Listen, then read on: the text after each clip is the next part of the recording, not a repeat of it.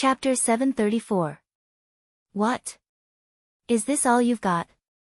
The Demon King's entire body was covered in a blood-red glow. His demonic energy surged. Both of his claws glowed with a cold light as he attacked like a gust of wind. Both of his arms danced wildly, bringing forth rays of light that cut the surrounding ground and rocks into pieces. When this kind of Demon King-level demon spirit unleashes its full power, it is indeed very frightening. Liu Bai had long since hidden himself in the cave. He was trembling in fear.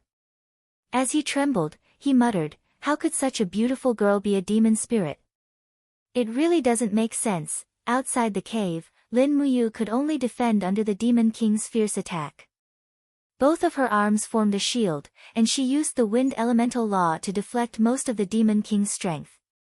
She used the falling star steps to retreat. In the blink of an eye, she was forced to retreat nearly 100 meters by the Demon King.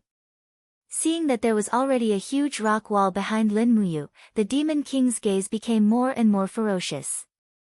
"Brat, your time of death has come." "Is that so?" Lin Muyu suddenly clenched her left hand. Suddenly, an invisible ribbon appeared in the air and tightly bound the Demon King's legs. It was the astral chain that Lin Muyu quietly activated. The almost invisible astral energy formed a ribbon and tied the Demon King's body to the 100-meter-tall rock wall, preventing it from taking another step forward. "It's my turn." The astral sword shone brightly. As Lin Muyu's body charged forward like lightning, dozens of sword lights burst out and crisscrossed around the Demon King. Peng peng peng, sounds of slashing could be heard. However, the Demon King had the demonic energy shield to protect his body, so he was only injured and not killed. His body was covered in blood, and he used all his remaining strength to swing his claws. Bang! Lin Muyu's chest tightened. Her clothes were actually torn by the Demon King's power. A few shallow wounds also appeared on her chest. This time, she was really injured. This Demon King's strength was very powerful. Flying in the sky, he decided to change his tactic. He gently raised his palm, and a golden light descended from the sky. It was a dragon crystal. Bang! The celestial dragon crystal heavily bombarded the Demon King's head, causing it to be badly mutilated. Lin Muyu did not stop. She summoned the remaining divine power in her body and kept summoning the celestial dragon crystal. In the blink of an eye, dozens of celestial dragon crystals bombarded the Demon King's body one after another. Lin Muyu's divine power was also greatly consumed in a short period of time. She raised her right hand and suddenly threw the star's sword. Xiao! Raging flames wrapped around the long sword as it spun rapidly in a spiral. It was the dragon flame spiral slash from 100 meters away. Roar! The Demon King opened his mouth wide and roared. A blood-colored astral wall condensed in front of him to block Lin Muyu's fierce attack. However, how could he block it? The stellar sword easily broke through the astral wall and directly pierced into the Demon King's mouth.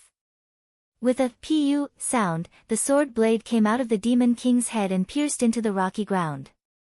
Flames soared into the sky. The Demon King's body was almost engulfed by the dragon flames. The demon spirit stone must not be burned, otherwise, the attack would be in vain.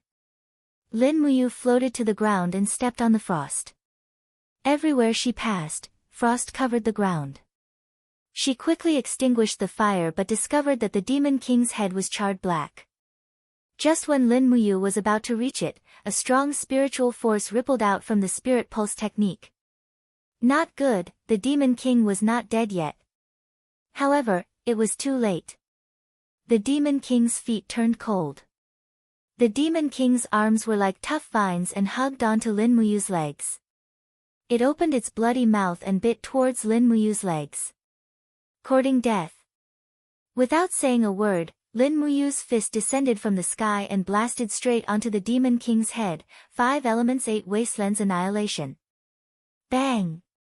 The heavy blow directly caused the Demon King's head to sink into the broken rocks. However, its arms were still hugging onto Lin Muyu's legs. Moreover, Thin poisonous thorns grew out and pierced into Lin Muyu's calf. The numbing feeling made people feel very uncomfortable. Go to hell. Lin Muyu was extremely angry. He didn't care about the demon spirit stone anymore. He raised his right fist and with the power of the 6 elements calamity, he once again punched the back of the Demon King's head. Bang! The back of the Demon King's head was completely blasted open and turned into mush. At the same time, the clamp on Lin Muyu's legs was released. He only felt a numbing feeling in his legs. He hurriedly circulated his supreme divine force to disperse the cold poison. Then, he opened his palm and sucked out the demon spirit stone from the brain. He burned it with fire and baptized it with wind blades. After cleaning it clean, he placed it into his cosmos sack. Lini, you can come out now. It's fine now. Lin Muyu slowly sat back down beside the bonfire. Killing this demon king had consumed at least 70% of his divine force. He needed to recover quickly in case he encountered another strong opponent. If he was killed because of exhaustion, it would be too unjust. Lu Bai carefully walked out and picked up a branch to poke the demon king's corpse and said, "Is it really dead?" "Yes, of course it's fake. You actually single-handedly killed a demon king." Lu Bai frowned and muttered to himself in a low voice, "What a freak. Even a dragon rider might not necessarily be able to single-handedly kill a demon king. This kid is really not simple." As he spoke, Lu Bai began to drag the demon king's corpse. "What are you doing?" Lin Muyu was a little surprised and asked, "The demon king's corpse is so disgusting. Moreover, the yin energy is too strong. It can't be roasted and eaten at all. What do you want the corpse for? You don't understand." Lu Bai grinned and said, "The Tianji Empire has a rule. Anyone who kills a demon spirit of the 6th rank or above can bring the corpse to various provinces and cities to receive a reward. This is the corpse of a demon king. It's worth at least 10,000 gold coins. In addition, there will also be a demon spirit stone from the demon venerable as a reward." The demon spirit stone from the demon venerable? Lin Muyu was stunned. He didn't care about 10,000 gold coins, but he couldn't help but be tempted by the demon spirit stone from the demon venerable. After all, the demon spirit stone was equivalent to a treasure that could increase one's cultivation. It was a good thing no matter where it was. Although he didn't want to cause trouble, he didn't want to let go of a good opportunity to get the demon spirit stone from the demon venerable. "Is there any city nearby where I can get it?"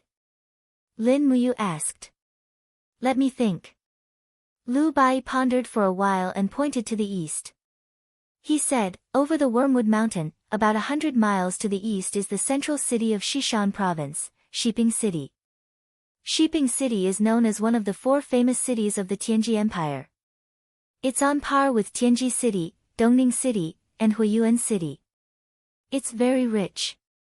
Probably only a famous city like Shiping City will have ready-made demon spirit stones from the treasury. If we go to get the reward, will we be targeted?" "Young hero, if you're worried about this, why don't I go to get the reward alone, and you follow me secretly? When we get out of the city, we'll split the money. What do you think?" Lu Bai's eyes were already filled with the luster of the gold coins. "No." Lin Muyu waved his hand and said, "If it's really a reward, I'll give you 10,000 gold coins. I'll take the demon spirit stone from the demon venerable." "Oh." Lu Bai was stunned.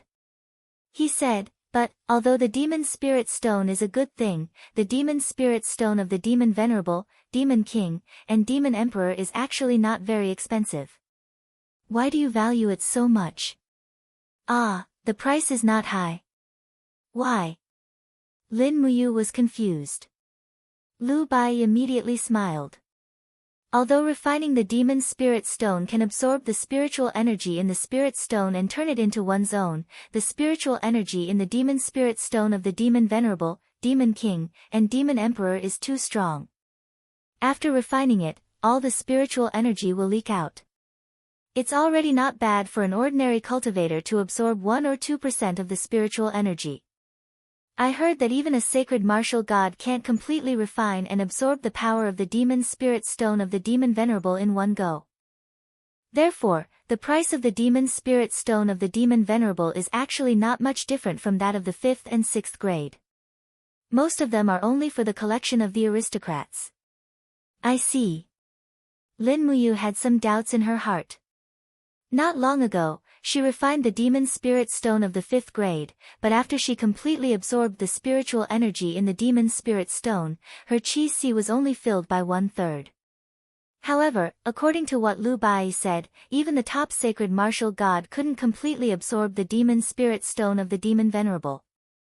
From this, it could be seen that the degree of integration was not as good as hers. Why was this so?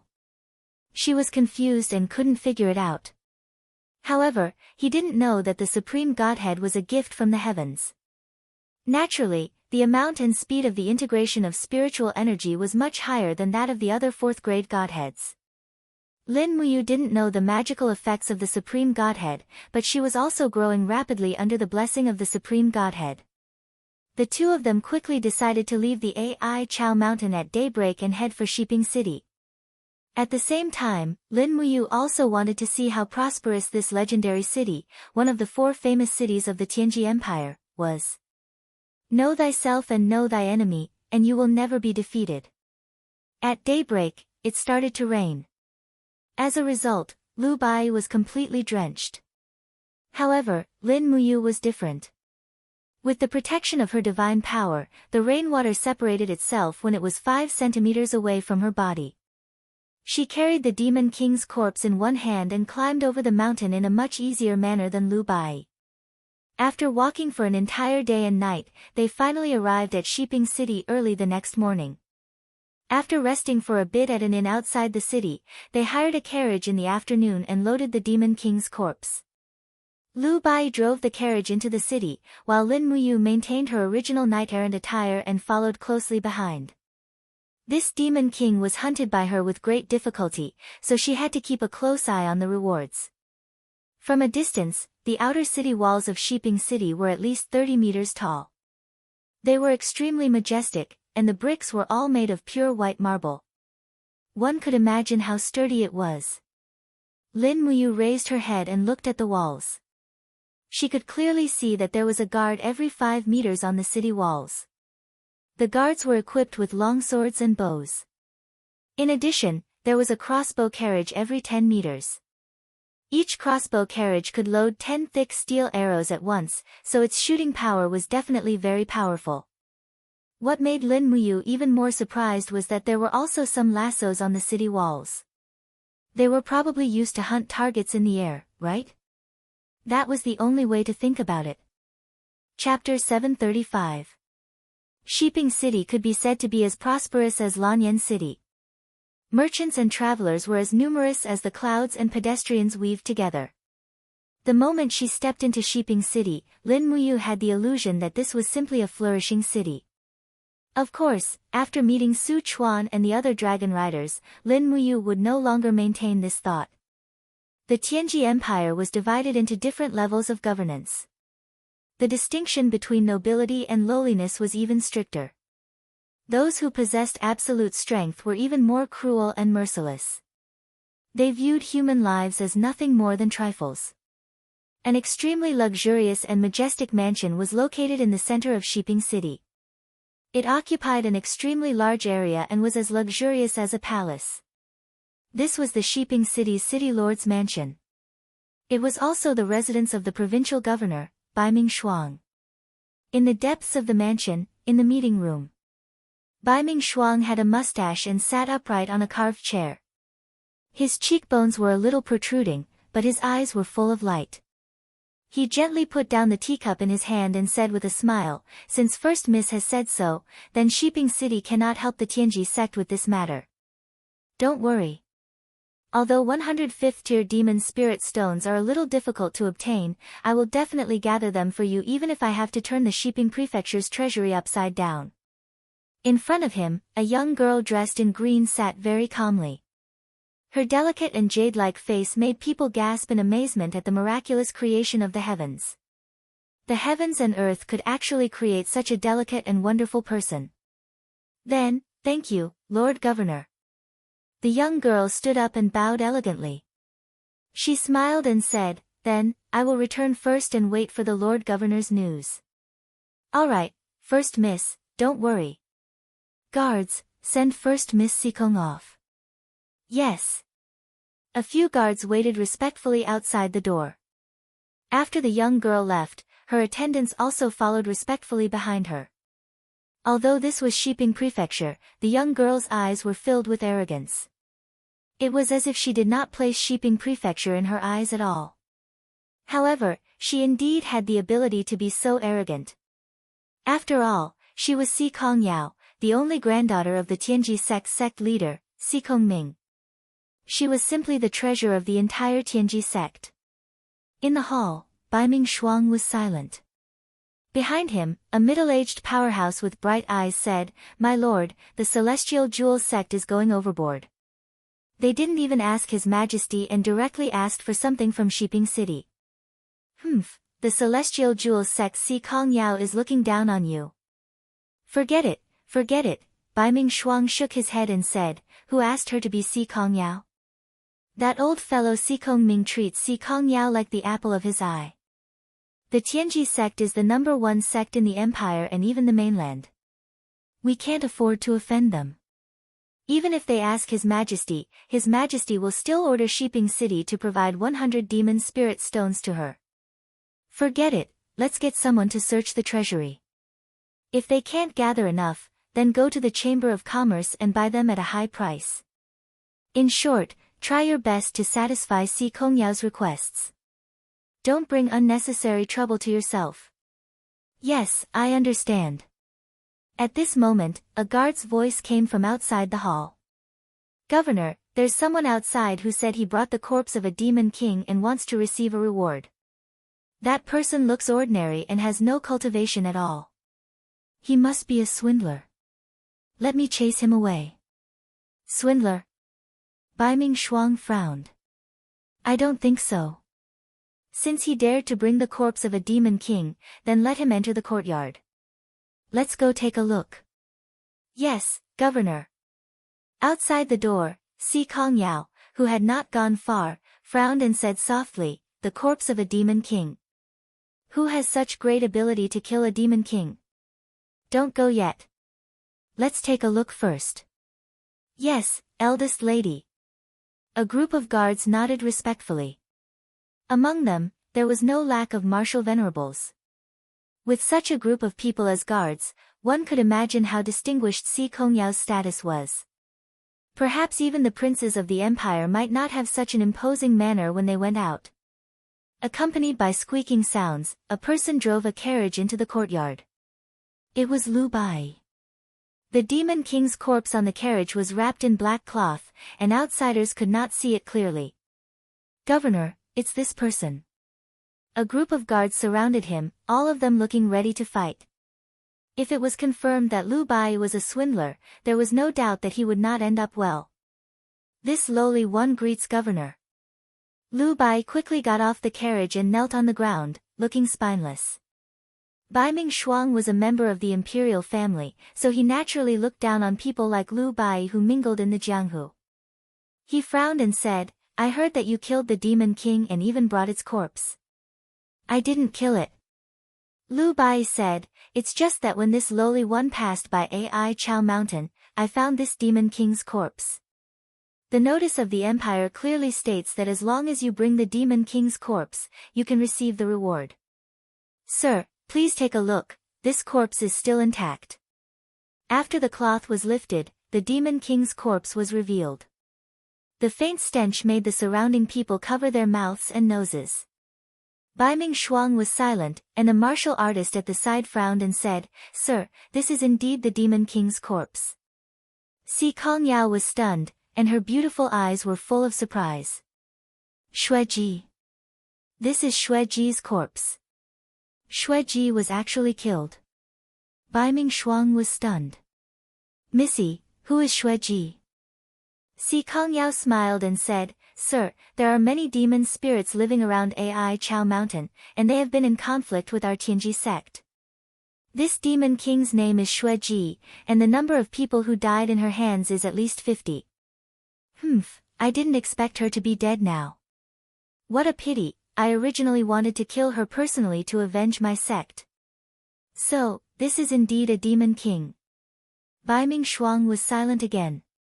Lu Bai grinned and said, "Lord Governor, according to the announcement, can this lowly one be given a reward now?" Bai Ming Shuang was not willing to give the expensive demon spirit stones to a lowly person like Lu Bai, but there were so many people here. If Bai Ming Shuang was not willing to hand over the reward, he would definitely become a laughing stock, especially Si Kongyao.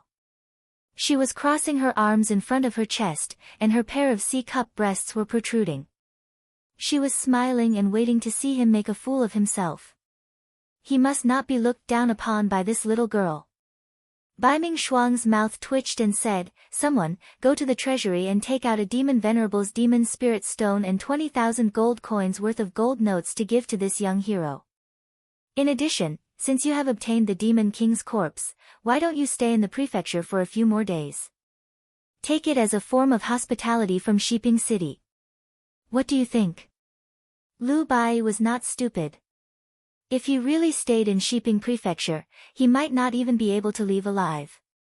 He grinned and said, "This is not very good. I'm just a commoner, so I won't disturb you. Moreover, my friend is still waiting for me. I'll go back after receiving the reward." "If that's the case, all right then." Bai Ming Shuang did not want to force him in front of so many people. Not long after, a servant came with the reward. It was a thick stack of gold notes and a precious demon spirit stone in a box.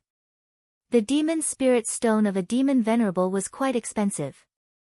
It was not something that could be bought with tens of thousands of gold coins. "Then, I'll take my leave." Lu Bai happily took the rewards and stuffed them into his arms. He unloaded the demon king's corpse, turned around, and drove his horse away. Bai Ming Shuang did not say anything. He only signaled his subordinate with his eyes.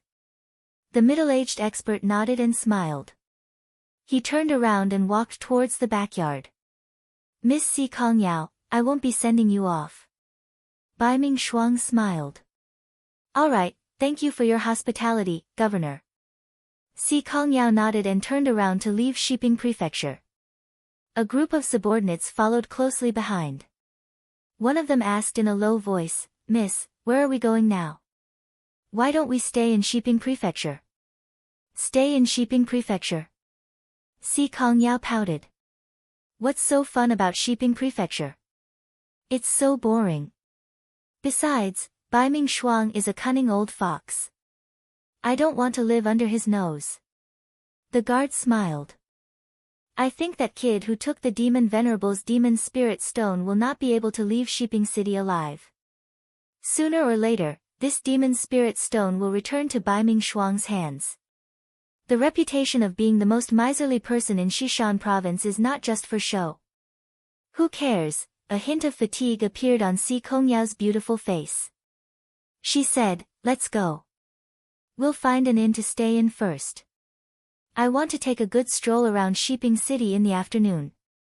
"Yes, miss." But the guards did not see the sly smile that flitted across Si Kongyao's beautiful face. At dusk, outside of Shiping City, at the 10-Mile Slope Inn. 10-Mile Slope was one of the 3 inns in the north of the city. The accommodation was considered cheap, so Lin Muyu chose this place. When Lu Bai drove the carriage into the inn, Lin Muyu, who was hiding among the pedestrians, quickly followed. She patted Lu Bai's shoulder and smiled. "All right, the demon spirit stone is mine, and the gold notes are yours."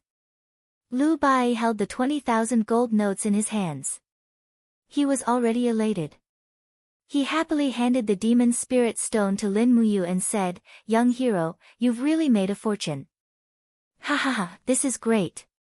I, Lu Bai, have finally made a name for myself. Let's see who in Qinghuang City still dares to look down on me, Lu Bai. When I return to Qinghuang City, I'll buy a big house with 4 entrances and 4 exits. I'll have 30 concubines, one every day, once a month.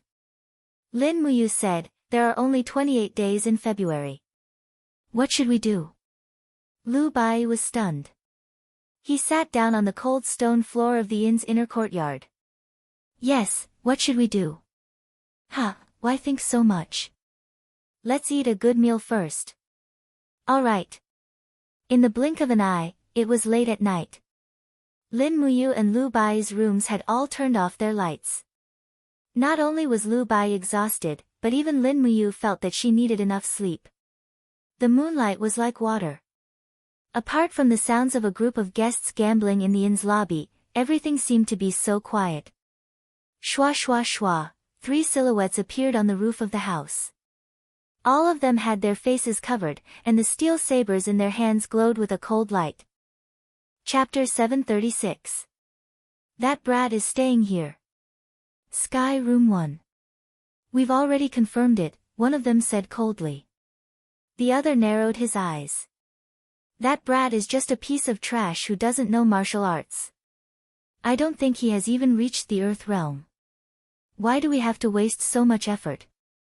We can just charge in and kill him. Then, we can take the demon's spirit stones and go back to report. No, it's not that simple. The Lord wants us to investigate this brat's identity.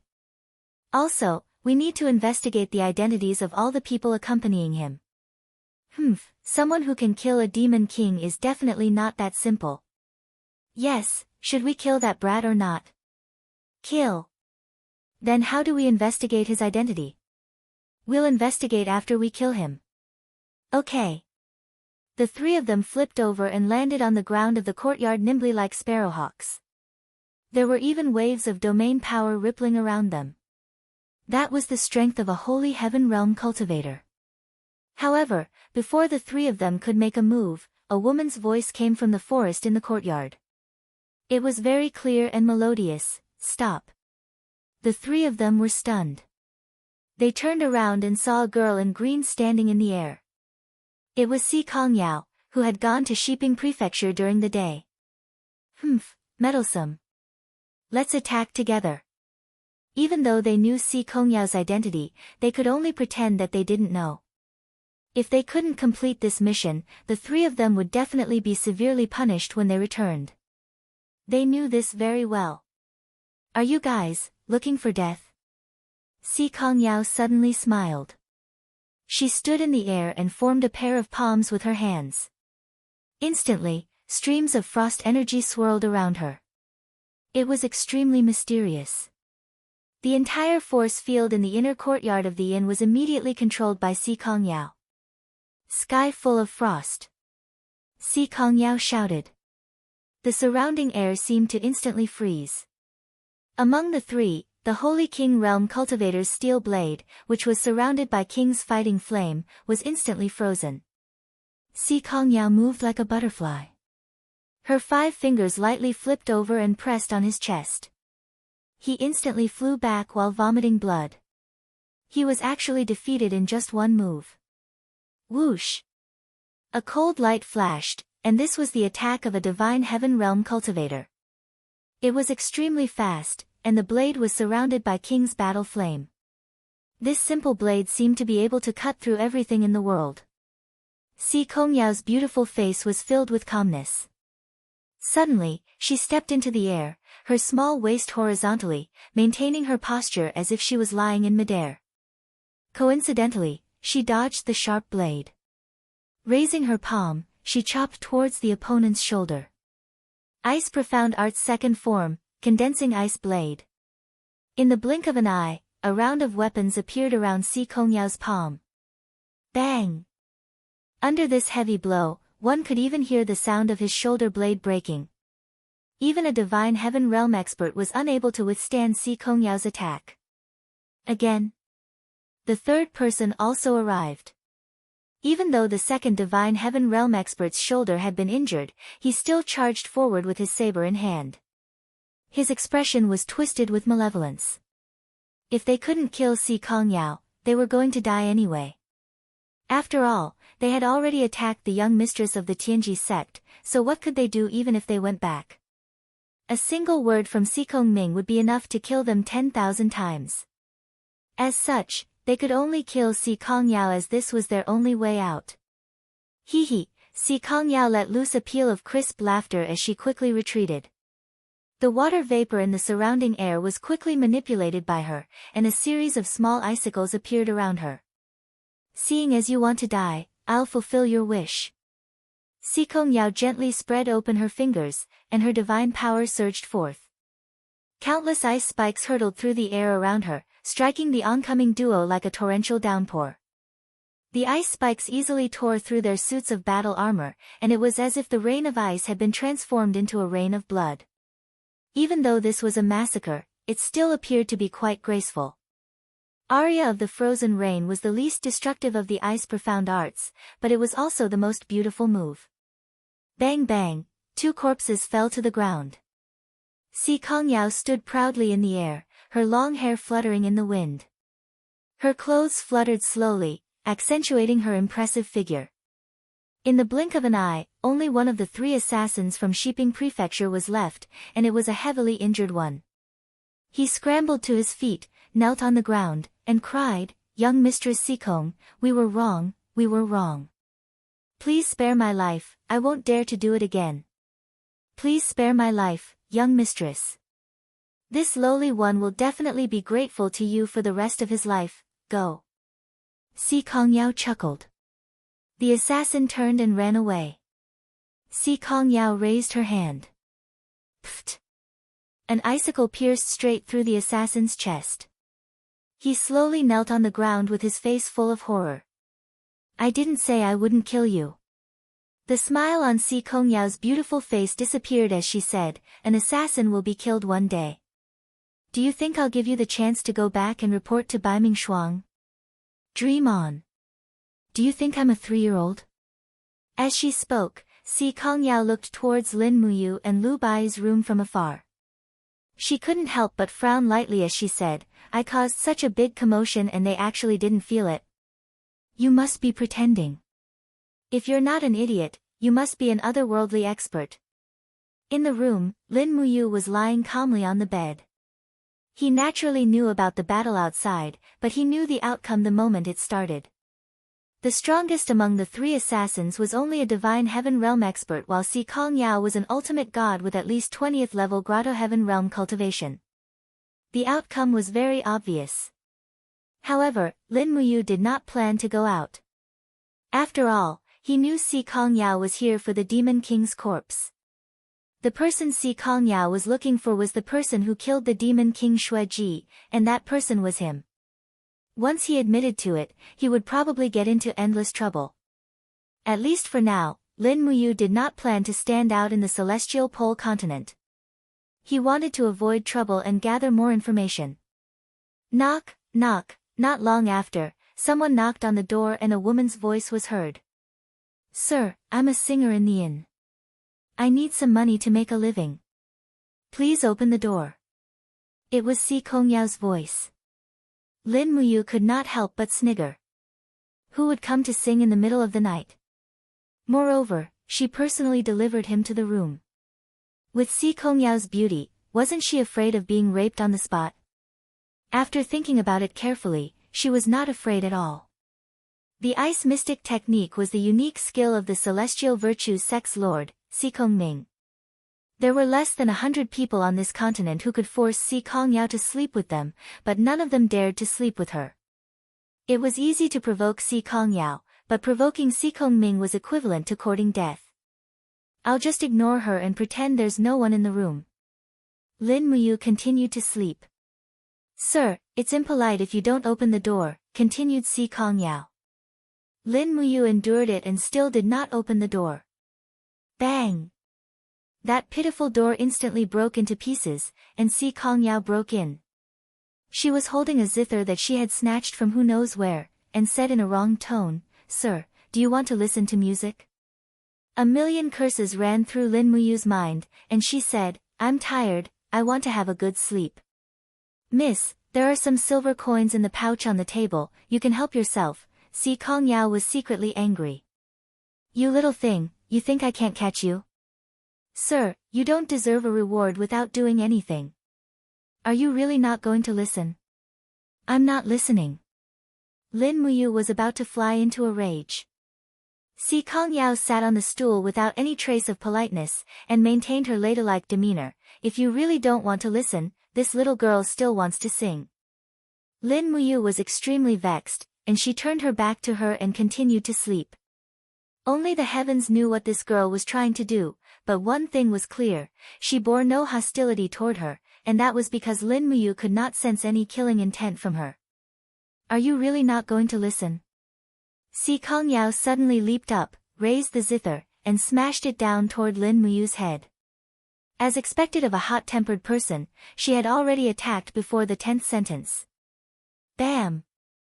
The zither exploded, and Lin Muyu had her suit of battle armor on, so at the very least, the zither wouldn't be able to harm her. You really are an expert. Si Kongyao spun around in retreat, and her feet treaded through the air as frost energy revolved around her body. Come on, do it. I want to know just how powerful the person who killed the demon monarch is. Here. Lin Muyu sat up and pointed at her head. Is there water in here? At this moment, another person appeared at the door. It was Lu Bai, and he asked with sleepy eyes, Young hero, what's going on? What are you doing in the middle of the night? Huh, who is this beauty? Wow, you're flying. Si Kongyao landed on the ground, tidied up her clothes, and smiled politely. We meet again. You are. You're the beauty from Shiping Prefecture during the day. I know you. Lu Bai only knew that Si Kongyao was the beauty from earlier, but he didn't know her identity. Otherwise, he would have been scared to death. What were you doing in the young hero's room? Lu Bai asked again. Si Kongyao smiled. Nothing much, I suddenly walked into the wrong door. I'm sorry, I'll leave now. You want to leave just like that? Lin Muyu gritted her teeth. Why did you hit my head with your zither? Did I? Where's the zither? Si Kongyao was calm. Damn it, she seemed to have predicted that the zither would be shattered into pieces by the battle armor. Lin Muyu didn't want to cause trouble, so she waved her hand. You can leave now, I'm going to sleep. Lu Bai looked at the broken door. Young hero, your door is gone, how are you going to sleep? It's nothing, just help me hang the bedsheet on it. Okay. Outside the door, Si Kongyao was walking along the corridor of the inn, her brows tightly locked together. How is this possible? How is this possible? Why does he have that calmness, why is it like this? He must be hiding his strength, I must force him to make a move. Someone who can kill a demon king must be at least a Saint Martial king. I must help my grandfather win over such a rookie and let him join the Tianji sect. Creak. The door beside her opened, and a shifty-eyed man smiled. Yo, miss, you're here to solicit business in the middle of the night? You're so pretty. How much for a night? Come in. Get lost. Si Kongyao's face was as cold as ice. Chapter 737.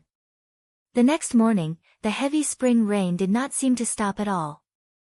Lin Muyu and Lu Bai got up early and had a simple breakfast in the lobby of the inn, which consisted of several steamed buns and pickled vegetables. Later, Lu Bai bought 2 tents and some cooking materials. When they were about to leave, a young girl led a horse and followed them from a distance. As Lin Muyu expected, it seemed that Si Kongyao had not given up the idea of drawing him into the Tianji sect. She was really persistent. They bought 2 straw raincoats and got on the horse. The spring rain was slightly cold, but the pear blossoms on the roadside were already in full bloom. It was snow-white, and the petals fell with the raindrops. The fragrance seeped into the soil, which was indescribably poetic and picturesque. Young hero, Si Kongyao is following us. Lu Bai reminded him in a low voice. Who cares? If she wants to follow us, let her. Okay. They went straight to the Tianji province. The capital of the Tianji Empire, Tianji City, was their next destination. However, if they wanted to go to the Tianji province, they had to take a detour. They had to go through the Mugwort Mountain, which was 300 miles long, before they could get on the official road to the Tianji city. This was a shortcut. Otherwise, they had to take a detour, which would take at least half a month. Si Kongyao followed them from a distance. At noon, they entered the mountain. Originally, Lin Muyu thought that Si Kongyao would turn back. After all, the Mugwort Mountain was not an ordinary place. It was not only full of all kinds of dangers, but also very difficult. However, Si Kongyao did not do that. She still urged her horse to follow them from a distance.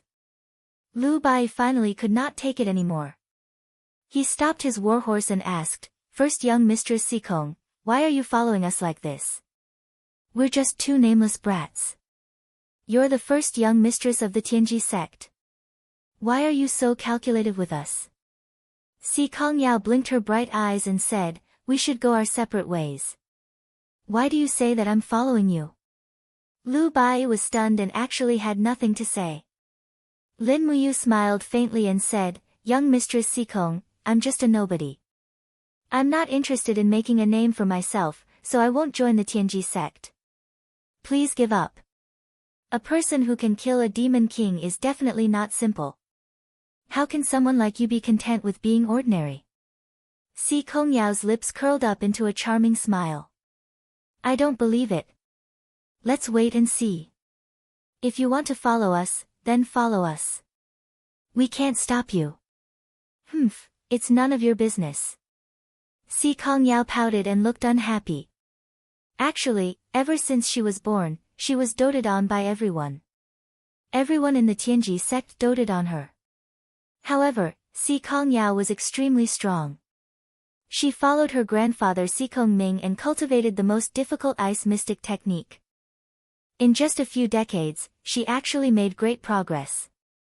Furthermore, with the help of an endless supply of demon spirit stones, she stepped into the first heaven of the deity realm before the age of 20. It could be said to be a miracle. The strong-willed Si Kongyao naturally did not want to be seen as a spoiled young mistress. Therefore, when Lin Muyu revealed an expression of, "We won't take care of you," Si Kongyao's explosive temper was about to explode. The mountain road was difficult to traverse. By the time the sky turned dark, they had only crossed 2 mountains. Even the warhorses were so tired that they were about to foam at the mouth, let alone the people. Lin Muyu and Si Kongyao were still fine, but Lu Bai was on the verge of death and repeatedly asked for a rest. Lin Muyu looked at the surrounding terrain. After a while, she pointed to a distance and said, "Let's set up camp in the valley over there." "Okay." When Lu Bai led the horse over, Si Kongyao watched from afar. She could not help but feel a little surprised. That kid chose such a place to set up camp seemed simple, but in fact, there was a hidden secret. That place was surrounded by walls, which was the best place to hide one's aura and not be discovered by the demon spirit. Even if one lit a fire, it would not be easily discovered. When attacked by beasts, one could easily defend against the cold and wind by leaning on the wall behind them. It was simply wonderful. "This guy, who is he?" Si Kongyao muttered to herself as she led her horse and walked over as well. The valley was very spacious and there were a few residents. They were swift wolves that were over 1,000-year-old spirit beasts. The Heaven's Pole continent also had these kinds of spirit beasts. Lin Muyu could not help but smile. "Dinner is prepared so quickly, not bad, Xiao." The demonic noise blade slashed out and a swift wolf fell to the ground. The other swift wolves were frightened by Lin Muyu's aura and ran away. He did not chase after them as he did not need to kill spirit beasts. After all, they were formed from heaven and earth's spiritual energy. Lu Bai took out a dagger and skinned the swift wolf and washed it with the water he brought. Then he used the iron pot to cook tonight's dinner. Soon, the pot of swift wolf meat emitted a faint fragrance. The swift wolf was of the fire attribute and its meat was very dry, but in this kind of cold spring night, the meat of the swift wolf seemed to be the most suitable food. Lin Muyu and Lu Bai sat next to the fire, while Si Kongyao stood, aloof, on a hill not far away. She looked over from afar as if she was afraid that Lin Muyu would suddenly disappear. Lu Bai scooped up a bowl of meat soup and gave a bowl to Lin Muyu. Then he said to Si Kongyao in the distance, "Young miss, come and eat. The early spring nights are very cold." Si Kongyao's voice was ice cold. "I'm not hungry, you guys eat." Lin Muyu raised her head to look at her and said, "Bai, don't worry about her. We'll just eat." "Okay." The two of them ate heartily. Si Kongyao watched from afar and couldn't help but swallow her saliva. Her beautiful eyes drifted over. Lin Muyu found this funny. She picked up the bowl of meat soup that Lu Bai had scooped up and a pair of chopsticks. She stepped forward and disappeared on the spot with a whoosh. In the next moment, she appeared in front of Si Kongyao. This was the teleportation ability of Void Step. "You really are a god," Si Kongyao said with a proud smile. Lin Muyu passed the meat soup in front of her and said, "Are you satisfied now? Can you eat? If I starve you, I'm worried that the Tianji sect will send people to kill me and Lu Bai. Moreover, how did you get rid of those tails of yours?" The corner of Si Kongyao's mouth rose and she didn't refuse. She took the bowl and chopsticks from Lin Muyu and said, "It's too easy to get rid of those people. I have 100 ways. Can you tell me your name now? I'm a savage from the mountains. I have no name and follow my master to cultivate. Lu Bai calls me young hero. You can call me that too. Isn't this too casual?" Si Kongyao couldn't help but curl her lips and say, "Everyone has their own name, but you don't. You're such a strange person." Lin Muyu shrugged, indicating that she didn't care. She pointed at the two tents that had just been set up in the valley and said, "I don't think you bought anything to set up camp. You can choose one of the two tents. Bai and I will squeeze in. This isn't too good, right?" "It's fine. Just treat it as my thanks to you." "Thanks?" Si Kongyao was confused. "What are you thanking me for?" "Thank you for helping me and Bai deal with the assassins from Shiping Prefecture last night. Otherwise, I'm afraid Bai and I would be on the wanted list of Shiping Prefecture very soon. You know all about it?" Si Kongyao's small mouth opened wide. "If you don't eat now, the food will get cold."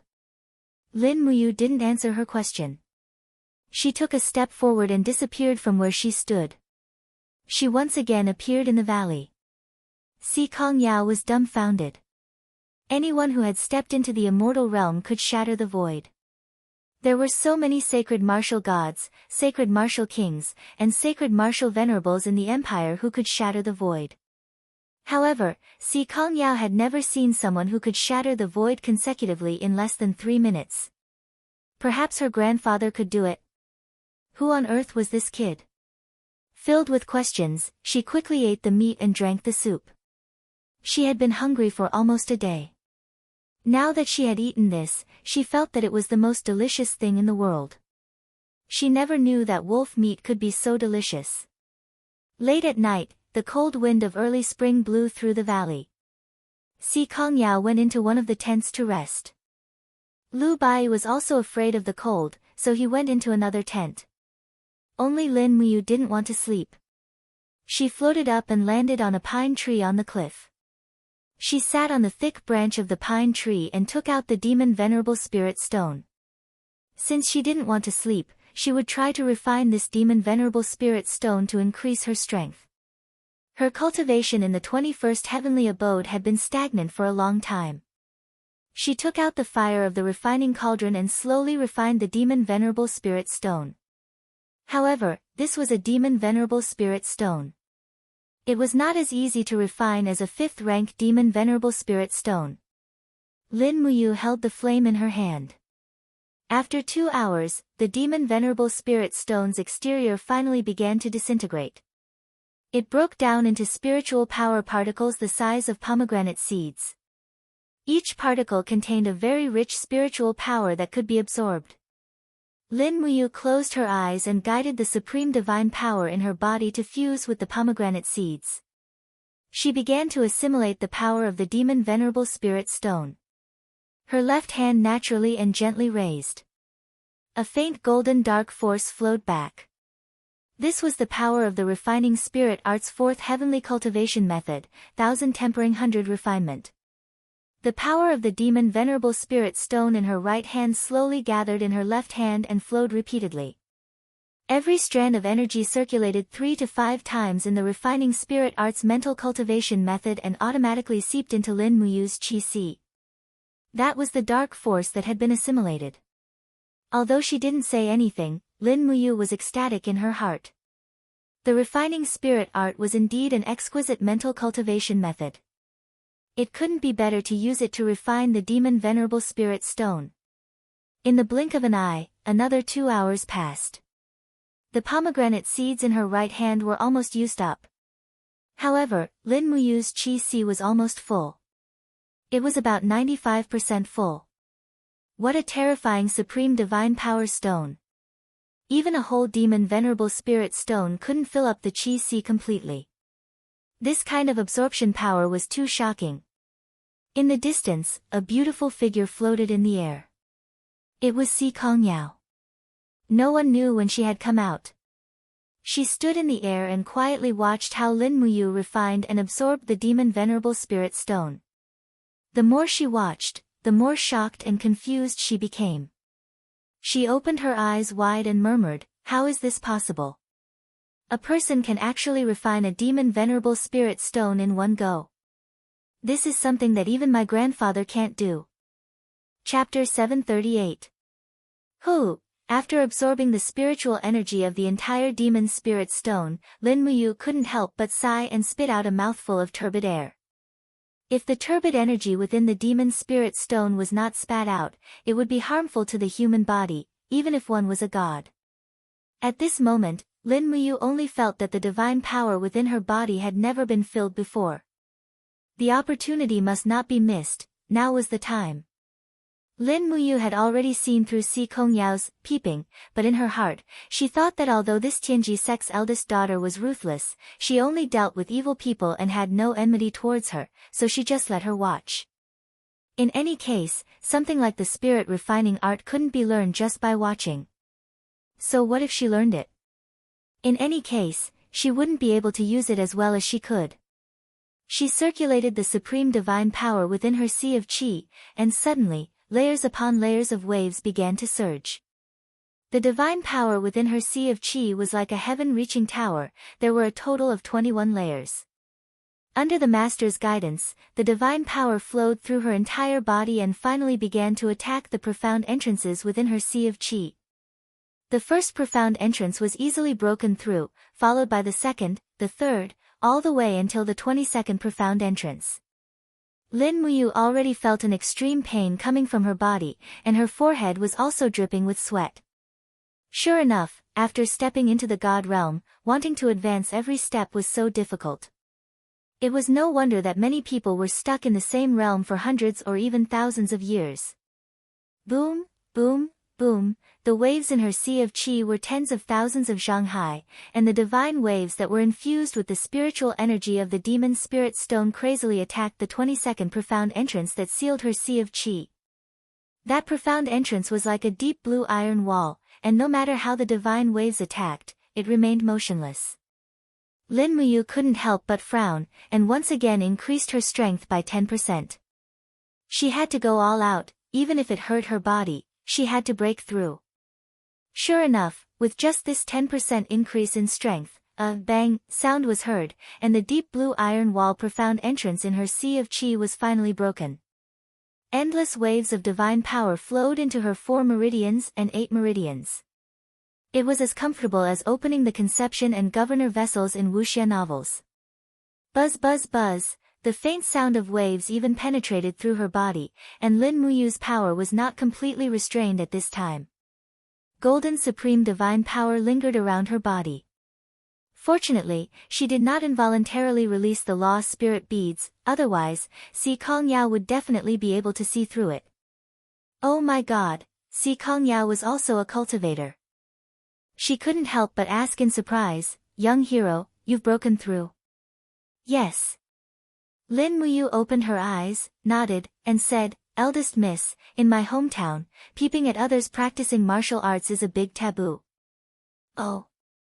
Si Kongyao blinked her beautiful eyes, and just made an "oh" sound without saying anything. It seemed that her peeping here was so natural and justified that Lin Muyu couldn't refute anything. The depths of her body were filled with extravasated blood. This time, Lin Muyu had already suffered a small internal injury. She needed to adjust her breath for a period of time to recover, so she didn't try to break through to the 23rd layer of the heavenly abode. Even if she tried, it would probably be impossible to succeed. According to the speed at which the demon spirit stone was absorbing power, Lin Muyu could also roughly estimate that at least 3 to 5 venerable demon spirit stones would be needed to help her break through to the 23rd layer of the heavenly abode. Moreover, the spiritual power in her sea of qi was currently extremely abundant. There was no need to refine demon spirit stones at all. She had to wait for this feeling of fullness to disappear before she could continue to rely on absorbing power to cultivate. After all, cultivation was a matter of oneself. Blindly relying on external gains may eventually cause one to be unable to control the power in one's body. This kind of example could be seen everywhere in the ancient books on the continent. Si Kongyao seemed to also see that Lin Muyu had suffered an internal injury, and said, "You go and rest for a while, I'll keep watch for you tonight." "Eldest Miss Sikong will keep watch for us tonight?" Lin Muyu couldn't help but laugh. "Then Bai and I really have quite a lot of face. However, I still have to thank Eldest Mississippi. You go and sleep, there's no need to keep watch. It's very safe here." "It's hard to say." Si Kongyao shook her head, and said, "Demon spirits are good at concealing their aura and disguising themselves. Even sacred martial venerables and even sacred martial kings sometimes find it hard to detect demon spirits, so it's better to have someone keep watch." "All right then." Seeing that she was determined, Lin Muyu said, "Then you keep watch, I'll go and sleep for a while. I'll keep watch for the second half of the night." Go." The night wind grew colder and colder. Si Kongyao turned around and landed on the branch of the pine tree that Lin Muyu had just been sitting on. She laid down lightly, and her clothes slowly fluttered in the wind. In the blink of an eye, her aura had already become invisible, as if her entire person had already become one with the pine tree. Lin Muyu couldn't help but frown as she sat in the tent. Si Kongyao's aura concealing ability was similar to Bai Yin's turtle breathing technique. Even her own spirit pulse technique would find it hard to detect her aura. This celestial pole continent was indeed full of hidden dragons and crouching tigers. She really didn't know how many experts and absolute arts there were that she didn't know about. Furthermore, when Si Kongyao had fought with the assassin, the ice profound arts she had used weren't that tyrannical. Even the ice profound arts Si Kongyao had used could be so terrifying. If it was the legendary sacred martial god, Si Kongming, who personally used it, how many moves would she be able to block? 3 moves, or maybe 5 moves. Perhaps 10 moves would already be her limit. Thinking of this, she suddenly felt that it was necessary to form a good relationship with this little girl, Si Kongyao. She was the apple of Si Kongming's eye. If Si Kongyao stood her ground against the opinions of the masses, perhaps Si Kongming and the entire Tianji sect would withdraw from the Tianji Empire's invasion of the Shattered Cauldron world. That would be the best result, although it would be very difficult. The injuries in her body were slowly being healed by the Supreme Divine Power. The Supreme Divine Power had a part of the attribute of Fushi's Divine Power, so there was no need to doubt its own healing ability. She unknowingly fell asleep. She didn't know how long she had slept for, but she was suddenly awakened by the whistling wind outside. Lin Muyu opened her eyes. No, it wasn't just the sound of the wind. There seemed to be a woman's delicate shout and the whistling sound of divine power in the wind. Something had happened outside. Lin Muyu hurriedly turned over and flew out with the star's sword. However, she saw Si Kongyao waving a thin sword not far away and fighting with a giant beast. No, that's not right. How is that a giant beast? It's clearly a 20-meter-tall giant covered in stone skin and covered in flames. With a roar, it fiercely smashed its iron fists onto Si Kong Yao's sword. Young mistress, be careful. Lu Bai was already outside and shouted loudly. However, he didn't dare to go forward to help. Bang! The flames surged. The stone giant's huge iron fist blasted Si Kong Yao and her sword away. She was embedded into the stone wall like a cannonball. The divine power shattered. This blow was enough to injure Si Kong Yao. Oh no! How could Lin Muyu care so much? She raised her long sword and flew over. With a glance, she saw that the neck of the stone giant was intertwined with fiery red and green. It's a demon king rank demon spirit. No wonder it could defeat Si Kong Yao, who has a cultivation of 27 heavenly abodes stage. Dragon armor. Lin Muyu shouted and began to summon a Catasaurus from the different space. She opened her arms, but after nearly half a minute, a Catasaurus finally crawled out from the different space.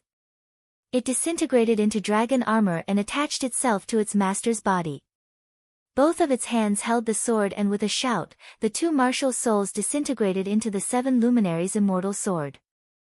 This is the most unusual thing about Lin Muyu. The people of the celestial pole continent only cultivate martial arts and not martial souls. At this moment, Lin Muyu looked like a different species. What is that? Si Kong Yao didn't get up from the rubble. She just watched as Lin Muyu entered her strongest battle state. She didn't even know what the shining sword that Lin Muyu summoned was. Shua! The sword light swept across the sky and left a trail of flames on the stone giant's shoulder. However, its stone skin was too hard and couldn't be cut through. This was a very awkward problem. Roar! The stone giant demon king roared. Its fist turned into a phantom and flew over at lightning speed. Lin Muyu's figure retreated, and her boots abruptly stomped on a boulder. Using the momentum, she activated falling star steps and disappeared from her original spot in an instant. The stone mountain behind her was instantly flattened by the Demon King's heavy punch, and the entire mountain that was 20 meters tall rolled down like a landslide. Lu Bai was so frightened that he hugged his head and shouted, "God bless me, this young man greets you." Boom! The iron fist came again, but it still only hit an afterimage. This time, Lin Muyu used Shatter Void. Her whole body instantly appeared on top of the stone giant's head. She held the star's sword and descended from the sky. Like a phantom, she launched a series of slashes from the stone giant demon king's head to its legs. Under the sword marks, Lin Muyu felt a chill in her heart. What a strong defense! This stone giant was simply invincible. Obviously, the destructive power of her level 22 Grotto Heaven was not enough to break through the stone skin that was as hard as iron. The divine power in her body had already been consumed by 1/3. She couldn't continue to attack like this. Shua! The fist came again. Lin Muyu quickly retreated, but she was still hit by the wind from the fist. Pa! She slammed heavily onto the stone mountain. She was in a sorry state. When she raised her head, she saw the stone giant roaring. It actually opened its mouth. Lin Muyu's eyes lit up. She jumped up from the ground like a star and threw the sword in her hand. With a "pu" sound, the sword flew into the stone giant's mouth. Under the control of the sword technique, the inside of the stone giant's throat was almost instantly crushed. Buzz buzz buzz, Lin Muyu raised her arm and a blazing sun condensed in her palm, Star's Art's purple sun. No! Among the rubble, Si Kong Yao suddenly stood up and shouted, "Don't kill it." That's my dummy, but the wind was too loud, and the stone giant demon king's roar was even louder. Lin Muyu couldn't hear it at all. She held the power of the purple sun and blasted it straight into the demon king's mouth. The next moment, the purple sun exploded, and almost half of the stone giant's head was blown off. Boom! The huge body fell to the side of the valley, and the dust flew everywhere. Lin Muyu turned around and asked with concern, Miss Sikong, what did you say just now? I didn't hear it. Are you okay? Sikong Yao's tears flowed out of her eyes. She was angry and regretful, but it was too late. There was no medicine for regret in this world. Chapter 739. Dummy? Lin Muyu stood on the head of the stone giant demon king's corpse and asked in confusion, what happened? Miss, do you know this demon king? Si Kongyao walked to the side of the stone giant's corpse in 2 or 3 steps. She lay on its huge arm and started bawling. As she sobbed, she said, Dummy was the most obedient. He did whatever I wanted him to do. I just wanted to test your strength. I didn't think that you would actually kill Dummy. Dummy was so kind, but you actually killed him. Lu Bai walked forward and whispered, Young hero, you might not know this, but I've heard some rumors before. Some rich people would raise demon spirits, and the Tianji sect's main altar raised a stone giant demon spirit. It has already cultivated to the demon king realm. It seems to be true, but when it comes to you, the legend has already ended. How would Lin Muyu know that this demon king was raised? She felt a little guilty and said, Miss Sikong, I'm sorry. I didn't do it on purpose. I was just worried that it would hurt you, so I didn't hold back. Si Kongyao cried her eyes out and said, I don't blame you. I only blame myself for acting smart and harming Dummy instead. Then, what do we do now? Lin Muyu looked at the demon king's head. The demon spirit stone seemed to be calling out to her. Although this dummy was raised by the Sikong family, it would be too wasteful to ignore the demon spirit stone. Si Kongyao wiped her tears and said, I want to bury Dummy, bury. Lin Muyu was stunned, how are you going to bury a body that weighs over 100 tons? Even if you dig a hole, it shouldn't be so big. I don't care. I want to bury it anyway. Si Kongyao cried and threw a tantrum. At this time, she finally looked like a young girl, willful and unreasonable. Alright, bury it then. How do you want to bury it? Lin Muyu was in the wrong and naturally couldn't be too forceful. She could only accommodate her.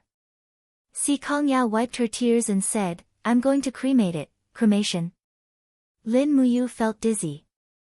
Whether the body of this stone man could be burned was another matter. Even if it was burned, there would be residue left. How could she cremate it? Where was it buried? There were rocks everywhere in this valley, and there was only a little soil on the ground. There was no way to dig a hole. After saying that, Si Kongyao turned around and flew up, her long hair messy in the air. Where are you going? I'm looking for firewood, Si Kongyao said quietly. The sadness on her face did not recede at all. It was true that Si Kongyao cultivated the ice mystic arts of the ice elemental precept. She did not have much attainment in the fire elemental precept. It was impossible for her to rely on the fire elemental precept to burn Dummy's corpse. Then come back early. We'll stay here and guard Dummy's body, Lin Muyu said. Yes. Si Kongyao nodded. A flash of lightning flashed in the air. She had already teleported away. Now, what should we do?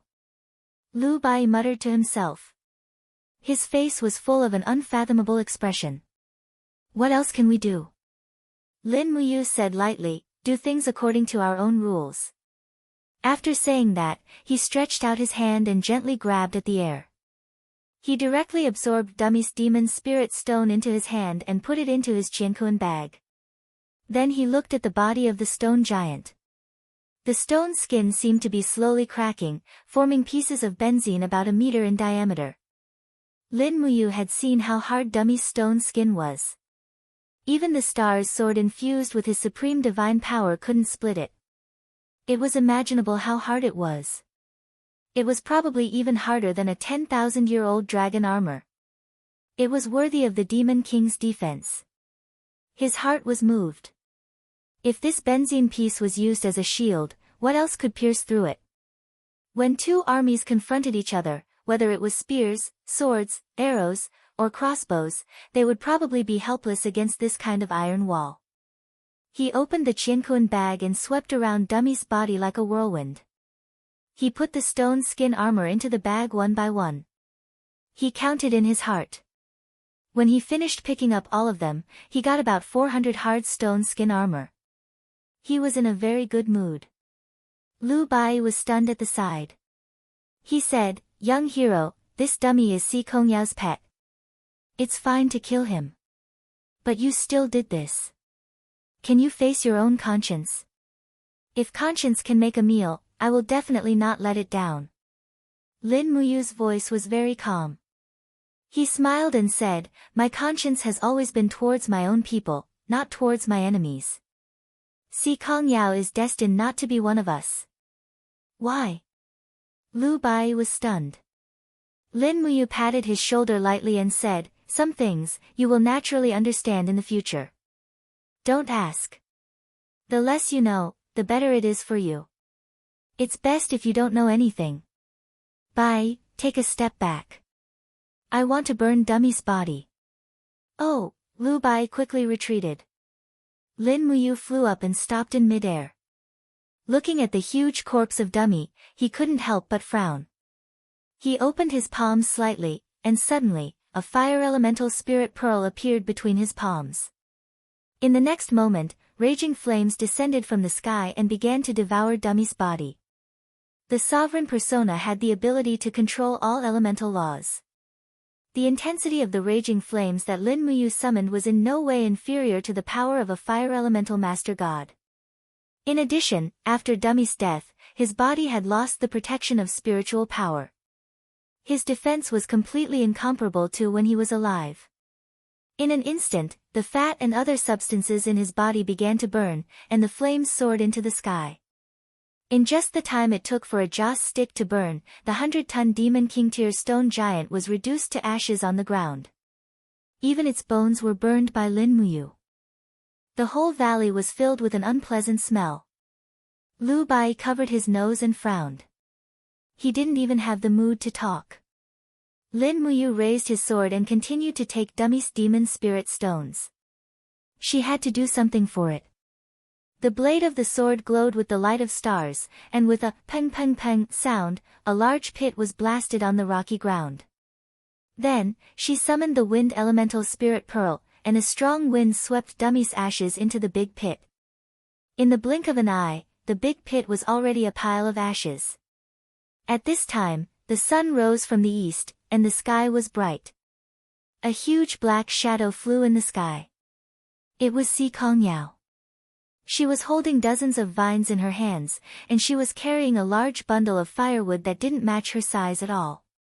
This shocked Lin Muyu and Lu Bai. Si Kongyao had brought dozens of tons of firewood. There was probably nothing in this world that Si Kongyao didn't dare to do. Originally, they thought that she was just being unreasonable, but now it seemed that she really meant what she said. She really wanted to cremate Dummy's body. Bang! The huge bundle of firewood fell in the valley. Si Kongyao stood in the wind blankly and asked, "Where's Dummy?" "I helped you cremate it." Lin Muyu pointed to the big pit at the side and said, "There's still a fingernail that hasn't been burned. Do you want to keep it as a memento?" "No need." Si Kongyao's eyes were full of confusion, and said, "Where did you get the firewood to cremate Dummy?" "With just divine power, I'm afraid that even a sacred martial king's divine power wouldn't be enough to completely burn Dummy's huge body, right?" This, Lin Muyu frowned and said, "His body is just very flammable. I used a little flame and it burned on its own." Si Kongyao squinted her beautiful eyes and stared at Lin Muyu for a few seconds, and said, "Forget it, I won't pursue it. Since you helped Dummy cremate, I thank you." "You're welcome, it's what I should do." Lu Bai rubbed his belly and said, "You guys don't have to be so polite. Let's go somewhere else to cook. I'm starving." "Okay." Lin Muyu turned her head, but at this moment, a shrill cry came from the sky. It was very familiar. It was a wolf falcon. Again. Lu Bai frowned and said, "These dragon knights are really haunting us. Let's quickly hide in the cave. Maybe they won't find us." "It's no use." Since the wolf falcon found us, the dragon knights shouldn't be far away. However, before the dragon knights arrive, we still have time to eat breakfast, and breakfast came to us on its own. What do you mean? Si Kong Yao frowned slightly. She couldn't hear what these two were saying at all. Just wait for your delicious meal, Miss Si Kong. Lu Bai smiled obsequiously. Whoosh! A fist-sized rock flew out, and the wolf falcon in the air fell to the ground with a sad cry. Lin Muyu flew over and returned with the wolf falcon's corpse. She said, "Let's go out of the valley and start a fire. The dragon knights should be here in about an hour." Okay. After leaving the valley, they found a small stream under the rocks. After plucking the wolf falcon's feathers and gutting it, they skillfully roasted it over the bonfire. They sprinkled cumin and oil over it, and before long, the aroma filled the air. Lin Muyu had been hungry for a long time, and she was full of anticipation as she waited to eat. Si Kongyao stood at the side with a look of amusement and helplessness. These two were really too daring. They even dared to eat the Tianji Dragon Knight's exclusive wolf falcon. There was nothing in this world that they didn't dare to eat. However, Si Kongyao stared at Lin Muyu's back and felt that this person was becoming more and more mysterious. It was understandable that he dared to eat the wolf falcon. Who knew how many secrets this guy was hiding? Not long after, the wolf falcon's meat was extremely fragrant and tempting. Lin Muyu took out the little demonic noise knife and cut a large piece of meat for Si Kongyao. Si Kongyao didn't refuse and nodded with a smile. She placed the piece of meat in her palm and held it with her Xian energy so that it didn't touch her palm directly. Then, she ate it in small bites. It was indeed delicious. The wolf falcon's meat was very fresh and tender. It was simply better than all the other birds. Within the spirit pulse art, a total of 11 powerful auras were rapidly approaching. Lin Muyu naturally knew who they were, but since she couldn't hide, there was no point in hiding. She took the opportunity to eat and sleep before fighting.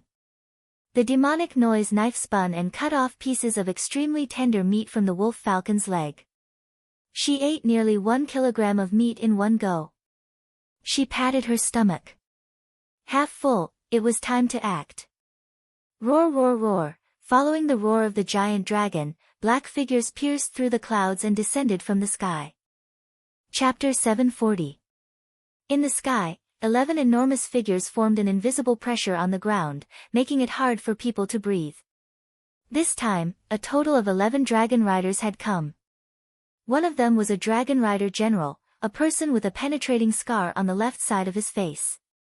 It was most likely a scar that had been left behind after being shot by a sharp arrow.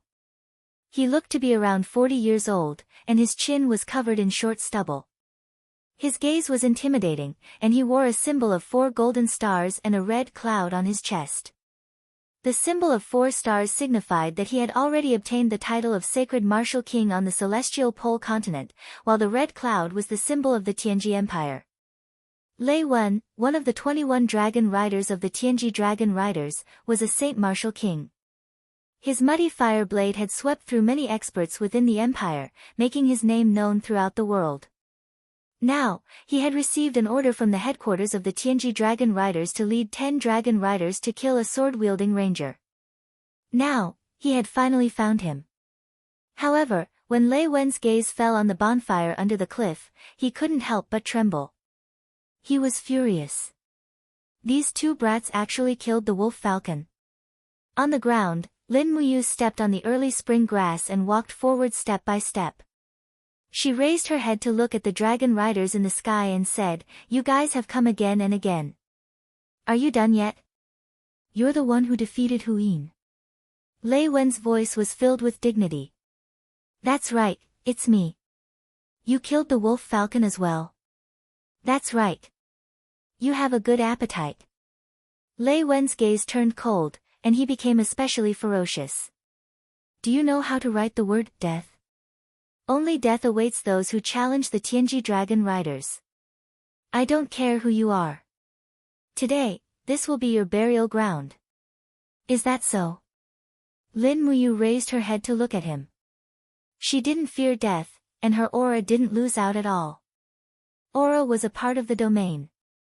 At this moment, Lei Wen was secretly shocked. Just who was this young man to be able to compete with his aura when he was riding a dragon? At this moment, a beautiful girl walked out from the forest. It was Si Kongyao. She had a faint smile on her face and said, "Uncle Lei Wen, long time no see." Lei Wen was stunned. "See. Young Miss Si Kong, why are you here?" Si Kongyao smiled. "I came out with 2 friends to travel around the world." "These 2 are your friends?" "Yes." "How is that possible?" Lei Wen's eyes were filled with disdain towards Lin Muyu and Lu Bai. His face was filled with a look that said, "Who is Miss Si Kongyao, and why would she hang out with these 2 lowly people?" "Miss Si Kong, these 2 have injured Hu Yin and Li Ku, the 2 dragon riders.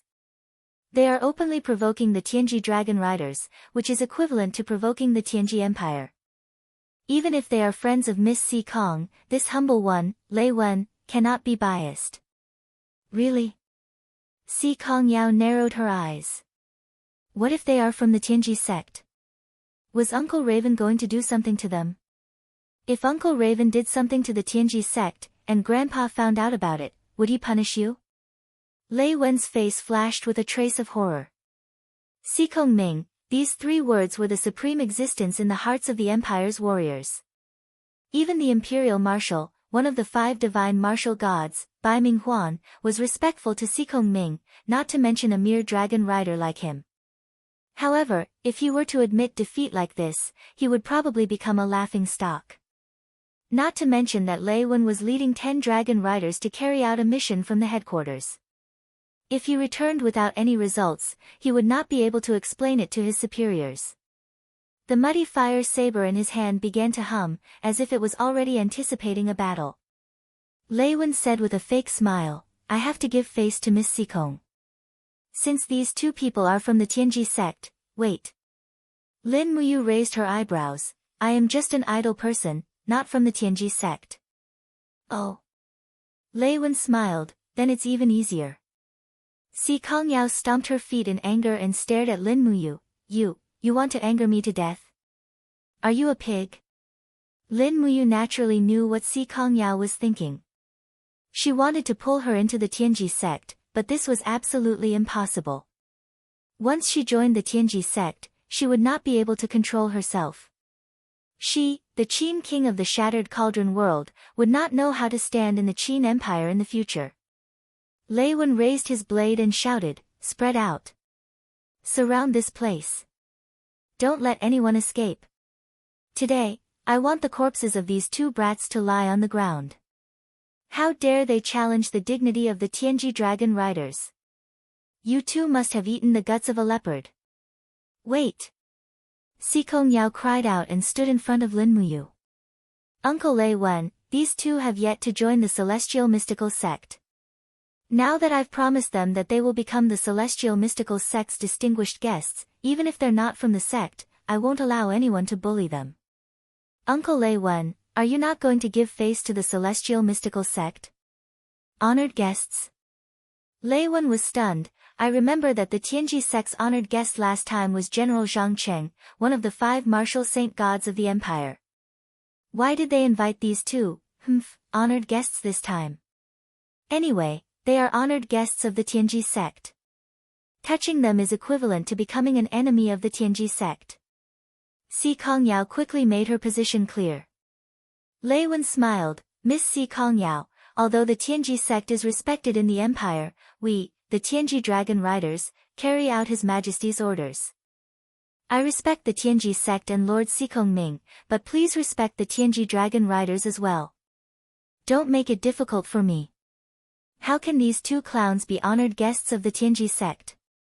Don't deceive yourself, Mississippi." Si Kongyao was anxious. She stamped her feet and said, "What do I have to do for you to let them go?" VIPs. Lei Wen's arms emitted traces of fire rule divine power and entered the muddy fire saber. In an instant, the saber was burning red, illuminating his ferocious face. He smiled and said, I can admit that they are VIPs, but they have to pass through my muddy fire saber. Otherwise, how can they be worthy of being VIPs of the Tianji sect? Si Kong Yao was silent. Lin Muyu's body was surrounded by an invisible whirlwind. She rose into the air and stood at the same height as Lei Wen. She looked at him and said, "Then, what do I have to do to pass your muddy fire blade?" "As long as you can survive 20 moves from my muddy fire blade, Lei Wen, will let you go." "How about it?" Lei Wen's eyes were filled with arrogance. He didn't even put Lin Muyu in his eyes. He was going to say 10 moves, but this brat won against Hu Yin. Even if it was a trick, he must have some ability. So he said 20 moves. Lin Muyu was also angry. After talking so much nonsense, she had already recovered 90% of her divine power. This Lei Wen's aura was completely exposed. He didn't hide it at all. Under the detection of the spiritual pulse technique, he was at the 34th grotto heaven level.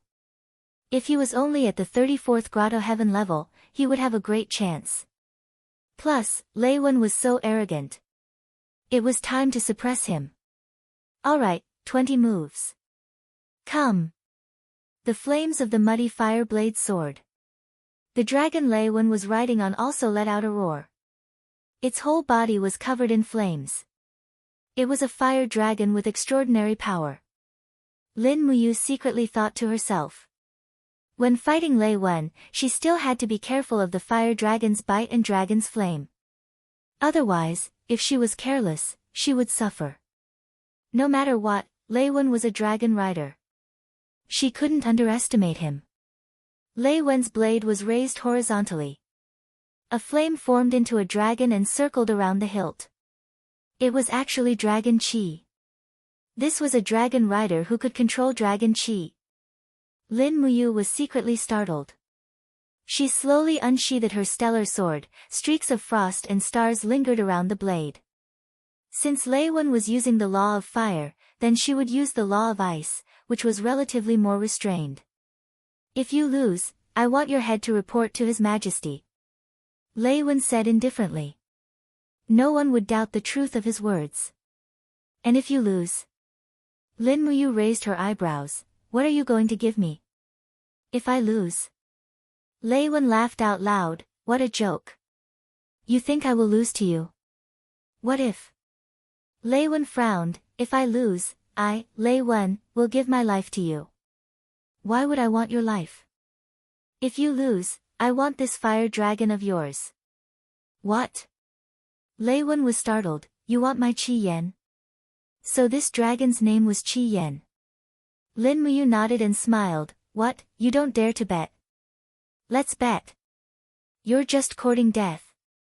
With a furious roar, Luan rode his dragon and charged forward. With a slight tremble of his long blade, the air seemed to be engulfed by raging flames.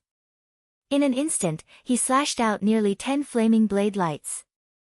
The power interweaved together, as if wanting to vaporize everything in the world. As expected of a dragon rider. With just a single move, it could be seen that he was much more skilled than Hu Yin, Li Ku, and the other dragon riders. However, Lin Muyu was even faster. Without a dragon mount, he was able to deal with it easily. His body was like a fish in the sea as he weaved through the blade auras. In an instant, he was in front of Lei Wen. He raised his hand and slashed down. First star light. Courting death. Lei Wen swept his blade horizontally. Dang! The star sword and the muddy fire blade clashed. It was obvious that the muddy fire blade was also a saint weapon, and its soul-refining power was not much inferior to the star sword. A total of 34 heavenly caves swept over. Lin Muyu could not help but be shocked to the point that he was rooted to the ground. Below him, the flames surged. It was the fire dragon turning its head to bite and devour. Pooh! The air seemed to suddenly explode. Lin Muyu's movement speed was extremely fast, and he retreated dozens of meters in an instant. He did not plan to take a defensive stance at all. Facing a powerful dragon rider, he chose to attack. That's right, attack is the best defense. That was what everyone said. Clang, clang, clang, sparks continuously flew in the air. In just a few seconds, Lin Muyu slashed out 7 or 8 times. Every slash was filled with supreme divine power, and his body was surrounded by the energy of the jade snow ice. The more Lei Wen fought, the colder he became. His body and arms were covered in a layer of frost. This brat was like an ice man from purgatory. The surroundings were extremely cold, and this kind of ice law divine power was the power that Lei Wen hated the most. His movements gradually became slower and slower. Lei Wen's temperament also became irritable, and he no longer had any method to fight. Chapter 741. Pang! Lin Muyu's fist, which was filled with frost, landed heavily on the blazing palm that Lei Wen had hurriedly thrown out. The surrounding time and space seemed to have frozen in that instant. Hexagonal ice crystals appeared in a spherical force field, randomly splashing and shooting in all directions. In a duel between two deities, bystanders were no longer able to enter the force field created by their battle. Lei Wen remained silent, but the flames on the muddy fire blade became more and more vigorous. In an instant, the blade's light increased explosively, and the domain also increased greatly. Under the pressure of the power, illusions were actually formed, and countless long blades in the sky slashed towards Lin Muyu, seeming to be invulnerable. Weng weng, golden light suddenly appeared, and a perfect round bottle-gourd wall surrounded Lin Muyu. In the violent vibrations, the bottle-gourd wall could not withstand Lei Wen's 34 layers of waves, and suddenly shattered. But in the instant that it shattered, a beam of light flew out. In Lin Muyu's hand was an astral chain, and she charged towards Lei Wen. Leaping into the air, the astral chain swept out with a shwa shwa sound. Child's play. Lei Wen could not help but let out an explosive roar. The muddy fire blade was swung backwards, and when it slashed out, an earth-shattering wave of flames swept out, actually blowing away the power of the astral chain. What a good dragon knight! Indeed, he was much stronger than ordinary dragon knights. Just in terms of cultivation alone, he was already firmly above Lin Muyu. Unfortunately, Lei Wen still did not understand Lin Muyu. In the instant that the astral chain shattered, Lin Muyu's figure flashed above Lei Wen's head, and her battle boots, which contained boundless divine power, heavily kicked towards Lei Wen's shoulder. Scoundrel! Lei Wen hurriedly raised his left fist and punched towards Lin Muyu's calf, forcing her to retreat. But the retreating Lin Muyu's figure miraculously flipped, and like a swimming dragon, she appeared under Lei Wen's armpit. A small demonic noise blade in her left hand spun, and like a high-speed fan blade, it landed under Lei Wen's armpit. Puchi! Finally, blood was seen. Lei Wen's divine power spirit wall was unable to block the sharp aura of the little magic noise blade, and his armpit was sliced open by about 3 centimeters, which was not considered a heavy injury for Bing. Lin Muyu immediately retreated after her attack. She raised her stellar sword and slashed downwards. It was chaos of the common life. Humph. Lei Wen had already seen chaos of all lives in the previous few moves, so he naturally knew that this move wouldn't be able to do anything to him. Thus, he raised the hilt of his blade with both hands to block. Clang! A golden shockwave of divine power swept out, and something that Lei Wen had never expected happened. Lin Muyu's attack seemed to be much heavier and more ferocious than before. His right hand actually could not hold the hilt of the saber steadily, and the muddy fire saber almost flew out of his hand. Meanwhile, Lin Muyu's sword slashed diagonally at his shoulder, directly cutting into his armor. Fresh blood spurted out. Lin Muyu's body was in the air. As long as he used a bit of strength in his arms, it would be enough to cut off Lei Wen's right arm. However, he did not do so.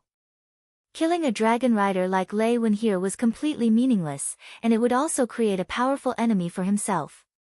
It was also at this moment that Lei Wen fiercely tugged on the dragon's reins. The fire dragon immediately began to flip, forcibly swinging Lin Muyu's body away. On the ground, Si Kongyao actually clapped her hands and laughed. Uncle Lei Wen, you have already lost. That's right, Lei Wen was already injured. Just now, when Lin Muyu stopped moving, it was because he was being lenient, even an idiot could see that. Lu Bai's eyes had already turned white. It can't be, who exactly is this brat, to actually be able to defeat the genuine Saint Martial King? Shwa shwa shwa, the flames were still dense in the surroundings. Lei Wen looked at Lin Muyu with a pale expression and said, what did you do to make my arm lose its divine power? It's very simple. Lin Muyu stood in the air and said, the human body has a meridian under the armpit called the sun and moon, which connects the qi si and the arm.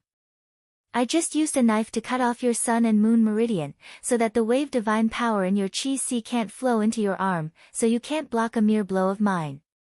Lord Lei Wen, do we still want to continue fighting? Sun and moon.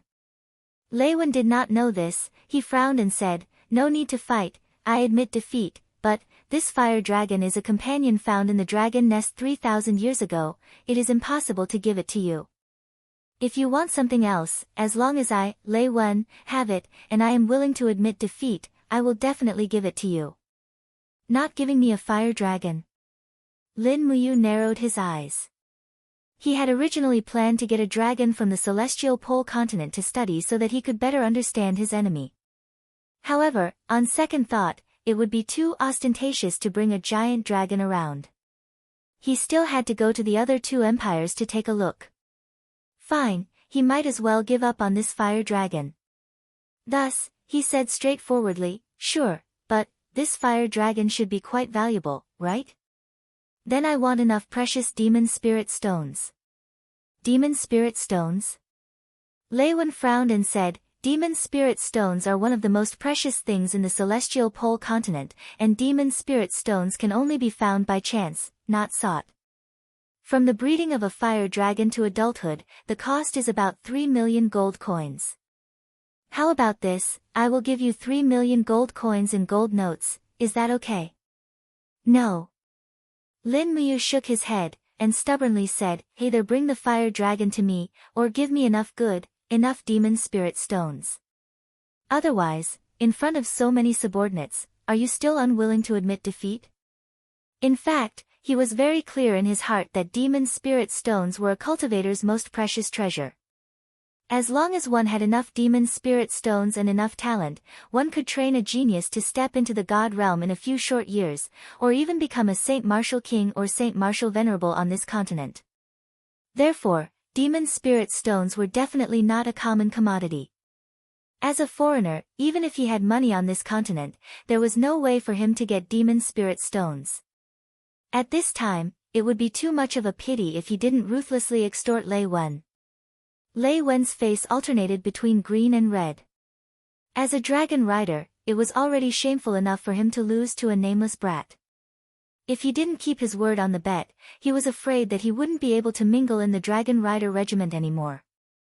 Therefore, he frowned and said, the Empire's laws have long stated that no one can privately buy or sell demon spirit stones. As a member of the Tianji Dragon Regiment, I naturally can't knowingly break the law. Is that so? Lin Muyu pondered and didn't say anything. At this time, the corner of Si Kongyao's mouth rose, and her smile was exceptionally sweet. Uncle Lei Wen, I heard that every dragon rider has a quota of demon spirit stones that they can collect from the national treasury every quarter to use for their own cultivation. Also, a dragon rider only needs to take out less than half of the black market's money to buy a lot of demon spirit stones from the national treasury. Did I remember wrongly? There shouldn't be, Miss, you. Lei Wen was so angry that his teeth itched. He originally wanted to lie to Lin Muyu, this hothead, but Si Kongyao actually sold him out. If that's the case, then there's no problem. Lin Muyu said, how about this, we go to the next city together, and wait for Lord Lei Wen to fulfill his promise and give me the 204th class demon spirit stones. It won't be too late for us to part ways then. Who said 204th class demon spirit stones? Lei Wen spat out his saliva, and the blue veins on his face protruded. Do you know the value of the 4th class demon spirit stones? I know the value of a fire dragon even more, Lin Muyu said. Si Kongyao couldn't help but stick out her tongue, and said with a smile, young hero, you're asking for a bit too much. Some provincial treasury doesn't even have a total of 200 4th-class demon spirit stones. In my opinion, the value of a fire dragon should be equivalent to 100 5th-class demon spirit stones. That should be it, at least in Tianji City. Her elbow had already turned completely outward. Let's go with 200 5th-class demon spirit stones. Lin Muyu looked up at Lei Wen on the dragon's back, and said, Lord Lei Wen, what do you think? Lei Wen's face turned livid. 200 5th-class demon spirit stones.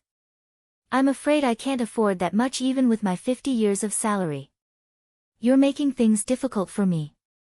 Who said so? Uncle Lei Wen, it's not right for you to say you're poor.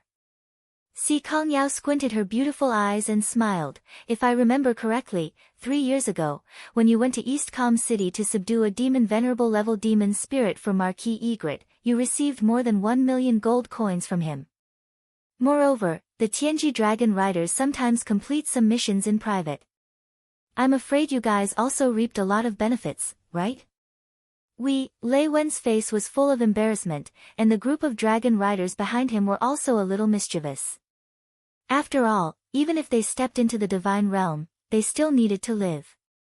Since they entered the world to cultivate, how could they not be stained by the mundane world? Which dragon rider didn't have a mansion in the imperial capital? Therefore, Si Kongyao's words were also a secret that couldn't be said, and everyone had a tacit understanding.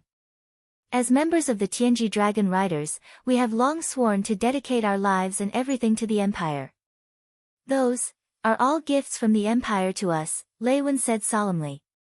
Good, gifts. Lin Muyu secretly felt that it was funny. Since it's a gift, then give me some of it. 200 Tier 5 Demon Spirit Stones, deal. No, it's too much. I really can't take out that much at the moment. Lei Wen frowned. It seemed that this was indeed beyond what he could bear. Then how much can you take out? 50 Tier 6 Demon Spirit Stones. Looks like I need to go to the Imperial Capital and announce that the Tianji Dragon Rider Lei Wen of the Tianji Dragon Riders lost to a ranger, Lin Muyu said slowly with her arms crossed. Lei Wen couldn't help but wail. Originally, he could order 10 dragon riders to attack together, and they would definitely be able to kill both Lin Muyu and Lu Bai. However, Si Kongyao was present, so he couldn't do it. After all, no one in the entire Tianji Empire was willing to offend a top expert like Si Kongming. Alright, 100 Tier 5 Demon Spirit Stones, how about it? It's a deal. We'll head north from here, and when we reach the 9 Dragon City in the south of the Tianji province, I'll go to the treasury and buy some Demon Spirit Stones for you. How about that? Thank you, Lord Lei Wen. Lin Muyu said respectfully. At this moment, Lei Wen didn't seem like an opponent, but more like a god of wealth. Chapter 742. 9 Dragon City, a wealthy county city located about 500 miles south of Tianji City. It has a population of more than 2 million people, mainly farming and fishing. The city is very sturdy. On the east, south, and west sides of the city, there are 2 statues of dragon heads, and facing the north, there are 3 statues, implying that they are bowing down to Tianji City. 10 miles south of the city, 11 giant dragons were hovering in the air. It was a spectacular sight, attracting the attention of the commoners, rangers, mercenaries, and hunters on the official road. Everyone knew that the Empire had a powerful dragon rider regiment, but there were very few people who had seen a dragon rider with their own eyes. Under the shade of a tree, Lin Muyu, Lu Bai, and Si Kongyao were each riding a war horse, slowly moving forward. They were not worried, because Lei Wen and the others in the air would definitely be waiting for them. Dragon riders regard reputation as more important than life. Presumably, Lei Wen would not be willing to let others know that he had been defeated. Young hero, Lu Bai glanced at Lin Muyu, wanting to say something but hesitating. What's wrong? If you have something to say, just say it. Lin Muyu asked. Lu Bai frowned and said, although Lei Wen is a dragon rider, do you really trust him that much? If Lei Wen cheats us, and we enter 9 Dragon City, he will close the city gate, making it impossible for us to escape. What should we do? Although demon spirit stones are very precious, but if we lose our lives, what's the use of demon spirit stones? Bai, you misunderstood. It's not us entering Nine Dragon City, it's only me entering Nine Dragon City. Oh. Why? Lu Bai was stunned. Lin Muyu slightly smiled. Do you think I don't know how sinister people can be? But, I must get my hands on these 100 demon spirit stones. So, you and eldest Miss Sikong don't go into the city. You'll go around the Nine Dragon City and head towards the direction of the Tianji City. I'll leave the Nine Dragon City after I get the demon spirit stones, and then I'll look for you. Sikong Yao frowned slightly. Although you're very strong, you're definitely not stronger than all the warriors in Nine Dragon City. Also, you probably don't know this, but all the large cities in the empire have been set up with barriers, and the laws of space are chaotic. Even Saint Martial gods can't use their power to pierce through space within the city. In other words, it's too difficult for you to walk out by yourself.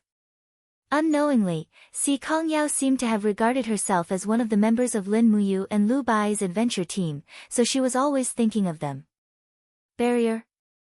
Lin Muyu narrowed her eyes. How did you set up this barrier? It seems to be an iron bar buried in the ground. As for what it is, I don't know. That's a matter for the Imperial Army. Iron bar. Lin Muyu muttered to herself. That should be a magnet. It turned out that the people of the celestial pole continent already knew how to use magnets to disrupt the four-dimensional power of God state experts. She asked, Miss Sikong, have you heard of the Heavenly Book? Heavenly Book? Sikong Yao's eyes were filled with confusion. She shook her head and said, I don't know, and, that's good. Protect Lini and don't enter the city. Walk around the city. I'll follow you guys. Don't worry. Lin Muyu had a rough idea of what was going on. The Heavenly Book's original name was Fushi's Heavenly Book. It was a kind of power that God Emperor Fushi had left behind for his descendants. The celestial pole continent in front of them was a plane that belonged to the Western Heaven realm, so they didn't know about the existence of the Heavenly Book. This was easy to handle. When they reached the outskirts of Nine Dragon City, Si Kongyao and Lu Bai parted ways with Lin Muyu. Lin Muyu waved at Lei Wen and the other dragon knights in the air and entered the city. What does that kid want to do? Lei Wen frowned. I don't know. It seems that he wants to enter Nine Dragon City alone. A dragon knight replied. He's really arrogant. Although this kid has the ability, it's just a little trick of breaking meridians. He actually dares to be arrogant in Nine Dragon City. He's really courting death. Lord Dragon Knight is wise. The Dragon Knight smiled slightly. When do we make our move? There's no hurry. Lei Wen's eyes turned cold and said, I've already sent a letter to the prefectural governor in the city. The 100 demon spirit stones are prepared in the prefectural treasury.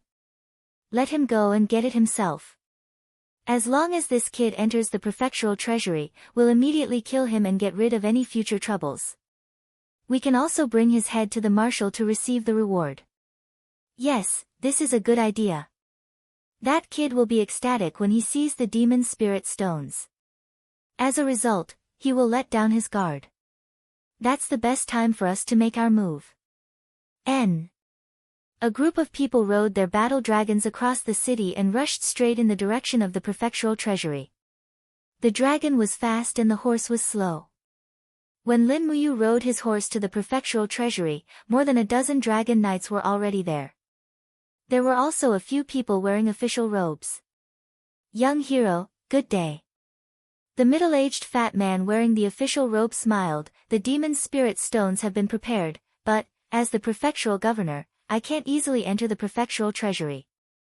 Young hero, please follow the registrar to get it yourself. Lei Wen smiled and said, we'll go with you. Thank you. Lin Muyu nodded. He could clearly feel the murderous intent. But it didn't matter. It wasn't difficult for him to escape anyway. The prefectural treasury wasn't too big, but it was pitch black. A few servants carried torches and escorted Lin Muyu inside. Behind him, there were more than a dozen dragon knights with swords and spears in their hands. They looked like they were ready to kill at any moment. Lin Muyu pretended that he didn't see anything and strolled into the prefectural treasury. The first treasury stored some weapons, armors, and other military supplies. The second treasury stored countless grains. The third treasury was a horse farm. The fourth treasury stored gold and silver. Gold and silver coins were piled up like mountains. The demon spirit stones were also in the fourth treasury. There were guards outside the prefectural treasury. At a glance, there were at least 500 of them. There were also many archers in the attic. At the same time, ballisti and ballisti were facing the door of the prefectural treasury. It could be said that it was heavily guarded. Lin Muyu raised his head and glanced around. The middle-aged man drinking tea in the attic was at the first heaven of the divine state. He was a Saint Martial Venerable in the celestial pole continent. In addition, the two people playing chess were Saint Martial warriors. They were both Saint Martial warriors. The Tianji Empire was too extravagant for a mere prefectural treasury to have such a defensive force. In the Shattered Cauldron realm, a god-state expert could be the imperial advisor of a country. But in the celestial pole continent, he could only be a supervisor guarding the prefectural treasury. The difference was too big. "Young hero, please come in," Luan said with a smile that didn't reach his eyes. That smile of his was really too annoying. Lin Muyu was not afraid. She walked in. On both sides were wooden chests filled with gold, silver, and copper coins. The torn wrapping papers were emitting a golden light. It was very tempting. But the most tempting thing was the table in the center of the prefectural treasury. There was a delicate wooden chest on it. The chest was open. It was filled with thumb-sized demon spirit stones. There were a total of 100 of them.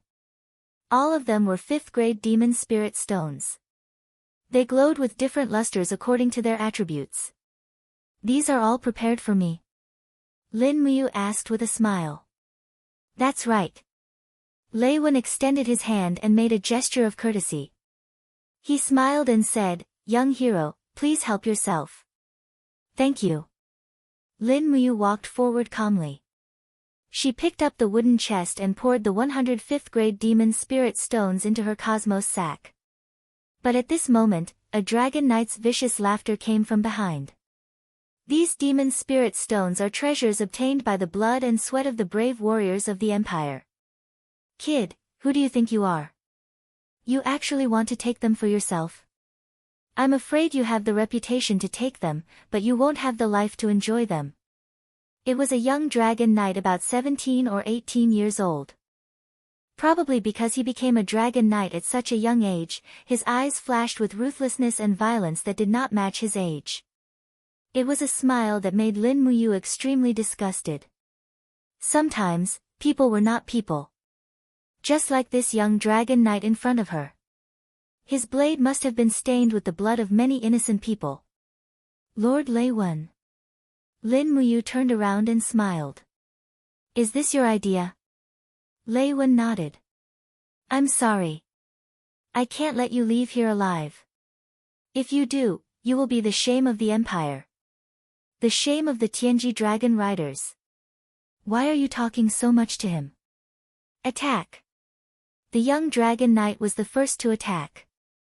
His sword turned into a stream of light and attacked at an astonishing speed. It did not seem like a speed that a divine sky realm cultivator could reach. Moreover, the sword light contained countless changes. It was obvious that his swordsmanship was extraordinary. This person must be from a prestigious family. Otherwise, he would not have such ruthlessness and arrogance. In that instant, Lin Muyu wanted to kill. Clang! When it came to swordsmanship, Lin Muyu no longer feared anyone in the world. His current swordsmanship was a combination of the sword control technique and the demon race's swordsmanship. He could easily see through his opponent's swordsmanship. He gently moved his sword and used the hilt to grab his opponent's wrist. Ah! The young dragon knight was startled. He immediately lowered his body and kicked at Lin Muyu's abdomen. He roared, "I'll break your energy sea." So ruthless.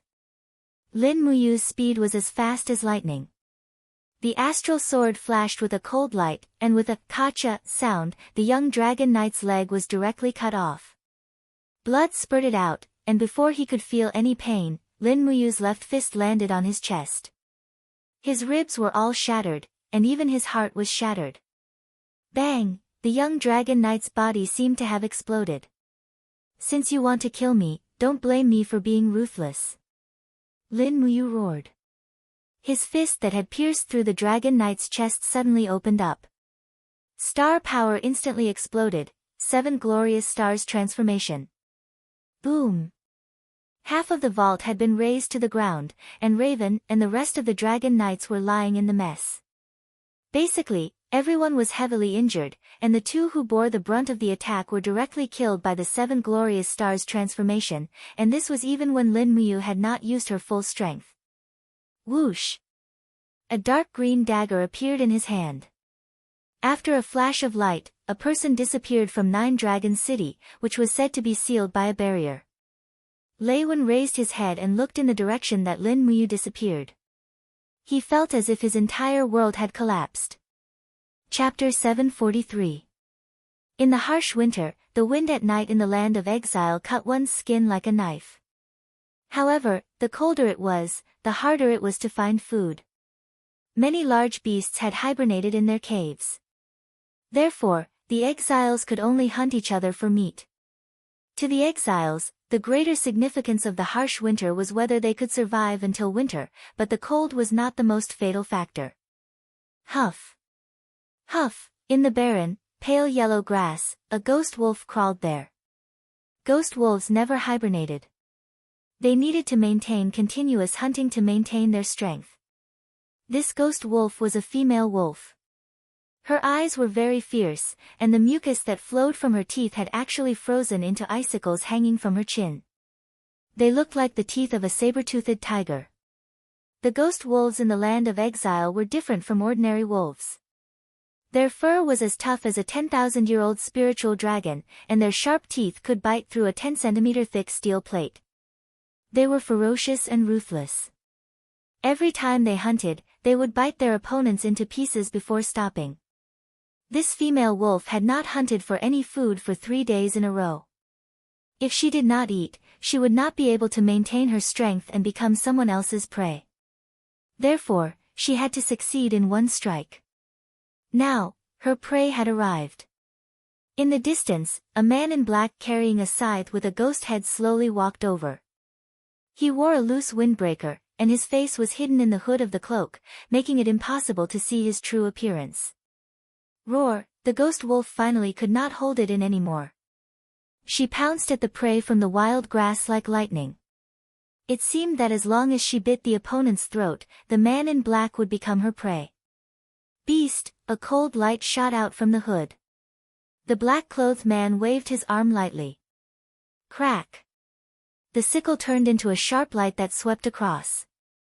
In the next moment, the ghost wolf's body was cut in half. The cold wind blew past, and the black-clothed man's hood was blown up, revealing a middle-aged man's face that was filled with hostility. Although the meat of the ghost wolf was fishy, it was the best food in winter. However, the man in black did not pick up the corpse of the ghost wolf. Instead, he walked towards the distant mountains without looking back. To him, the enemy hidden in the mountains was more important. Moreover, mere wolf meat was not enough to attract the attention of an exiled king. Eric, a powerhouse who had been exiled tens of thousands of years ago, had killed 3 Lord-level opponents, Lin Dong, Wang Fei, and Terran, with a blood-red scythe. His outstanding military achievements had earned him the title of King of the Land of Exile. There were only about 10 kings in the entire land of exile, and Eric had naturally earned his current position through strength and not luck. But now, Eric had learned that a powerhouse had appeared in his territory. Eric was a young girl with a steel sword. No one knew her name. She only had a pair of blood-red eyes and endless power. She had also was an aggressive murderous intent. She had killed many Lord-level powerhouses, including General Iron. When Eric thought of General Iron, he could not help but sneer. A person like General Iron was not worth mentioning to Eric. In fact, if Eric wanted to kill General Iron, he could even crush him with his fingers. However, what shocked Eric the most was that the young girl had actually killed the Lord-level exiled king, Luobwa, a few days ago. One had to know that Luobwa's battle blade had killed more than 10 Lord-level powerhouses. The person who could kill Luobwa was definitely not simple. Therefore, the people of the land of exile called this young girl the Dark Moon Shura. Every night of the Blood Moon Shura, it was the time of the Dark Moon Shura's massacre. The time of the massacre? Eric couldn't help but laugh coldly. Tonight would be the night the Azura of the Dark Moon would be slaughtered. The legends of the banished land were worthless. Every legend would only last for a few years or even a few months. After that, they would be destroyed. According to the ranking system in the land of exile, from high to low, they were King, Lord, Chief, Rogue, Newbie, Noob. The Dark Moon Shura had killed the Lord-level Luobwa, so naturally, she became the new Lord. Every day in the rundown taverns, there were legends about the new Lord, and the Dark Moon Shura naturally became the topic of conversation. People said that the Dark Moon Shura had the most beautiful face and the most enchanting figure in the world, but she was also the cruelest hunter in the land of exile. Anyone who was targeted by the Dark Moon Shura did not live to the second day. Eric did not believe it. He decided to use the waning moon scythe in his hand to end the legend of the Dark Moon Shura. Because he was the king, he had the right to end this legend. Therefore, Eric did not even bring a single servant with him. He only came to the Dark Rock mountain range, which had been classified as the Dark Moon Shura's territory. She had to die. This was something that had already been decided. Eric's lips curled into a confident smile. The blood-red waning moon hung in the sky. It seemed fake, but the cold moonlight seemed to make the land of exile even colder. It was as if everything on the earth was about to freeze into ice. In the Dark Rock mountain range, there was no sign of human habitation. There were no weeds, only cold, black stones. On one of the giant rocks, a beautiful girl sat. Beside her, a bonfire swayed in the wind. She stretched out one of her slender, snow-white legs and lifted the coarse cloth on the outside of her thigh to change the medicine for her wound. She did not know which of the medicines was gold wound medicine, but she could instinctively confirm it by smell. In fact, the wound had already begun to heal. She had guessed correctly. Arg, the coarse cloth pulled on the wound. She could not help but frown. Enduring the great pain, she reapplied the medicine, tore off a piece of cloth from the edge of her skirt, and bandaged it again. This coarse cloth skirt was found in an abandoned house. It was originally a knee-length skirt, but in order to bandage the wound, it had now become a miniskirt. The area between the skirt and the girl's black boots was almost 30 centimeters of absolute territory. It was suffocating. After she re-bandaged the wound, she laid down on her back to rest. She picked up the water bottle beside her and took a sip. Then, she held a piece of dry bread in her hand and gnawed on it. Perhaps it was not bread, but compressed biscuits. It was just that she had no idea what it was called. Suddenly, the girl raised her head, her beautiful eyes filled with vigilance. Someone had come, and a very strong one at that. Unfortunately, her leg had been cut by Lord Luobwa's blade. This had weakened her combat power by at least 20%. However, being in the banished land, she had long ago learned the rules of this place. There was never a path of retreat, and you could never be weak. Otherwise, what awaited you would not only be death, but you would also become food on someone else's plate. This was the rule of iron and blood. There was no room for tears or sympathy. Clang! Grabbing a longsword with mysterious runes carved on it, she leaped and disappeared from the giant rock. In the blink of an eye, she had already disappeared into the boundless night, as if she had become one with the night. Sha-sha! In the wind, a shadow came along with the wind. Like a bat, it gently attached itself to the giant rock. He raised his head and looked at the pitch-black night, the endless darkness of the Dark Rock mountain range. "Where did you go?" Eric coldly snorted. The waning moon scythe in his hand glowed with a faint bloody light. He used his spirit sense to sense a bit, and couldn't help but secretly laugh. "So it's here. Run as much as you want, but you will never escape from my pursuit." Swoosh! His figure shot out like lightning. His speed was so fast that it was somewhat abnormal. Even a god might not be able to fly so fast. The surrounding scenery turned into a stream of light, and Eric no longer relied on his eyes. Instead, he relied on his spirit sense to chase after the Shura. In front of him was a wild grassland. The grass was as tall as a person, and any danger could be hidden in it. It was also here that the Shura's aura suddenly disappeared, as if it had never existed. Then there were only two possibilities. The first was that the Shura had hidden her aura, and the second was that she had already been killed. However, Eric was confident that his senses would not be wrong. Then there was only one possibility: the Shura had been killed. But this was even more impossible. How could a lord be killed in an instant? At this moment, Eric actually felt a little confused. "Who cares?" Eric coldly snorted. The waning moon scythe in his hand suddenly swung. Suddenly, a blood-red flame spread out like a fan. In the next moment, the entire grassland became a sea of fire, and the flames shot up into the sky. But at this moment, suddenly, a cold aura appeared in the sky again. Eric swung the scythe in the air without thinking. He only felt a huge shock coming from his arms, and with a clang, sparks flew everywhere. Eric was actually knocked back, and his body landed on the ground, forming a fierce shock wave that blew away the flames within dozens of meters. It was as if an invisible force field had been formed. In the air, the beautiful girl stood in the wind. There was not a trace of emotion on her stunning face, and the long sword in her hand shone brightly. She just looked at Eric indifferently. "Finally willing to show yourself?" The Shura of the Dark Moon. Eric held the waning moon scythe and looked at her as if nothing had happened. "Your name?" the girl said indifferently. "Eric." After saying this, he touched his nose and added, "King." And he emphasized it, as if he was emphasizing to his opponent. The girl revealed a smile and said, "I don't know what a king is, nor do I care." "Did you come here to kill me?" "That's right." Eric smiled and said, "I can't tolerate a lord who doesn't submit to me in my territory." "Then, let's fight."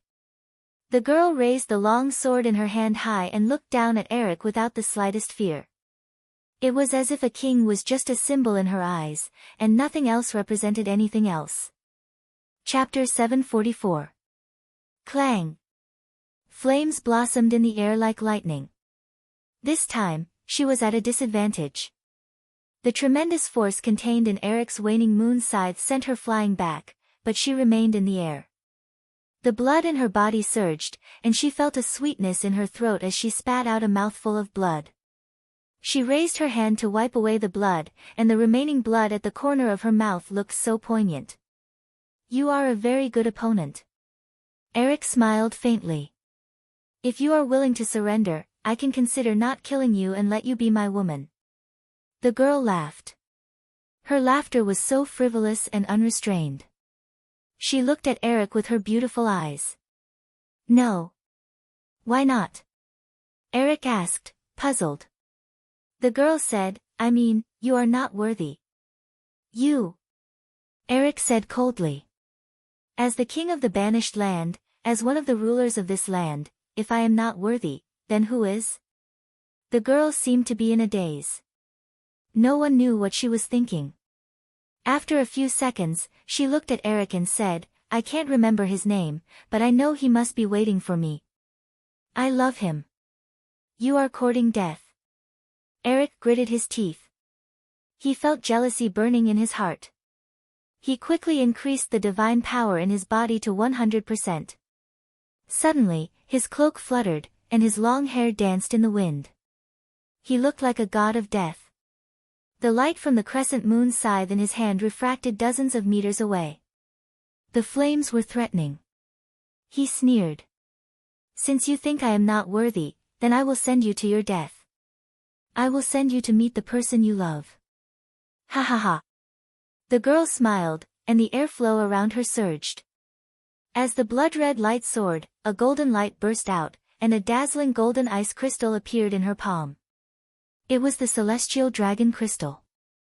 She didn't even know where this power came from, but she knew that this power belonged to her, as if she was born with it. Interesting. Eric roared. The crescent moon scythe slashed forward with divine power.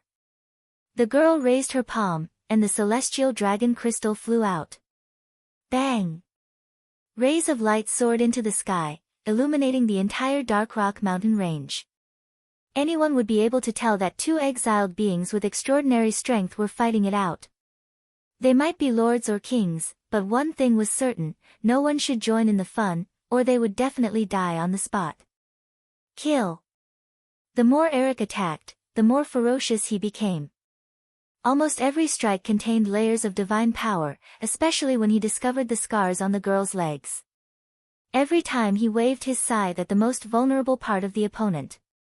As time went by, the girl was at a complete disadvantage.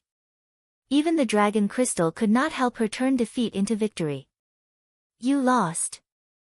After Eric fiercely knocked away his opponent's longsword, he quickly flipped his scythe and thrust out with lightning speed. Pooh! The sharp awl pierced through the young girl's shoulder, sending her body flying backwards. With a dang sound, the nearly 30 centimeters long handle nailed the young girl to the rock. Ah ah ah, the young girl screamed and swept her sword across, leaving a wound on Eric's abdomen. Do you still want to struggle? Eric endured the pain. No matter how much it hurt, he could not show it. A king was a natural warrior. He would never know pain, and he would never know pity. If this girl was not willing to be his woman, then she could only be a dead person. Eric's face became extremely distorted as he gripped the handle of the scythe tightly. He pushed the handle inch by inch into the rock and grinned hideously. How does this feel? Do you think you can do whatever you want in the banished land with this ability? You're still far from it. I'll give you one last chance. Give up that so-called person you love and be my woman, and I won't kill you. The young girl smiled, and a bright dragon crystal quickly condensed in her palm. Never. Wow. The dragon crystal surged, and Eric took a few steps back from the impact. His eyes were filled with murderous intent. Don't blame me for this. He raised his palm, and a flame sprang up, forming a fire knife, and chopped down from above. The young girl could not move, but she was not afraid. Instead, she raised her head and looked at the fire with her starry eyes. She wanted to see how this person would kill her. At this moment, a rustling sound came from the rock behind her. With a "pa" sound, the hard rock was penetrated less than a meter away from the girl's face. From the rock, a sharp object protruded. It looked like a dragon's tail. In the next moment, the boulders started to crumble. When the boulders cracked, a gigantic head covered in scales peeked out. The moment it saw the girl nailed to the boulder, its eyes blazed with fury. With a howl, it broke out of the boulder, curled up its body, and charged towards Eric's flaming blade. Bang! The flaming knife landed on the back of the mysterious dragon's armor, causing sparks to fly everywhere. However, it seemed that Eric's unarmed attack didn't cause much damage to the dragon armor. The dragon rose up and swept its claws across Eric's chest. Blood was seen. Crack! Its sharp teeth bit the waning moon scythe, and it twisted its body, forcibly pulling the scythe out of the young girl's shoulder. Blood splattered everywhere, and after throwing the scythe away, it pounced toward Eric. Beast!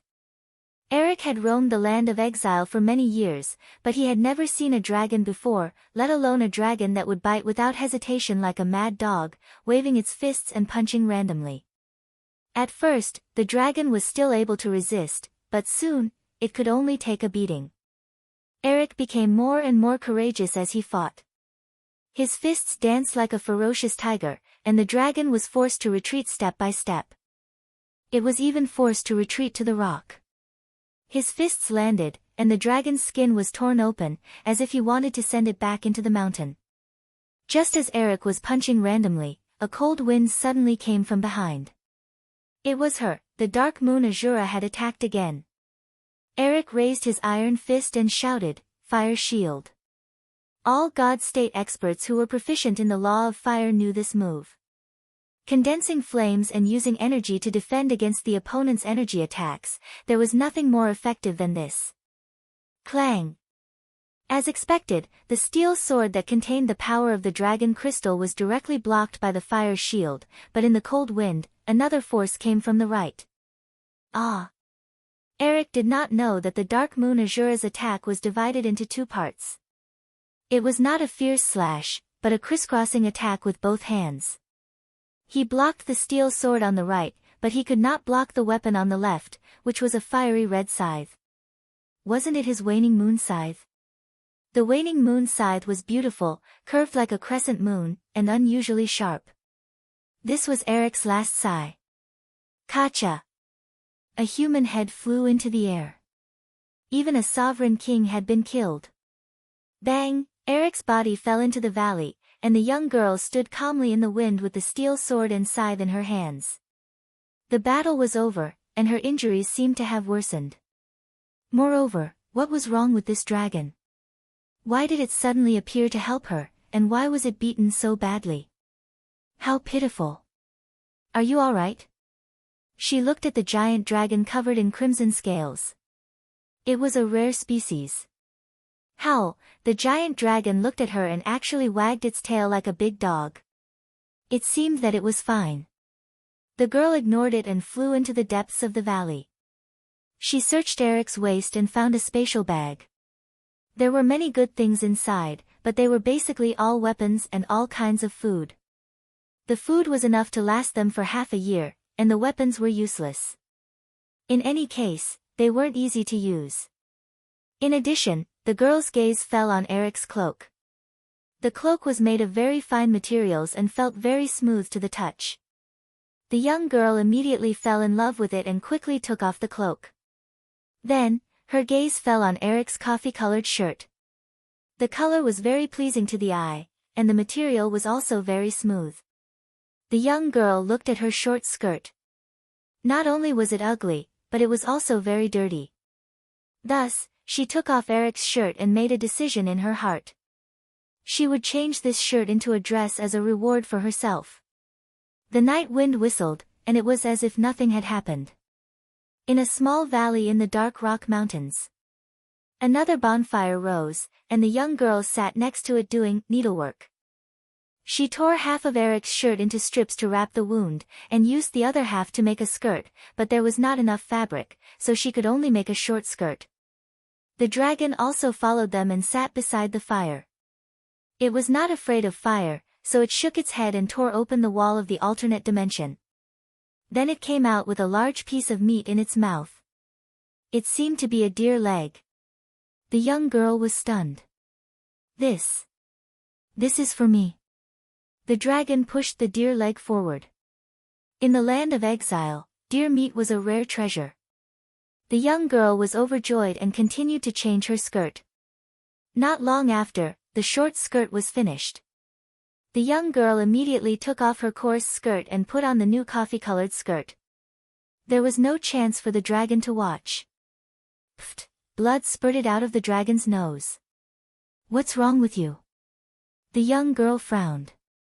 The dragon shook its head and did not speak. Instead, it opened its mouth and bit the coarse skirt that the young girl had changed out of and threw it into the alternate dimension. It turned out that this was a dragon with a hobby of collecting. The young girl frowned. Didn't dragons collect glowing gems? This dragon was actually an anomaly, and it liked to collect skirts. Anomaly, simply too much of an anomaly. All anomalies should be killed, the young girl thought. This was what the young girl thought. However, this dragon had saved her life. Forget it, she would spare its life.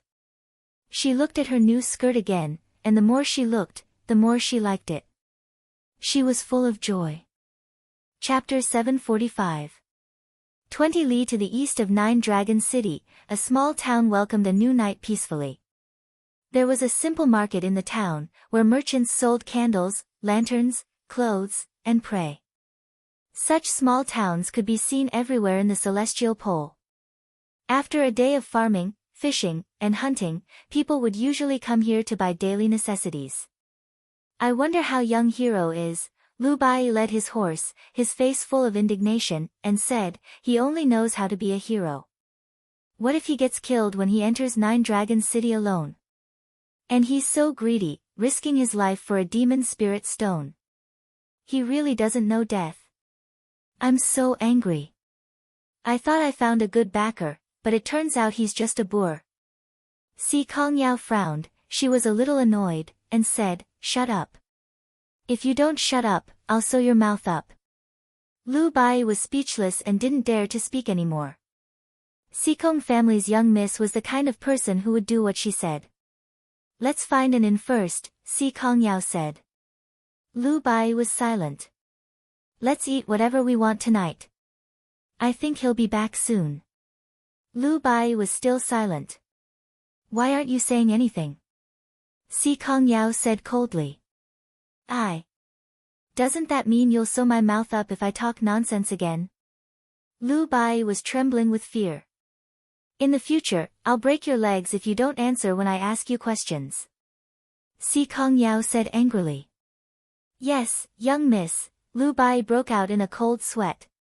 These rich and powerful people were too hard to serve. The two of them passed through the market. As they moved forward, it became more deserted. When there was no one around, a figure floated down from the sky. It was Lin Muyu. Young hero. Lu Bai was overjoyed, I thought you were dead. Although his words were very inauspicious, Lin Muyu actually felt a little touched. At least Lu Bai was sincerely concerned about her life and death. In this cold world, there were only a few people who truly cared about you. How was it? Did you succeed? Si Kongyao asked. Yes. Lin Muyu nodded her head, 100 grade 5 demon spirit stones are already in our hands. Where are you guys planning to go? Let's find an inn in town and stay for the night. We'll set off tomorrow. We can't live in the town anymore. Lin Muyu frowned. Luan will definitely send more dragon knights to search for us. It's too conspicuous to stay in the town. Let's camp out in the wild. That's fine too. 5 miles east of the town was a dense forest. The three of them led their warhorses through the dense forest path. From afar, they heard the cries of circling wolf falcons above them. There were 2 cries. This time, the Tianji dragon riders had released 2 wolf falcons. They're here to deliver food. Lin Muyu smiled and picked up 2 stones from the side of the road. Not long after, she came back with the corpses of the 2 wolf falcons and said, let's go, let's find a hidden place to eat some meat. Si Kongyao couldn't help but laugh. She sighed in her heart. This kid is probably wanted by the Tianji dragon riders, but he still has the heart to eat meat. This natural optimistic attitude is very valuable. Late at night, they finally found a safe and sheltered place to set up camp. A bonfire was raised. This time, Lu Bai changed his cooking method. Half of it was roasted, the other half was simmered. He also bought a lot of seasonings from the market, such as onions and garlic. This pot of meat must be much more delicious than the one on the Mugwort Mountain. Lin Muyu watched Lu Bai busy with great interest. Si Kongyao continued to maintain her cold attitude. She sat on a black beech tree far away and watched Lin Muyu and Lu Bai chatting and laughing. Her mission was still not completed. This kid didn't even have the slightest intention of joining the Tianji sect. Perhaps, the Tianji dragon rider's overbearing attitude would only make him more disgusted with the Tianji sect? Thinking of this, Si Kongyao pouted. She clenched her fist and waved it at Lin Muyu a few times in the air while panting. Not long after, a fragrant aroma assailed his nostrils. The broth and roasted meat were almost ready. Lin Muyu couldn't help but have a great appetite. She happily waited for the food, but at this moment, there was a sudden bang. A purple light penetrated the plane's wall, followed by a familiar howl. Acatosaurus was here. When Acatosaurus appeared, Lin Muyu smiled. Little apple, come and eat. But don't eat too much. There's not enough. The red crystal dragon trotted over and rubbed its head against Lin Muyu's arm. Then, it opened its mouth and spoke to its master, "Awu, awu, awu, awu, awu." Lin Muyu did not know when she had lost her telepathic connection with the little dragon. Although she could summon the little dragon and feel its emotions, she had no way of knowing what it was thinking. Therefore, Lin Muyu could only understand the little dragon's excitement and agitation, but she did not know what it was thinking in its heart. What's wrong? Lin Muyu touched the dragon's head and smiled. Acatosaurus howled and suddenly opened its mouth. There was a piece of rag in it. Lin Muyu took it and looked at it carefully. She found that it was a woman's skirt. She couldn't help but stare and laugh. Where did this come from? Little apple, I was wrong about you. I didn't expect you to be such a dragon. Acatosaurus howled as if it was wronged. It seemed to want to explain something, but it couldn't understand at all. Lu Bai smiled. Young hero, is this your pet? Sort of. This pet is interesting. It's probably hunting for a wife for you outside. What are you talking about? Lin Muyu was very protective. He held the short skirt in his hand and was about to throw it into the fire. However, just as he was about to throw it, he suddenly stopped. Although the short skirt was tattered, it seemed like there was a familiar aura on it. Although Lin Muyu could not tell who it belonged to, he was sure that it was someone he knew. Since the little dragon gave this skirt to him, there must be a reason, right? Forget it. I'll put it aside first. He carefully put the skirt into his Qiankun bag. Tisk, Si Kong Yao, who was on a tree branch in the distance, saw this and couldn't help but pout. I thought you were a gentleman, but you're also a collector. Since you're interested in women, then I can work on this. When I find the most beautiful woman in Tianji province, I don't believe that you won't join the Tianji sect.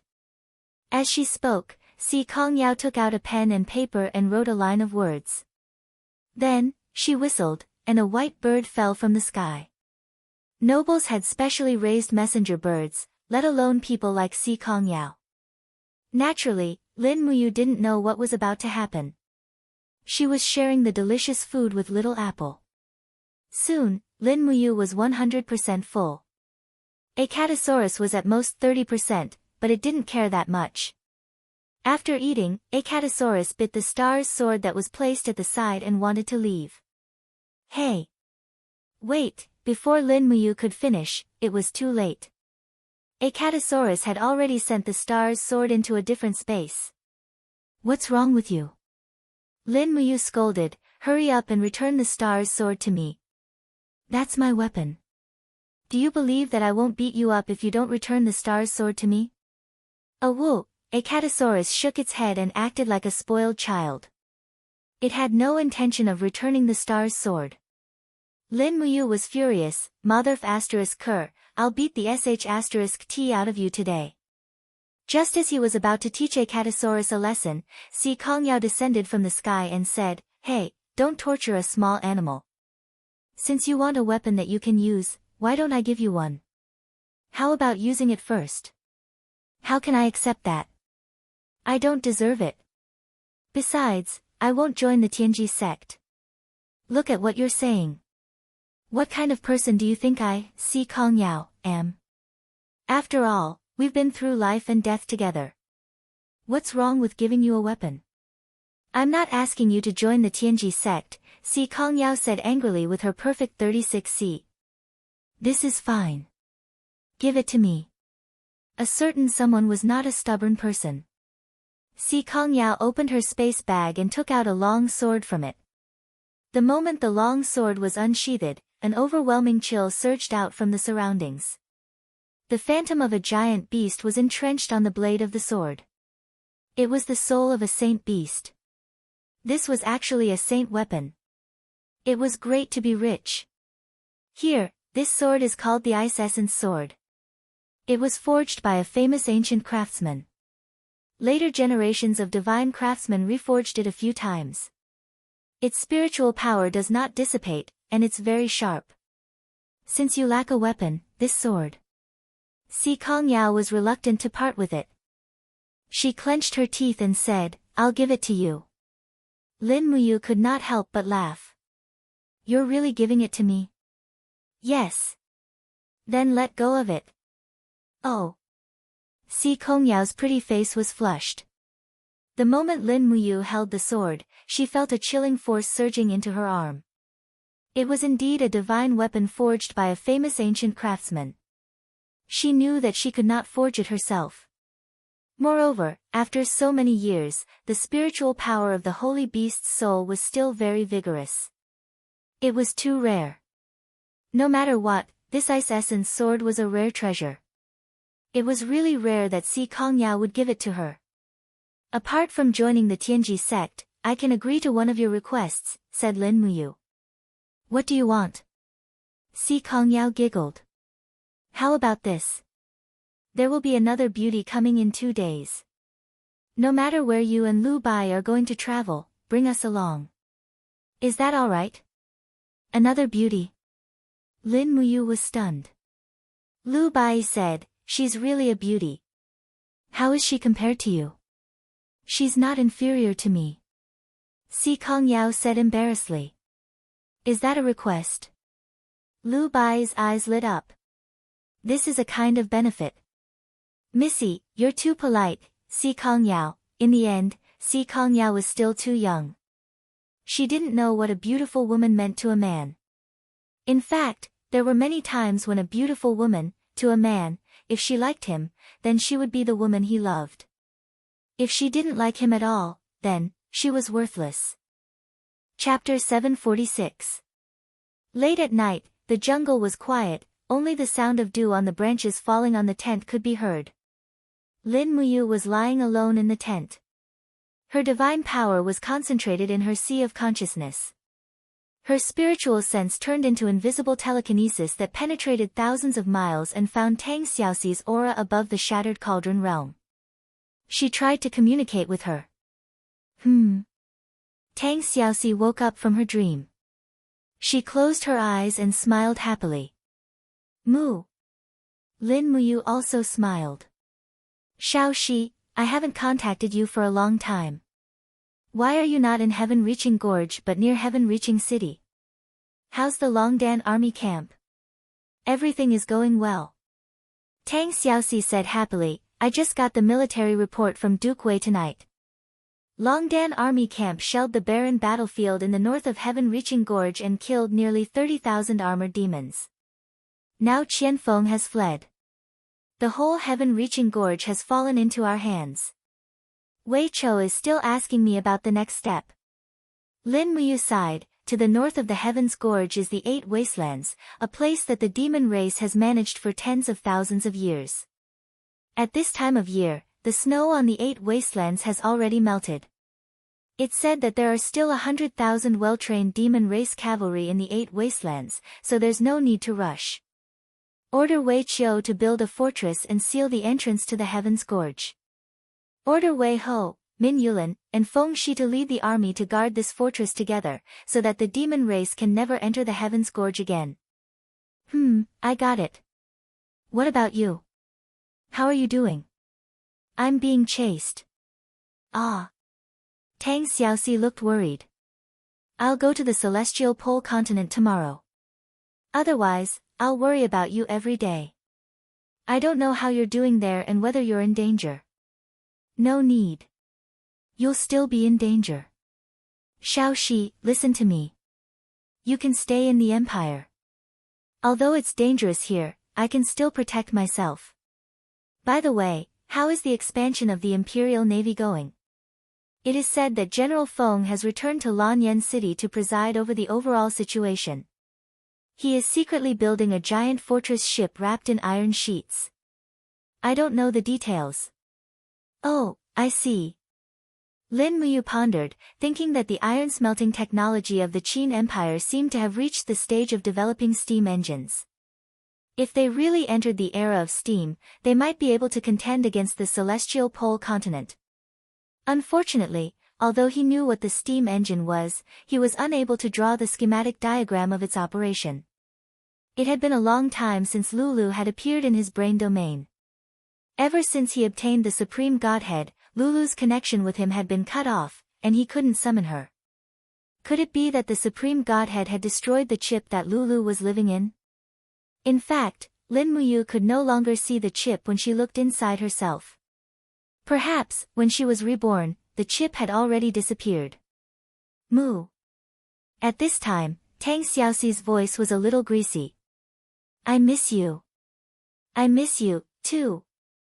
Lin Muyu answered very decisively. When Tang Xiaoxi was by his side, she always brought him warmth and a sense of home. But now, for the future of the Qin Empire, he could only drift outside. I still have something to do here. Let's contact each other later.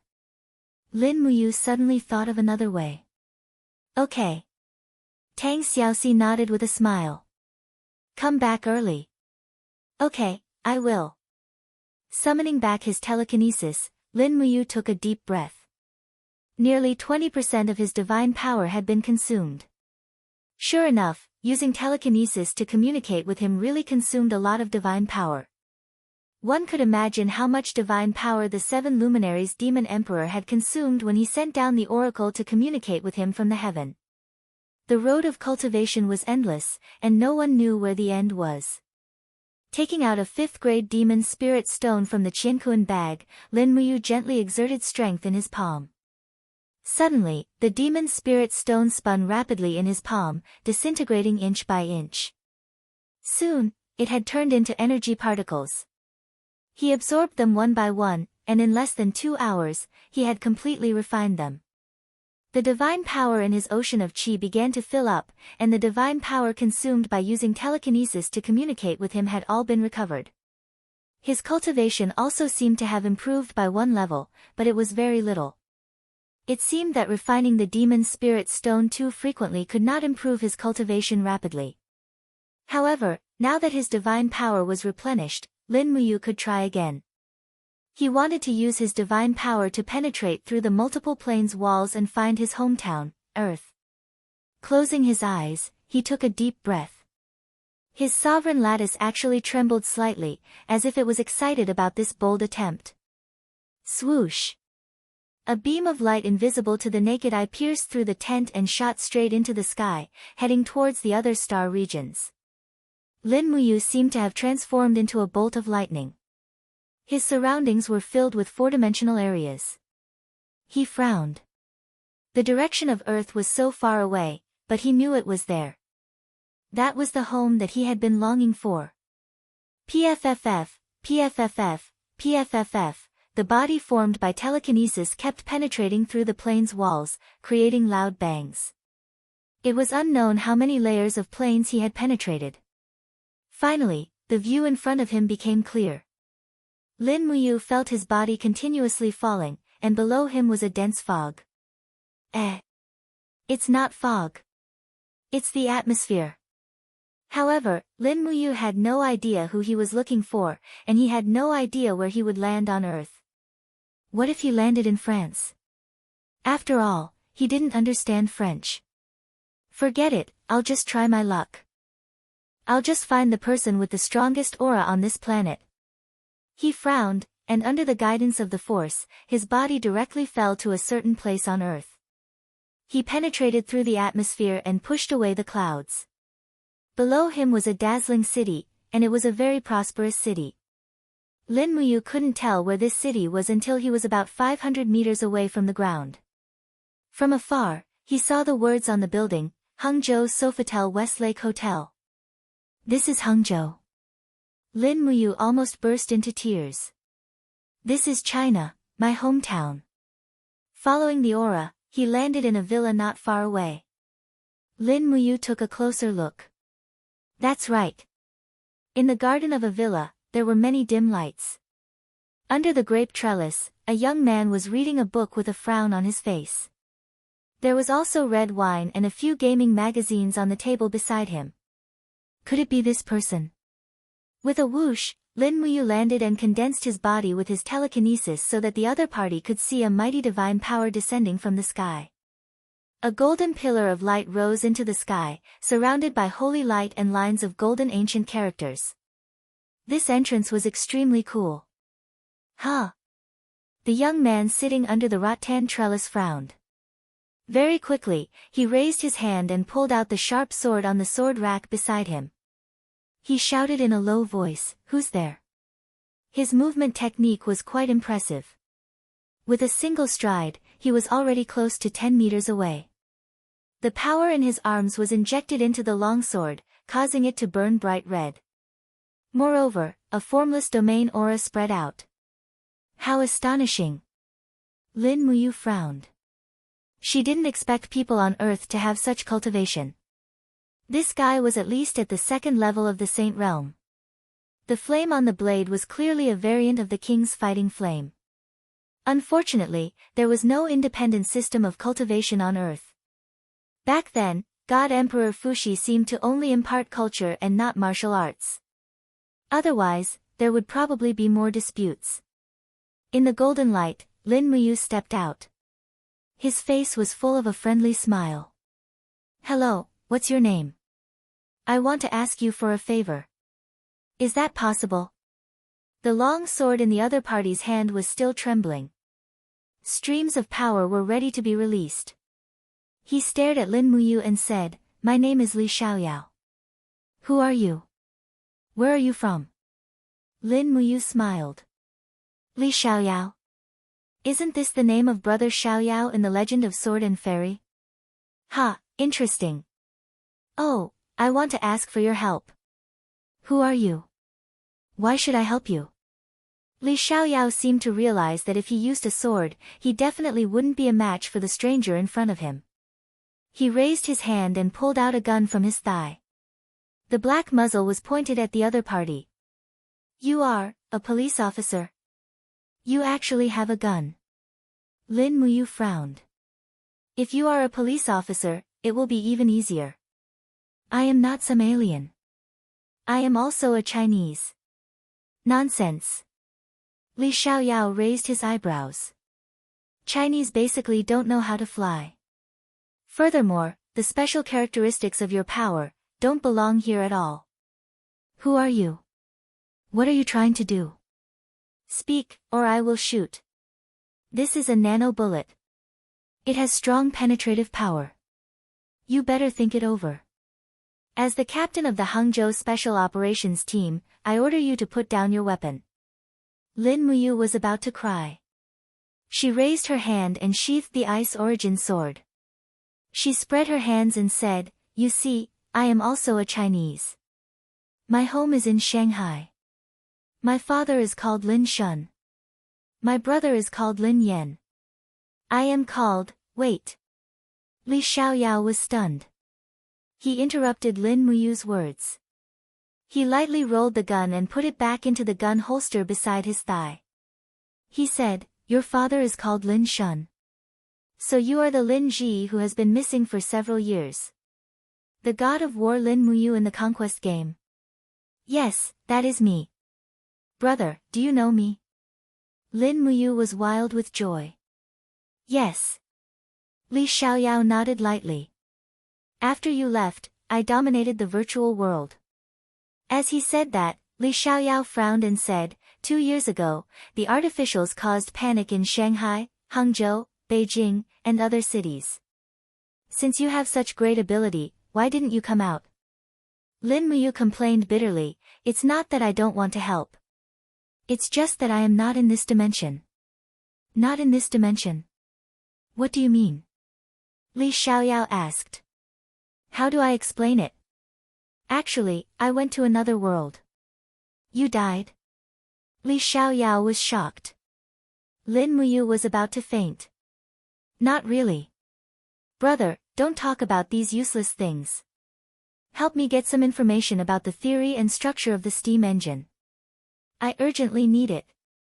Is that so? Li Xiaoyao nodded and smiled. Okay, then wait here. I will go get the iPad from the lobby. You can go online and look it up. Okay, hurry up. Yes. Li Xiaoyao flew down the stairs and entered the lobby. When he stepped on the stairs, a girl's scream came from not far away. Ah, what happened, Wan Er? He turned pale with fright. Chapter 747. In the kitchen, a beautiful girl was sitting on the floor. A few potatoes had rolled all over the plastic plate beside her. Li Xiaoyao stood at the door, stunned. Wan Er, what's wrong? Wan Er raised her head. Dong Cheng is too diligent. He made the floor so slippery. I wanted to make a plate of green pepper and potato strips for you, but I slipped and fell. How could you be so careless? Li Xiaoyao helped his girlfriend up and massaged her knees.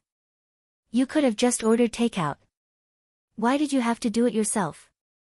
The meaning is different. Okay, you're right. Oh right, where are Dong Cheng and Shuero? They went to buy groceries. They said they wanted to cook a good meal. Little Wolf, Old K, and the others are coming later. Oh right, Meng Yao will be coming too. Oh, they're here to eat again. Li Xiaoyao laughed. He hugged his girlfriend's waist and pinned her against the wall. Wan Er's face turned red. Hurry up. Dong Cheng and Mat Cha will be back at any time. That. Li Xiaoyao muttered. That what? I feel like there's something I forgot to do. Humph, you have the nerve to be the captain with that kind of memory. Upstairs, Lin Muyu could naturally see everything with her observation skills. She frowned and muttered to herself, that girl looks familiar. Could she be the legendary Tsang Tong? That can't be right. She was already an adult when I left. But I've been in the Shattered Cauldron realm for more than 10 years. Why is she still so young? Could there be something wrong with the time? That could only be explained by the staggered opening of the fifth dimension. 10 years in the Shattered Cauldron realm was only a few years on Earth. Lin Muyu frowned. She suddenly felt her spiritual power rapidly depleting. In the blink of an eye, she could no longer maintain her telekinesis power in this dimension. It was as if a huge black hole had appeared behind her and was sucking her back. F***CK, what should I do? He desperately circulated his divine power to defend himself, but how could he defend against this dimensional energy? Just as the telekinesis was sent back to the Shattered Cauldron realm's plane, Lin Muyu wailed and said unwillingly, Li Xiaoyao, I'm not done with you. Sha sha sha. Amidst the sound of footsteps, Lin Muyu walked to the balcony with the latest tablet in his hands. He looked around in a daze. Lin Ji had disappeared. He looked as if he had seen a ghost. He couldn't help but scratch his head. What the F***CK? Am I dreaming? Should I tell old Master Lin Shun about this? Forget it, there's no need to tell him. It'll only add to his troubles. As long as Lin Ji has a conscience, he'll come back to fulfill his filial duties. The forest in the eastern part of Nine Dragon City was filled with spring flowers.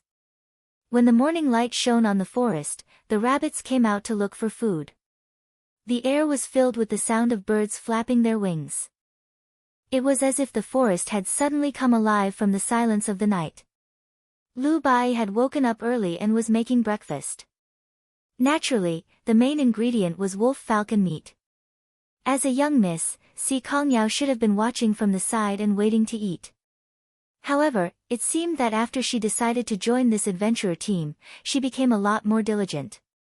She actually tied Lu Bai up to gather some firewood. At this moment, a voice came from the tent beside them. Li Xiaoyao, I'm not done with you. Si Kongyao and Lu Bai were stunned at the same time. Who is Li Xiaoyao? Si Kongyao asked.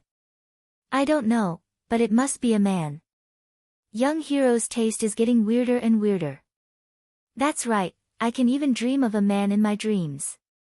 No wonder he didn't even look me in the eye even though I'm a natural-born beauty. Si Kongyao praised herself in high spirits. Lu Bai turned around and looked at the young lady's towering chest. He smacked his lips and said, "You're indeed a natural beauty." "Don't look." Si Kongyao raised her eyebrows and said with a murderous look, "I'll dig your eyes out if you keep looking.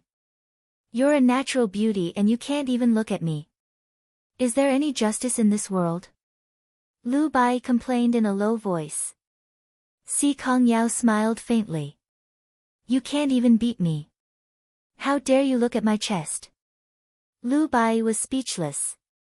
"So you're saying that I can look all I want?"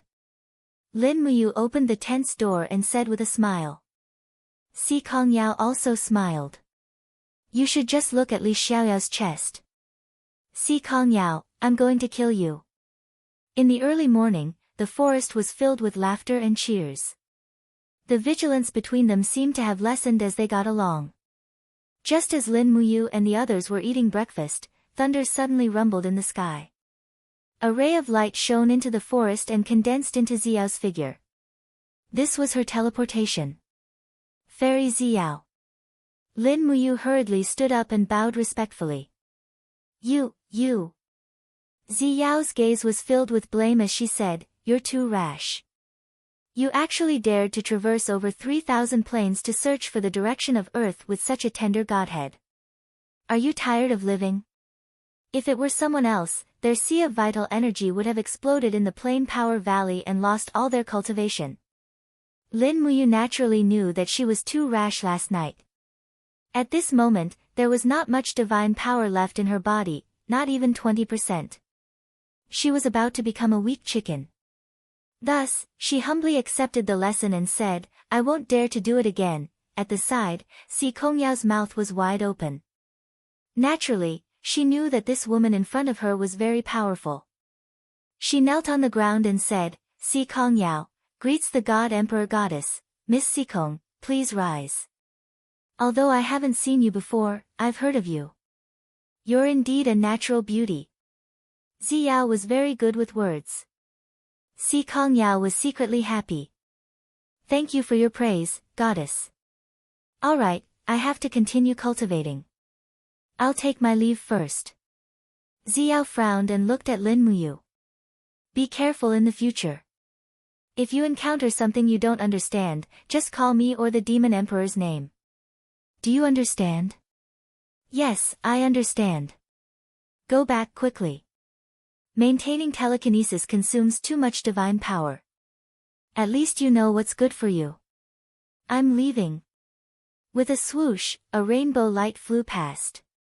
Xiao's figure disappeared. In fact, she had never been here. What came was just a wisp of consciousness. Lu Bai was dumbfounded the whole time. At this moment, he finally recovered and said, "Young hero, could this be the legendary goddess of the god realm?" "Yes." Lin Muyu smiled faintly and patted Lu Bai's shoulder. "Moreover, it's the goddess who rules over hundreds of planes. But don't even think about it. You're so weak. You'll never be able to pursue such a goddess." Lu Bai's face was full of tears. "I want to follow you and cultivate well, teacher." The next day, after entering Tianji province, the three of them hurried on their journey. Finally, they arrived at a small town on the official road before the sky turned dark. From afar, Si Kongyao was in high spirits. She said, "There's an inn in front called Flight of Phoenixes Inn. When I was very young, my grandfather brought me to stay here. It was very fun. Every night, there would be acrobats performing here. Today, we'll have a good look. Also, I want to introduce you to a new friend." "A new friend?" Lin Muyu squinted. "Is it a girl? How did you know? Didn't you say it before?" "Ah. I said it before." Si Kongyao was confused. Further ahead was the small town. Strictly speaking, this was a very commercialized town. The entire town was made up of inns, pubs, blacksmiths, and so on. There was not a single resident. The inns were used to provide accommodation for the traveling merchants, the pubs were for the travelers to pass the time, and the blacksmiths were for the mercenaries and cultivators to forge and repair weapons. There were about 20 inns in the whole town, which showed how prosperous the Tianji Empire was. Among the 20 inns, there was one that stood out from the rest. The Flight of Phoenixes Inn covered an area that was 3 to 5 times that of other inns. It used colorful glazed tiles and the floor was paved with expensive pine rocks. There were even dozens of guards standing outside the door. Each of them was wearing the red cloud badge of the Tianji Empire. It could be imagined how powerful the inn's background was if it could mobilize the army to maintain law and order in a small inn. As if seeing the confusion on Lin Muyu's face, Si Kongyao chuckled and said, "Flight of Phoenixes Inn only serves nobles of the 4th class and above and businessmen who are as rich as a country. Ordinary people can't enter." "Oh, I'm an ordinary person. I won't go." Lin Muyu was a little lonely. "Don't." Si Kongyao took his arm and said with a smile, "You're my guest. If this Flight of Phoenixes Inn doesn't receive you, I'll make them suffer the consequences." "Oh." Lin Muyu smiled and asked, "Is it free to stay here?" "Yes, it's free." Si Kongyao had a look of disdain on her face. She thought to herself, how can a person with at least the cultivation of a Saint Martial Venerable be so useless? It should be known that the Tianji Empire holds martial arts very highly, especially for cultivators at the level of 3 saints. The treatment of a Saint Martial God was the same as that of a prince, and the treatment of a Saint Martial King was at least the same as that of a duke. As for a God-level Saint Martial Venerable, he was at least a second-class noble. After turning down the offers from many inns along the way, the 3 of them went straight to the Flight of Phoenixes Inn. A fat innkeeper quickly went up to them. He didn't seem to know Si Kongyao. He just asked with a smile, "May I know where the 3 of you are from and what's your identity?" Si Kongyao took out a crystal token and waved it in front of the innkeeper. The fatty looked stunned.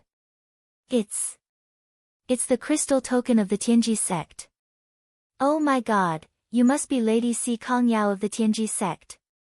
I have eyes but failed to recognize you. Please come in, please come in." As he spoke, his gaze fell on Lin Muyu and Lu Bai. These 2 people looked extremely poor.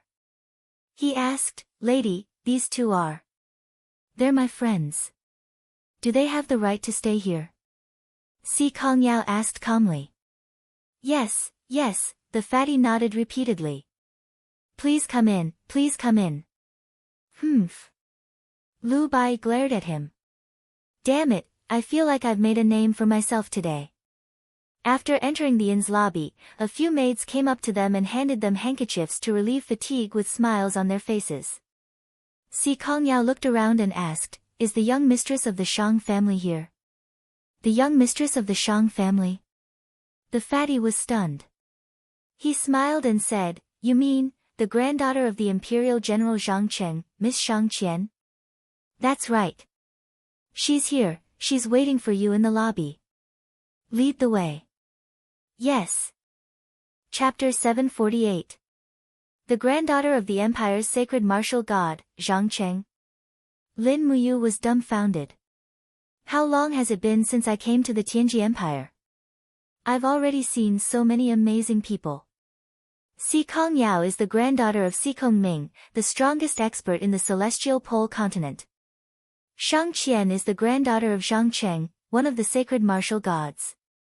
There are only 5 sacred martial gods in the entire Tianji Empire. I'll soon see all their juniors, and they'll all be beauties. Could it be that people with high cultivation can change the genes of their descendants? While he was sighing, Si Kongyao had already led the way into the parlor. The parlor of a small inn was extremely luxurious. It could even be compared with the side hall of the Zetian Palace. The red carpet was embroidered with golden patterns. It was extremely luxurious. Even the armrests and legs of the chairs in the parlor were inlaid with gems and gold edges. "Isn't it too extravagant?" Lin Muyu asked in a low voice. "Bai, how much does it cost to stay here for a night?" Lu Bai also said in a low voice, "I've never stayed here before, but I've heard of this inn. Every high official and noble will pass by here when they come to the imperial capital to meet the emperor. They'll stay here for a night to gain some of the nobility's aura." Staying here for a night will cost at least this much. He held up a finger. 100 gold coins. It's so expensive. Lin Muyu exclaimed. What 100 gold coins? It's 10,000 gold coins. Lu Bai refuted his exclamation. Lin Muyu was a little confused. It seemed that the nobles of the Tianji Empire were even more extravagant than the nobles of Lanyan City. This was also a good thing. Sister Shang Qian, it's been a long time. Si Kongyao directly threw herself into the arms of a beauty. Lin Muyu took a look. Just as Si Kongyao said, Shang Qian was a great beauty. She was at least 95 points. Her beauty was about the same as the two great beauties, Chu Yao and Ouyang Yan. Come, let me introduce you. Si Kongyao was very enthusiastic and smiled. Big sis Shang Qian, this is the person I mentioned to you, the one who can fight a dragoon without falling into a disadvantageous position. Shang Qian's gaze fell on Lin Muyu, and her eyes lit up. She bowed and said, Shang Qian greets Sir Ranger. You're too polite, Miss Shang. Lin Muyu nodded. This is Lu Bai. Si Kongyao smiled and said, our future companion's specialty is reading people's brows, reading their faces, and also cooking well, he he. However, Shang Qian did not seem to have any interest in Lu Bai, and only nodded. Lin Muyu secretly frowned. If this world worshipped the strong, then Shang Qian was too snobbish. Could it be that she looked down on Lu Bai just because his cultivation was low? Using the spirit pulse technique, she had an insight into the aura of the people around her. Shang Qian's cultivation was about the first level of the Holy Realm, not very strong, but it was quite good for her age. Behind Shang Qian, there were a few people dressed as servants. These people were very strong. There were a total of 7 people. The weakest was in the Holy King realm, and the strongest seemed to have the cultivation of the 30th level of the Grata Martial King realm. That person was a middle-aged man with a short beard, and he seemed to be up to no good. Sister Shang Qian, why don't you introduce yourself? Si Kongyao smiled lightly. Shang Qian nodded and said, my name is Shang Qian, the eldest daughter of the Shang family in Tianji City. My father is Shang Sun, a merchant. My grandfather passed away when I was young. My grandfather is Zhang Cheng, one of the holy martial kings of the empire, and the commander of the Yanji Corps, one of the 4 great armies. Lin Muyu nodded and said, nice to meet you. Shang Qian pointed at the short-bearded expert behind her and said, this is Uncle Chen Hang, the head of our Shang family's guards. This time I went out to play, and my father insisted that I let him follow me. Chen Hang squinted his eyes and took a deep look at Lin Muyu.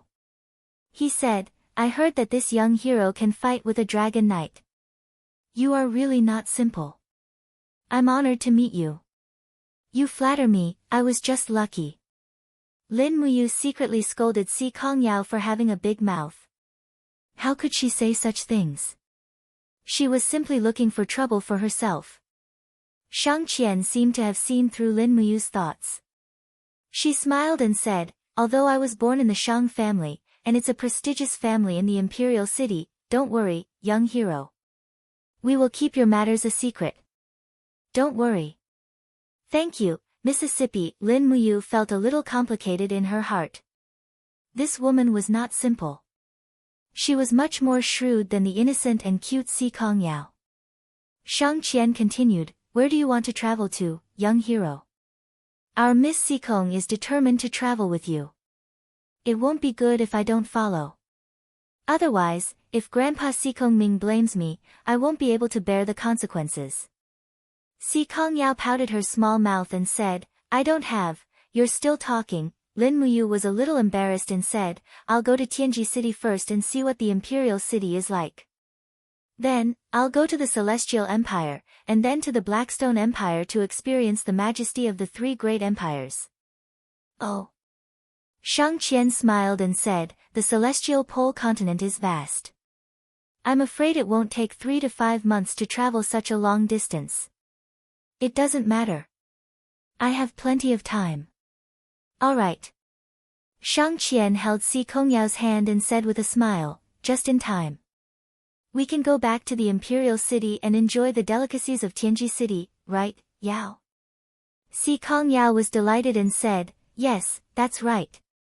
Chen Hang, on the other hand, remained silent the whole time. He folded his arms and quietly listened to the conversation for the past few days. But every time his gaze swept over Lin Muyu, there would be a trace of hostility.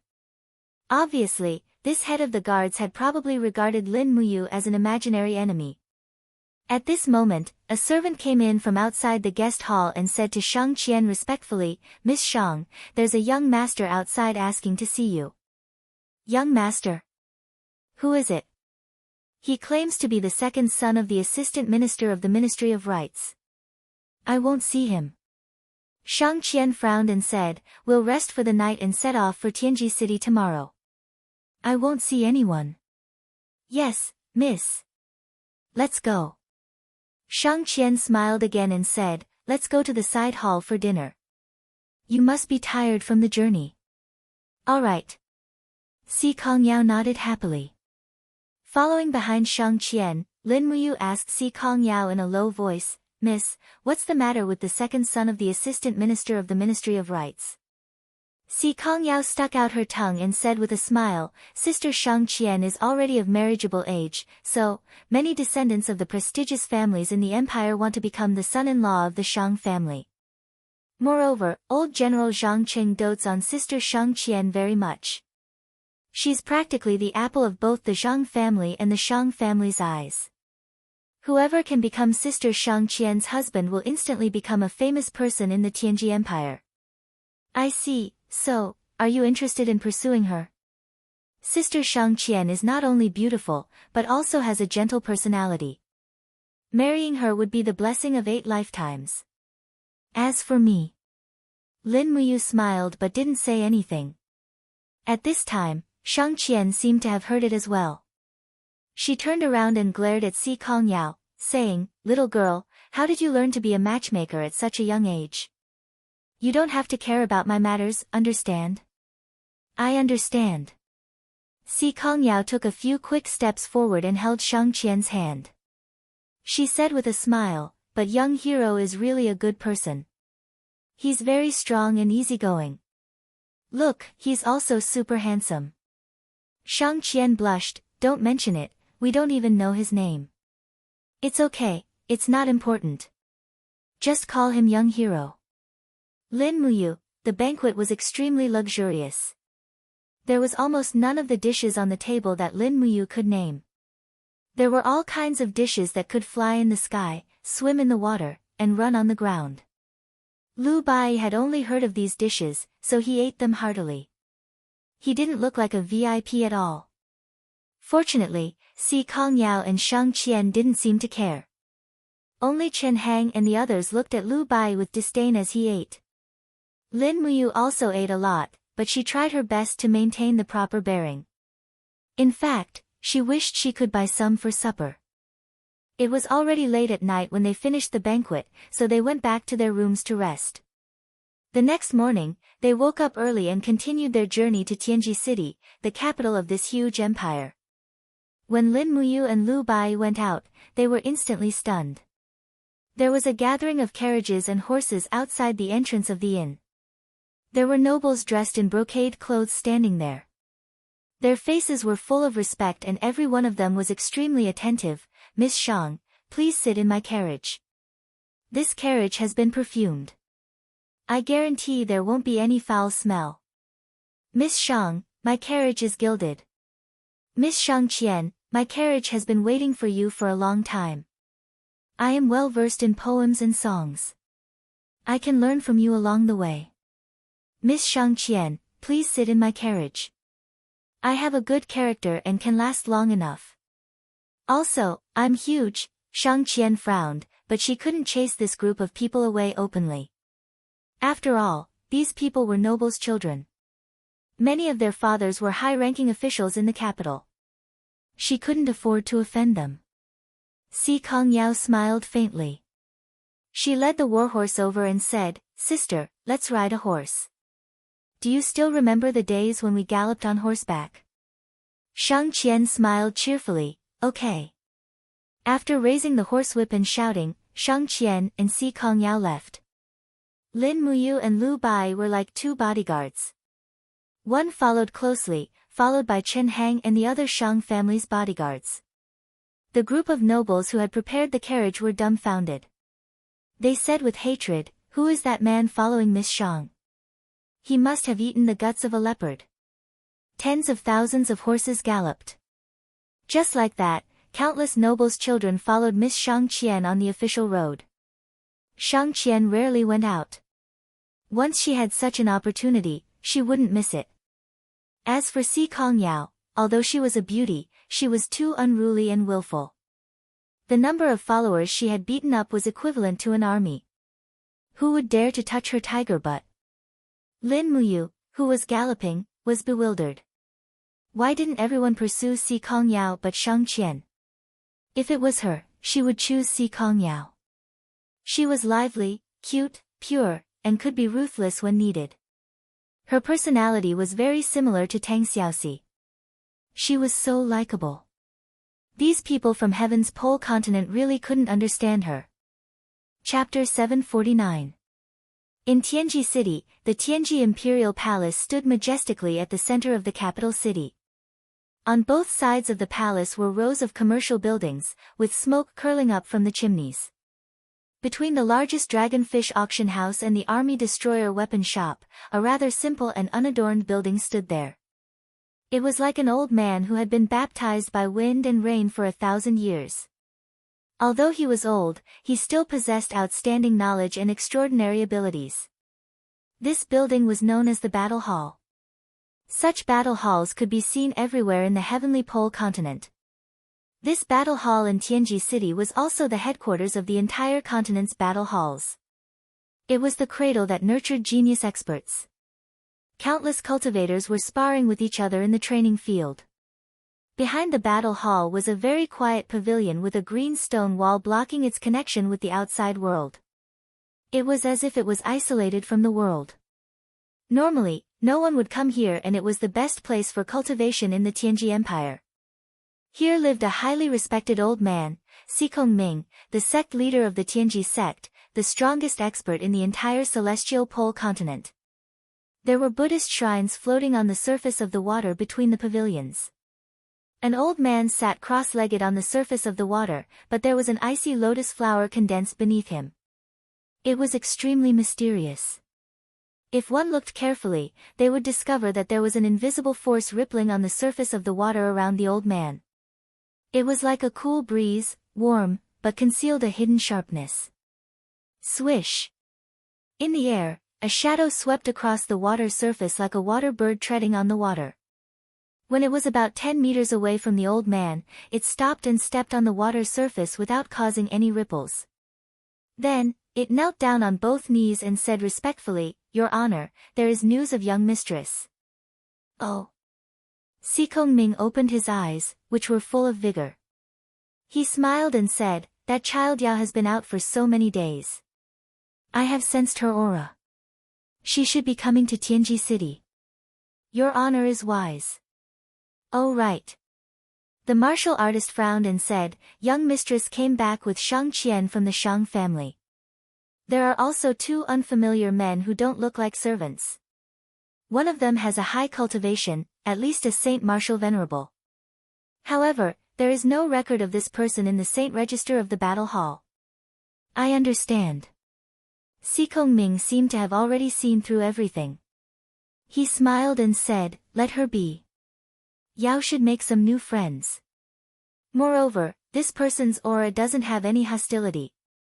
Making friends with this kind of person is good for Yao." "Yes, Your Honor." "Then, do we need to send someone to follow them?" "No need." Si Kongming leisurely smiled, "I'm already following them." The martial artist's eyes lit up. "Yes, I understand. You may leave. Without my order, no one is to disturb my cultivation." "Yes." One day later, Tianji City welcomed a new group of travelers. When Lin Muyu, Lu Bai, and the others arrived at Tianji City, it was already dusk. In this prosperous imperial city, the lanterns had just been lit, and it was very lively. Looking at the towering pavilions and towers, Lu Bai was already speechless. He could only express his amazement with wah wah wah. Lin Muyu rode on the horse, quietly glancing at the buildings in Tianji City with her peripheral vision. The Tianji Empire was indeed prosperous and prosperous. Along the way, there were more than 50 blacksmith shops. If each blacksmith shop could produce 100 weapons a day, this city could produce more than 20,000 weapons a day. It was terrifying.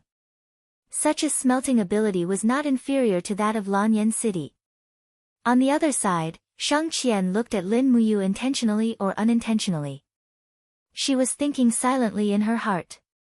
From the way he held the reins, she could tell that he was a person with excellent horsemanship.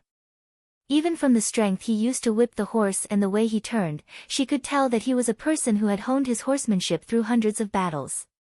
Why would such a person become a friend of Si Kongyao? Shang Qian frowned but did not say anything.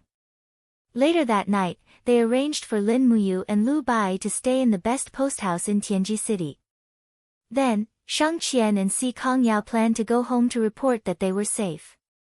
The next day, they would pick up Lin Muyu and Lu Bai and travel to the territory of the Celestial Empire together. Although the three empires had frequent border conflicts, they did not really go to war. Otherwise, there would not be such a prosperous era. Each of the three empires had a sacred martial god expert. In addition, they had a strong military force, so they restrained each other. No one dared to take the initiative to start a war. Otherwise, they would inevitably become the target of public criticism. Therefore, this night, only Lin Muyu and Lu Bai were left in the post house. After eating dinner early, the two decided to go to the streets to watch the bustling scene. Anyway, it was still too early. It was not bad to see the bustling night of Tianji City. Lin Muyu was still dressed as a ranger. She was dressed in a loose grayish-white tight-fitting outfit with a worn-out animal skin wrapped around it. At first glance, it was obvious that she came from the mountains. If it was not for her extraordinary bearing, she would probably be mistaken for a hunter. As for Lu Bai, he was dressed in a long gown and looked like a fraud. The two of them walking on the streets of Tianji City did not attract much attention. At night, there were many restaurants on both sides of the street. The sound of drinking and playing games could be heard everywhere. Moreover, there were also some beautiful women on the street. This made Lin Muyu sigh with emotion. It turned out that there was such an industry here. Sure enough, PCs were the driving force of human economic development. Lin and E, shouldn't you get yourself a weapon? Asked Lin Muyu. After so many days of cultivation, Lu Bai could already generate genuine qi that was not too weak. In terms of classification, he should have almost stepped into the second heaven of the human realm. In any case, he could be considered as a scholar who had the strength to truss a chicken. Weapon? Lu Bai was stunned and said, "Young hero, I have never used a weapon. Can you help me choose one?" "Sure." Lin Muyu looked at his figure and said, "You are too thin and weak. It is not suitable for you to use heavy weapons. Hammers, battle axes, broadswords and the like are definitely not suitable for you. Then, I will choose weapons like short swords, daggers, short swords, or fans. Choose one yourself." "Daggers, short swords." Lu Bai frowned. It doesn't sound like a good person. I, Lu Bai, am a scholar. Heaven is jealous of geniuses. Pooh. I am a natural genius. If I can't use that kind of weapon, then I will use a fan. I knew it. Lin Muyu secretly laughed. What are you laughing at? Lu Bai looked unhappy. Why did you choose a fan?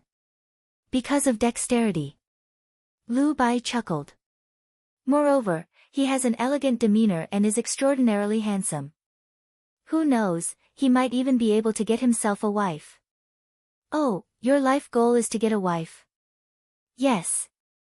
Young hero, you are so handsome. You will definitely not lack women. I am different. I am almost 30 years old and have never touched a woman's body. Ah, it is really sad to talk about it, I do too. Lin Muyu said casually. Is that so? Lu Bai's eyes lit up. He said with a smile, that is easy. Hasn't Miss Si Kongyao always wanted to recruit you into the Tianji sect? Moreover, I can tell that she likes you very much. She is just too shy to say it. As the saying goes, a man should take the initiative. Young hero, why don't you tell her to let Si Kongyao be your woman and you will join the Tianji sect? In my opinion. He counted with his fingers and rolled his eyes. A few seconds later, he said, I am at least 80% sure that Miss Si Kongyao will agree to it. Lin Muyu looked at him with disdain. You only think about this all day. I was wrong about you.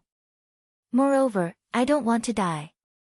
If I dare to touch Si Kongyao, I guarantee that her grandfather will immediately jump out and fight me. I can't afford to offend an old grandfather with the cultivation of a martial god. Lu Bai laughed, look at you, I know you're scared. I think, maybe you've taken a fancy to that Shang family's Missy. After all, she's more feminine. That figure, the front and the back, stop drooling, my dear brother. You are a graceful scholar. Cough cough, the two of them walked into a blacksmith shop. Immediately, a skinny shopkeeper welcomed them with a face full of smiles. Are the two of you looking for weapons? Yes.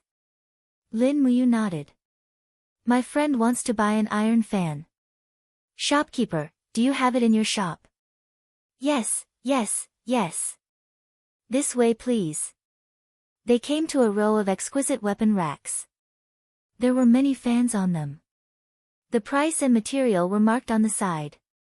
The skinny shopkeeper picked one up and said, the frame of this fan is made of fine steel. It is as hard as iron. The surface of the fan is weaved with cloud silk. It cannot be cut by swords or sabers.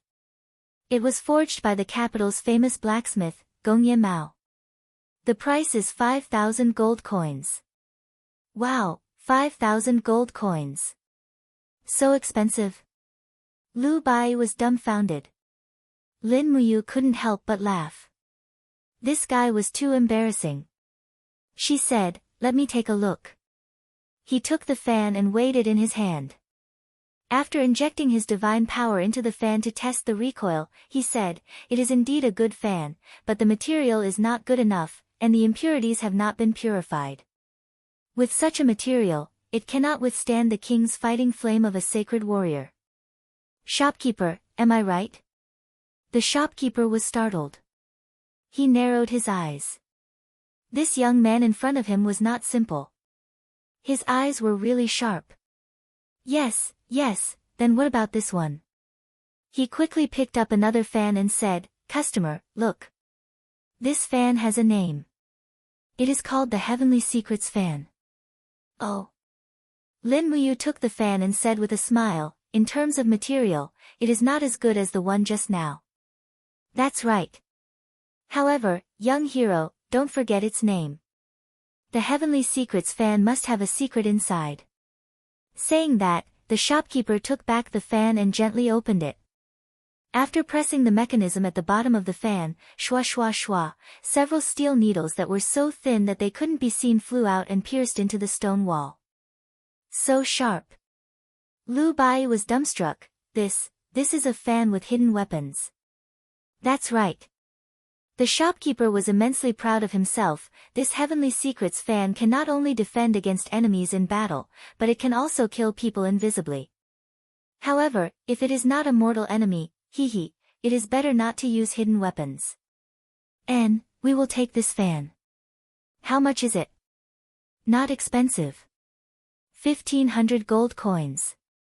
Pay up, commoner. Lin Muyu raised her eyebrows and smiled. Lu Bai unwillingly took out the gold notes. At this time, he also realized that Lin Muyu was not a master who knew how to run a household.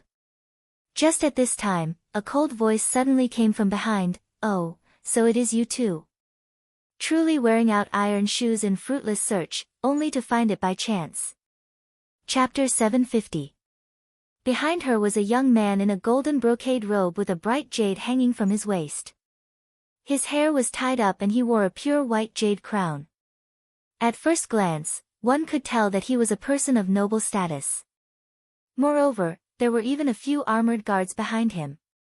This person's identity was definitely not simple. Who are you? Lin Muyu's face was indescribably calm. It seemed that she did not take the person in front of her seriously at all.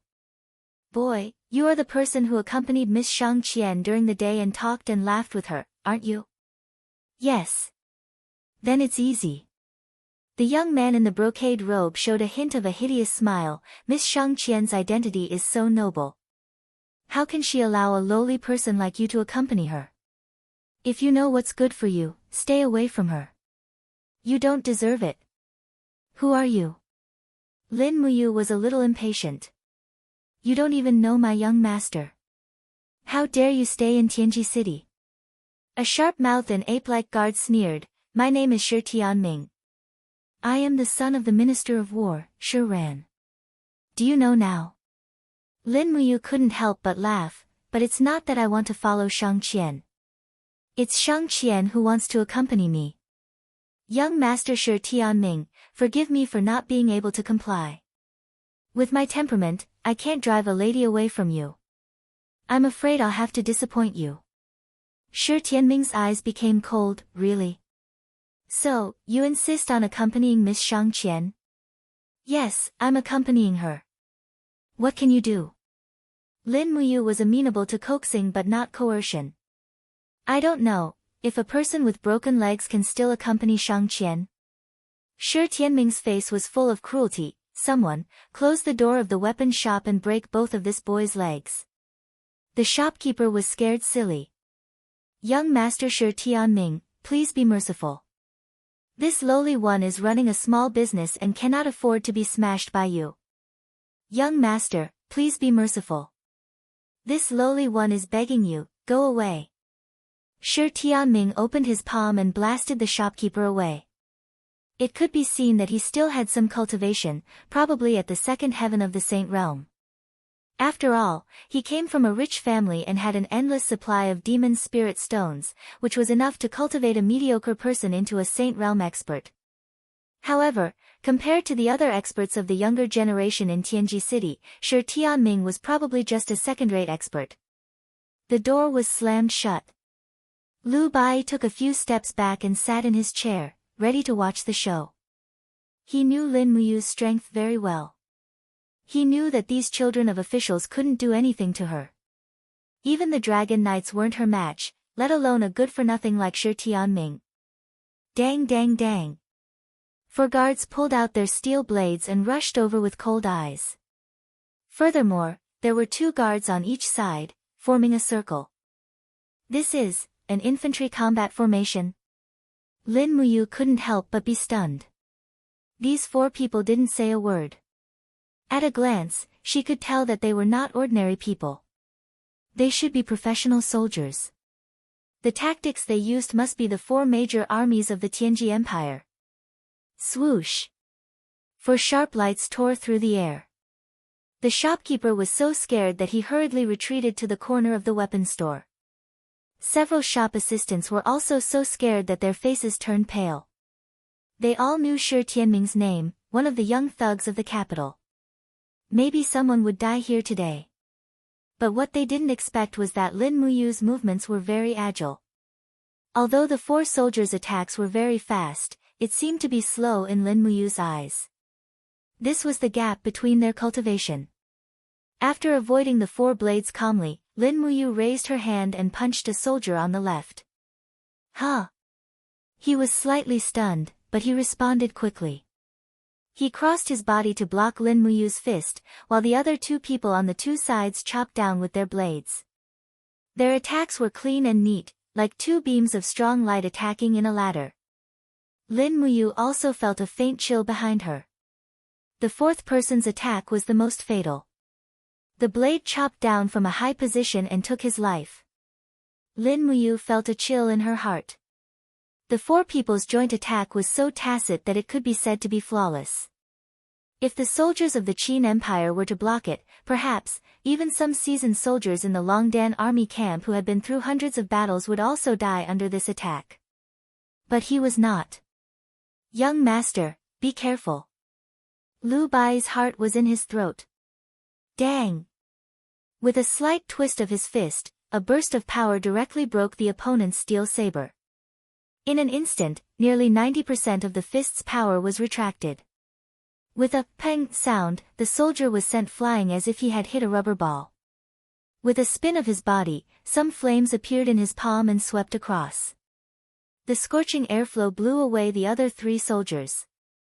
Bang, bang, bang, although they were all tall and strong, they were blown away like leaves under Lin Muyu's attack. They crashed into several rows of weapon racks and howled miserably. Lin Muyu had only used less than half of his divine power, but he had already seriously injured them. How is this possible? Shi Tianming stood there dumbfounded and looked at everything in front of him incredulously. These four people were all first-class guards of the Minister of War's mansion. Each of them was at least a first-class warrior. How could they be so easily defeated by this inconspicuous boy in front of him? This was impossible. Filled with suspicion and anger, Shi Tianming's view of power was almost overturned by Lin Muyu. Looking at the flame in Lin Muyu's hand, Shi Tianming slowly pulled out his sword and asked, "Are you a sacred warrior?" "No." Lin Muyu shook his palm and dispersed the power of the law of fire. "You can condense the king's fighting flame without being a sacred warrior." Shi Tianming gritted his teeth and said, "But I don't believe it. I'm going to fight you today." "Fight me?" Lin Muyu raised his eyebrows and said, "Sure, but what if you lose?" "If I lose, you can do whatever you want to me." "You said it." "That's right." Shi Tianming bellowed furiously, and the cyclone around him danced rapidly. It was obvious that he cultivated the law of wind. The surging airflow blew away all the weapon racks around him. It was unknown how many young girls in Tianji City were mesmerized by this stance alone. However, it was a pity that Shang Qian had never looked this son of the Minister of War in the eye. This made Shi Tianming feel very frustrated. But today, he was faced with an even more tragic defeat. Swoosh! Lin Muyu moved like lightning. Her left hand turned into a palm and landed on Shi Tianming's shoulder. She didn't even wait for him to push his power to the peak level. Pfft! Shi Tianming spat out a mouthful of blood. He was defeated in one move. He didn't even have the chance to finish his cool starting stance. "Young master." The group of guards was dumbfounded, but no one dared to step forward. Everyone knew that the strength of the wanderer in front of them was definitely above them. Who would want to court death? After all, serving as a guard of the Minister of War was just to earn a living. Who would be willing to lose their lives for a living? Lin Muyu's strength was at least at the level of a sacred warrior. Everyone in the empire knew about the bad temper of a saint-level expert. At this time, Lin Muyu just didn't have the intention to kill. If she really had the intention to kill, then they could only blame themselves for being unlucky. Shi Tianming fell in the mess and used a mace as a pillow. He screamed in pain. Lin Muyu stepped forward and stepped on Shi Tianming's chest.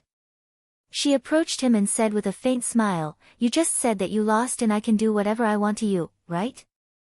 The son of the Minister of War. What do you want?" Shi Tianming gritted his teeth. "I want to beat you up first." Don't hit my face." Fists fell on Shi Tianming's body like rain. The poor handsome and charming young master was beaten into a pig's head in the blink of an eye. His eyes were swollen like ping-pong balls, and he wailed and begged for mercy. Even after Lin Muyu stopped, he was still waving his arms to block randomly, as if he had gone mad. "TSK, you really can't take a beating." Lin Muyu sneered and bent down to take the space bag from Shi Tianming's waist. She said, "This is your filial piety to me. Are you willing?" Shi Tianming couldn't help but wail, "No." "Young hero, There are 3 million gold notes and dozens of extremely precious demon spirit stones in there. Please return them to me, dream on. Lin Muyu quickly stuffed the space bag into her arms. Looking around, Lin Muyu said, "Bye, give the shopkeeper 2,000 gold coins as compensation for the damage here. Then, let's go." Okay, Lu Bai was scared silly by the scene in front of him and hurriedly paid the money. However, just as Lin Muyu was about to turn around and leave, she suddenly felt her leg tighten. Her calf was being hugged by someone. It was Shi Tianming, whose face was swollen like a pig's head. His eyes were filled with determination as he said, "Young hero. You've taken away all my assets. Can you promise me something? I'll give you another sum of money." "You don't even have money. Why are you still talking about conditions with me?" Yes. I can go back to the mansion to get it." "Alright, what conditions do you have? Tell me. Can you?"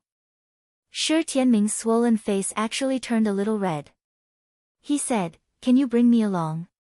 I want to travel with you and Miss Shangqian." "Oh, what a passionate person." Lin Muyu gave him a thumbs up and said, "I'll promise you 100 4th-class demon spirit stones." Ah. Shi Tianming's face was ashen. How is this possible? How can I have so many high-class demon spirit stones? Then forget it. Wait, young hero. I can get them. I have many friends. I can get them. However, how about 50? Anyway, it was free money. Lin Muyu readily agreed, "Okay. Tomorrow morning, bring the demon spirit stones to the biggest inn in Tianji City to find me. I will plead for you and bring you along." "Okay. Thank you, young hero." Shi Tianming nodded repeatedly. When Lin Muyu and Lu Bai walked far away, several guards helped Shi Tianming up. One of them asked, "Young master, are you really going to give him 54th-class demon spirit stones? This guy is not a good guy." Shi Tianming's eyes revealed a sense of ruthlessness and said, "Cut the crap. Help me prepare 50 demon spirit stones. In addition, help me get a top-grade sleeping powder. Shangqian must become my woman. This guy must die." "Yes. Young master, aren't you being too ruthless? Once General Zhang Cheng blames us, I'm afraid even the Ministry of War's Minister of War can't protect themselves. Just do as I say." "Why are you talking so much nonsense?" "Yes." Chapter 751. Howl, the dragon had emerged from the dark plain. A Catasaurus wiggled its body like a big mudfish as it came out of the narrow plain crack. It was getting lazier and lazier. Even the energy it used to open the plain crack was extremely sparse. If it could get out, it would never want to open a bigger one. Under the black rock, the beautiful girl curled up her body. The wound on her shoulder seemed to be infected. She endured the pain and used her light elemental energy to heal it. "You're here." The girl looked at Acatosaurus as if they were old friends. Acatosaurus ran over. It opened its mouth and with a clang, a long sword shining with star power fell in front of the girl. Then, it rubbed its big head on the girl's arm as if it was asking for credit. "Oh." The girl held the long sword. Suddenly, a vigorous star power flowed into her body. The star power was originally a kind of light elemental energy. The power of the longsword quickly resonated with the power in the girl's body. There was even a strange sense of familiarity. It was as if she had seen this sword somewhere before.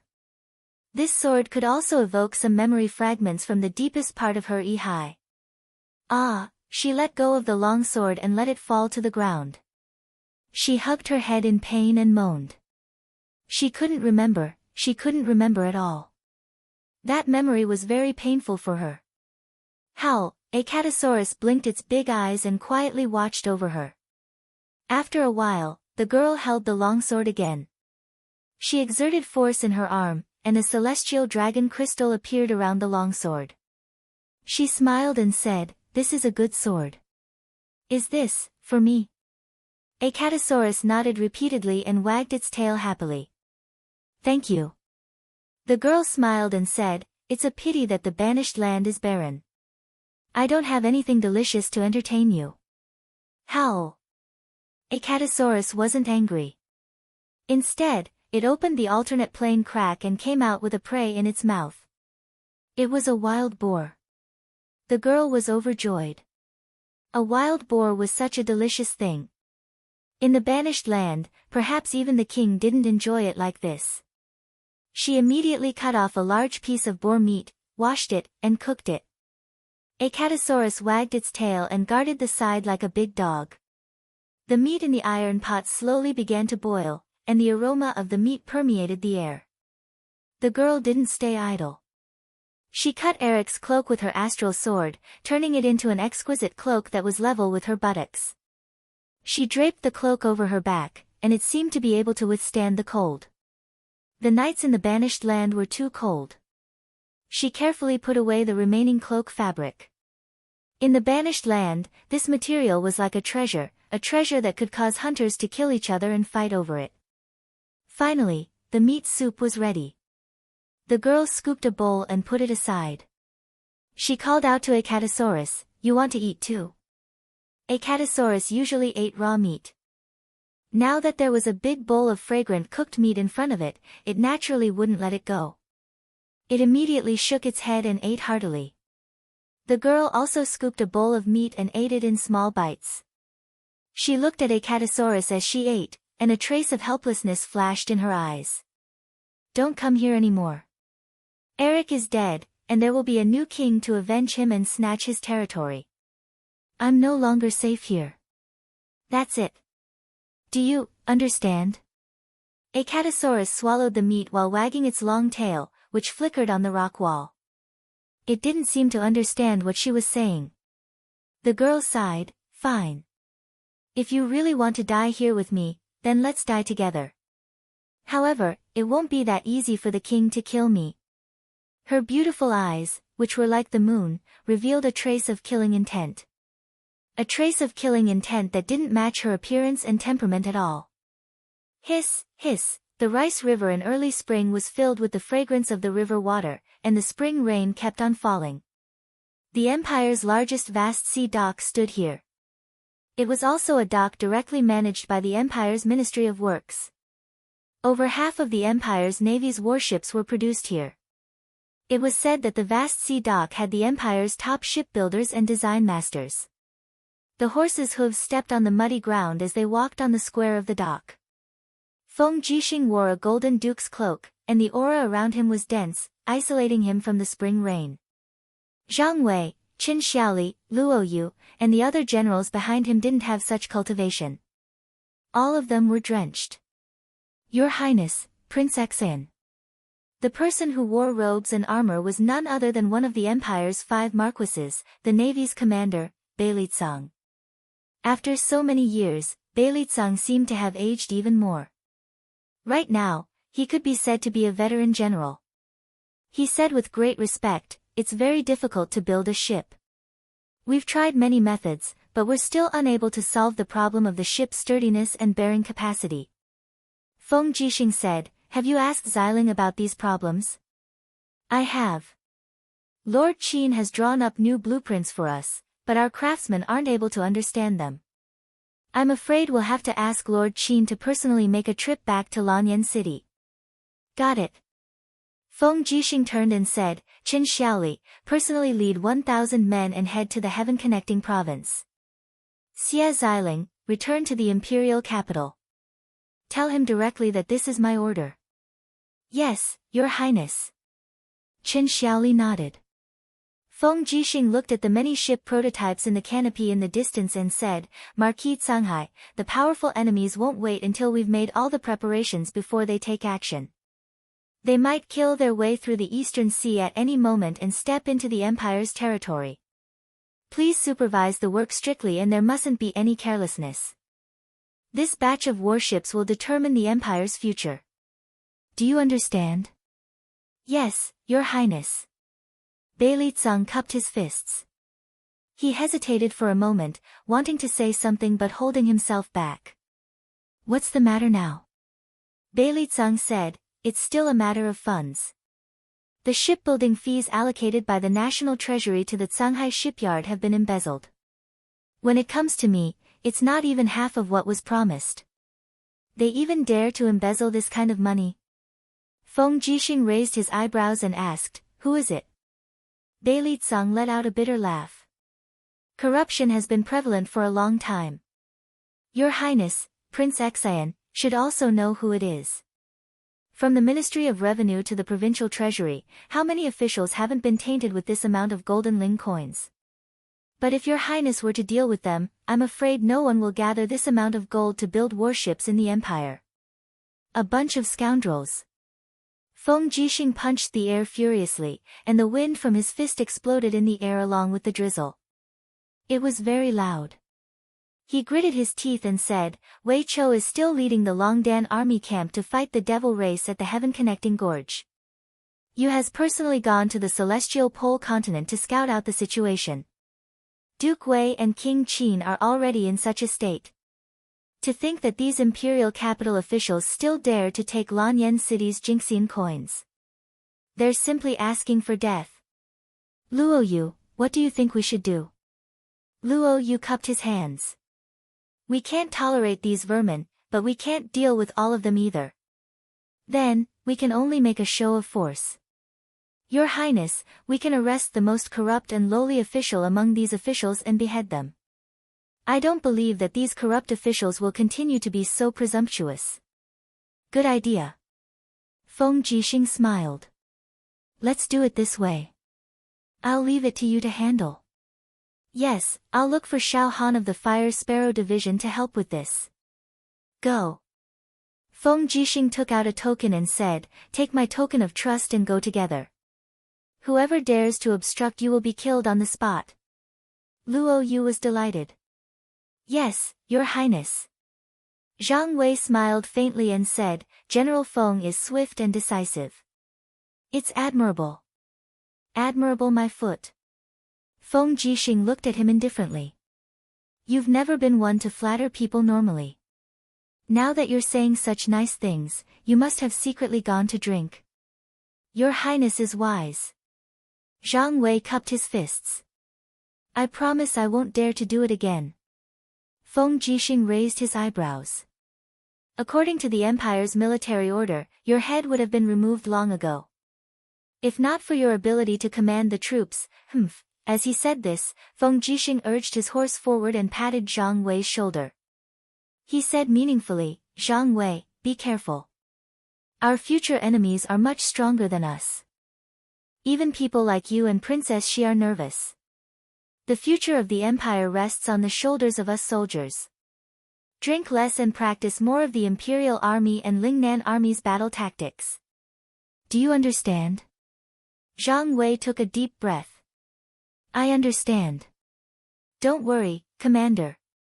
If the foreign tribes' iron hooves step onto the Empire's territory and they want to lay their hands on Lanyan City, they'll have to do it over my dead body. Yes, let's go. Perhaps, we'll sleep together on the land of our homeland. Feng Jixing looked at the curtain of rain in the east and said, who knows? Anyway, as soldiers, we should fight to the death for every inch of the Empire's territory and never retreat. Yes, I understand. Zhang Wei stood in the rain and saluted the Empire's military like a steel statue that wouldn't fall. In Tianji City, it was raining in the early morning. The continuous spring rain seemed to have covered the entire bustling Tianji City with a layer of gauze. Creak, the door of the room opened. Lin Muyu, who had rested for a night, felt refreshed. She walked outside and shook her arms. Divine power enshrouded her. It seemed that the 5th-grade demon spirit stone that she had refined the night before had improved her cultivation. This was a good thing. It was not easy to break through every grotto heaven in the god state. Her power was also increasing bit by bit. She couldn't be impatient. At this moment, Lu Bai came from the corridor and said, Young hero, that person is waiting downstairs. Oh. Lin Muyu craned her neck to take a look. Indeed, in the small courtyard downstairs, a person was waiting there with a cyan umbrella. When he heard the sound, he would only lift the umbrella. His red and swollen face was full of smiles. He said, "Young hero, I've come as promised." "Oh, it's Mr. Shi." Lin Muyu beamed with joy as if she had seen the god of fortune. There were dozens of 4th grade to 6th grade demon spirit stones in Shi Tianming's space bag. This had already made Lin Muyu very surprised. Now, in order to pursue the first beauty of the Tianji Empire, Shang Qian, Shi Tianming brought new demon spirit stones to her door. Although Lin Muyu could see the hidden killing intent in Shi Tianming's eyes, as long as he came to give her money, she couldn't refuse him. Anyway, she hadn't fully revealed her abilities, so she didn't need to be afraid of this kind of rich playboy. Chapter 752. Here, this is a gift for you. Shi Tianming held a cloth bag embroidered with patterns in his hand. It looked very exquisite, but it seemed that the cloth craftsmanship of the celestial pole continent was far inferior to that of the shattered cauldron world. Even the materials used by people of Shi Tianming's status were considered very rough in Lanyan City, not to mention the famous silk and cloud brocade of Lanyan City. Compared to those, the bag in Shi Tianming's hand was simply unpresentable. However, this bag contained 54th grade demon spirit stones, so Lin Muyu didn't mind the shabby bag at all. Just like Lin Muyu's original intention, since she had come to the celestial pole continent, she couldn't go back empty-handed.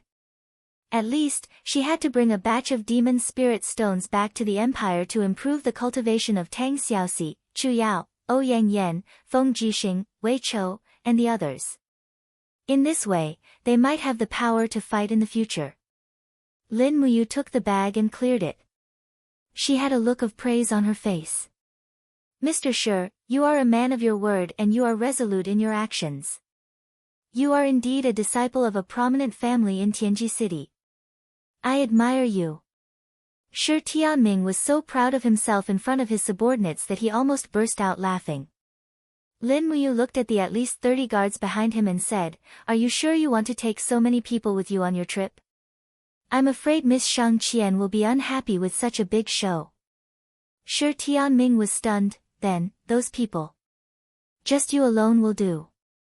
Lin Muyu guided him patiently. "If you want to win the heart of an excellent woman, you have to remember one thing.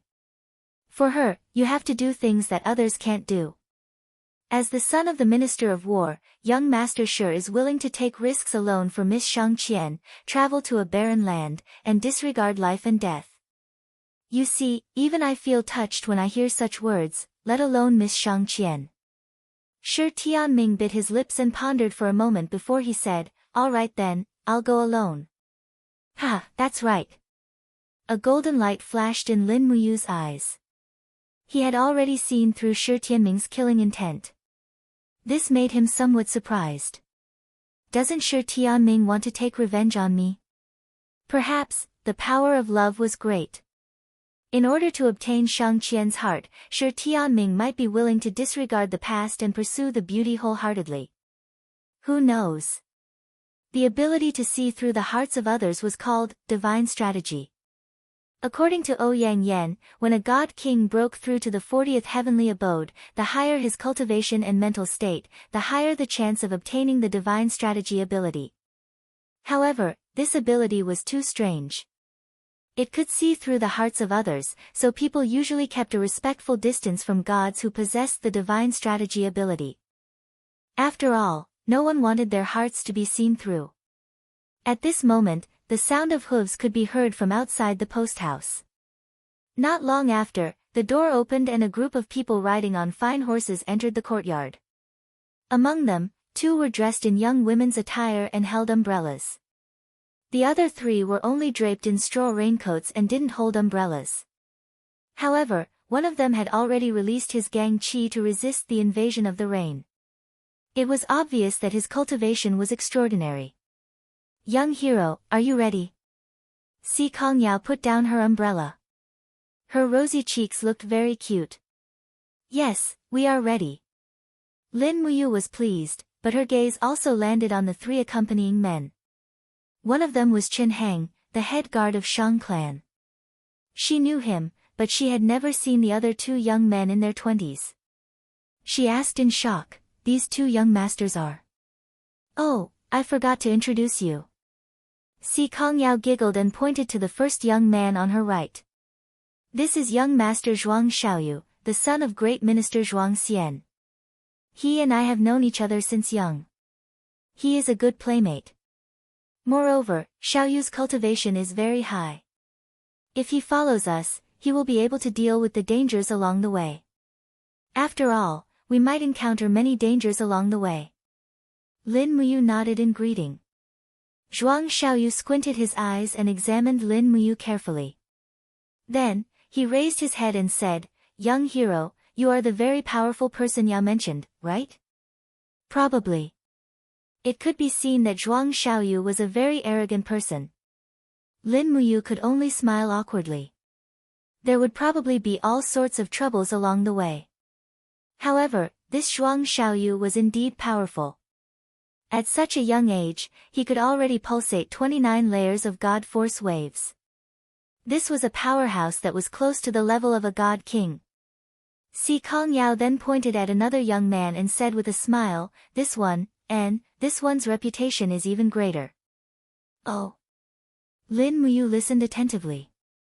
Zhuang Xiaoyu sneered, "Young hero, have you not even seen the legendary #1 expert of Tianji City's royal family? Or, have you not even heard of him? Aren't you a little too ignorant and ill-informed?" Si Kongyao saw that Lin Muyu was embarrassed and actually felt sorry for her. She pouted and said, "Xiaoyu, stop talking. Young hero, this is young Prince Baiming Jie, the son of the Luo King, Baiming Ji. His Highness the Luo King visited the Celestial Altar Sect's headquarters last night and informed grandfather of this matter. Therefore, young Prince Baiming Jie will be traveling with us." Lin Muyu nodded. Baiming Jie wasn't as arrogant as Zhuang Xiaoyu. He smiled at Lin Muyu and nodded. "We will travel together in the future. Please take care of me. Take care of each other." Lin Muyu didn't want to be rude. After all, Baiming Jie was a member of the royal family. If there was a war in the future, he might be useful. "Oh right." He smiled. "I need to bring one more person with me." "Oh. Who?" Si Kongyao smiled and asked. Lin Muyu pointed to Shi Tianming beside her and said, "That's him." "Oh." Si Kongyao giggled. Soon, she was shaking with laughter, but she didn't say what she was laughing about. After all, it was too rude. Zhuang Xiaoyu raised his eyebrows and said, "Yo, isn't this young Master Shi of the Ministry of War?" What's wrong with your face?" Shi Tianming said awkwardly, I hit a wall." "Humph, no need to explain." The corner of Zhuang Xiaoyu's mouth curled up. "We will choose the most dangerous forest of no return for this trip. Young Prince Baiming Jie and I will naturally protect Miss Shang Qian. Yao's strength is enough to protect herself. As for you, with young Master Shi's cultivation level, you don't seem to be able to travel with us, do you?" Forest of no return. Shock flashed across Shi Tianming's face. "This, is the forest of no return very scary?" Lin Muyu asked. "The forest of no return is forbidden, that's right." Zhuang Xiaoyu's handsome face was full of pride as he said, "Demon spirits run amok in the forest of no return. It is said that a demon emperor-level demon spirit once appeared there. It has been listed as a forbidden area of the three empires since thousands of years ago. However, it is only a forbidden area for the weak. For the strong, the forest of no return is just a hunting paradise. How can it be called a forbidden area?" "I see." Lin Muyu looked at Shi Tianming, who was scared silly, and asked, "Young Master Shi, do you still want to go?" I want to go." Shi Tianming had already given the 50 demon spirit stones to Lin Muyu. Seeing how black-hearted this guy was, he definitely wouldn't be able to get them back. In order to buy these demon spirit stones, he had spent many years of savings and all kinds of connections. It would be a pity if he didn't go. Besides, Although his cultivation was low, he was at least one of the candidates for the sacred warrior of the imperial capital. Even if he couldn't compare to Zhuang Xiaoyu and Bai Mingjie, no matter how strong the opponent was, he would at least be able to fight. Thus, Shi Tianming looked at Lin Muyu with watery eyes and asked, "Young hero, if I encounter danger, will you save me?" "Depends on the situation." Lin Muyu touched her nose and said, "Commoner, get on the horse. Let's get ready to go." "Okay." Lu Bai turned over and mounted the horse. Shi Tianming glanced at their horses and said, "Young hero, your mount is so thin and weak. It won't be able to go far. Perhaps it will die of exhaustion before we reach the Celestial Empire. Someone, bring 2 horses over." 2 attendants brought the horses over. They were indeed very majestic. Zhuang Xiaoyu couldn't help but sneer, "In order to please someone stronger than you, in order to seek protection. Young Master Shi is really going all out. You even gave away horses that are worth thousands of gold just like that. I really admire you." Young Master Zhuang flatters me." Shi Tianming's father and Zhuang Xiaoyu's father didn't get along very well in the imperial court. The 2 families almost became mortal enemies. Naturally, they would speak tit for tat. Lin Muyu turned over and mounted the horse. She straightened the Ice Origin sword on her back and said, "Don't talk nonsense. Let's go. We don't have much time to waste." Zhuang Xiaoyu narrowed his eyes and stared at the Ice Origin sword. He asked in astonishment, "Yao, wasn't this Ice Origin sword a gift from your grandfather for your 17th birthday? Why did you give it away?" Si Kongyao smiled slightly, "It's nothing. A treasured sword should be given to a hero. Young hero's skills are worthy of this Ice Origin sword, so I gave it to him." "What, Brother Xiaoyu, could it be that you lack a sword like this?" "No. I don't." Zhuang Xiaoyu's expression was somewhat ugly. His face seemed to say, "I don't lack treasured swords, but I lack the treasured sword you gave me." It was obvious that this brat must have had a crush on Si Kongyao since he was young. He just couldn't say it out loud.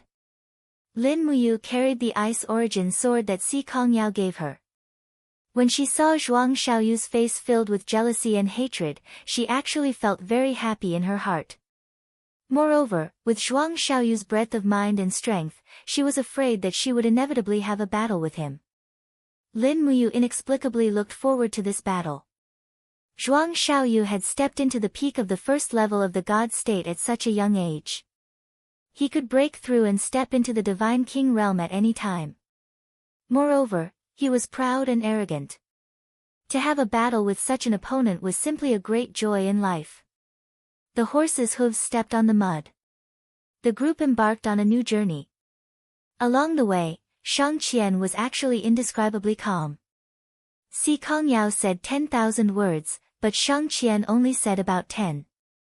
The mind of the number 1 beauty of Tianji City was like the deep sea, it was impossible to see through. Chapter 753. After leaving Tianji City, they walked eastward for 3 days and finally arrived outside a lush forest. On the edge of the forest, there was a huge stone tablet engraved with the words, "Forest of No Return Forbidden Area." Along the way, there were many soldiers of the Tianji Empire guarding it. However, it was obvious that most of them were reserve soldiers. Many of them were not even fully equipped with military uniforms. Zhuang Xiaoyu rode his horse at the front, looking for a path to enter the Forest of No Return. Although it was a forbidden area, there were still some bold hunters who went in to hunt occasionally. For them, there was no place that was forbidden for them to survive and raise their families. Therefore, there must be a path in the forest that was opened up by the hunters.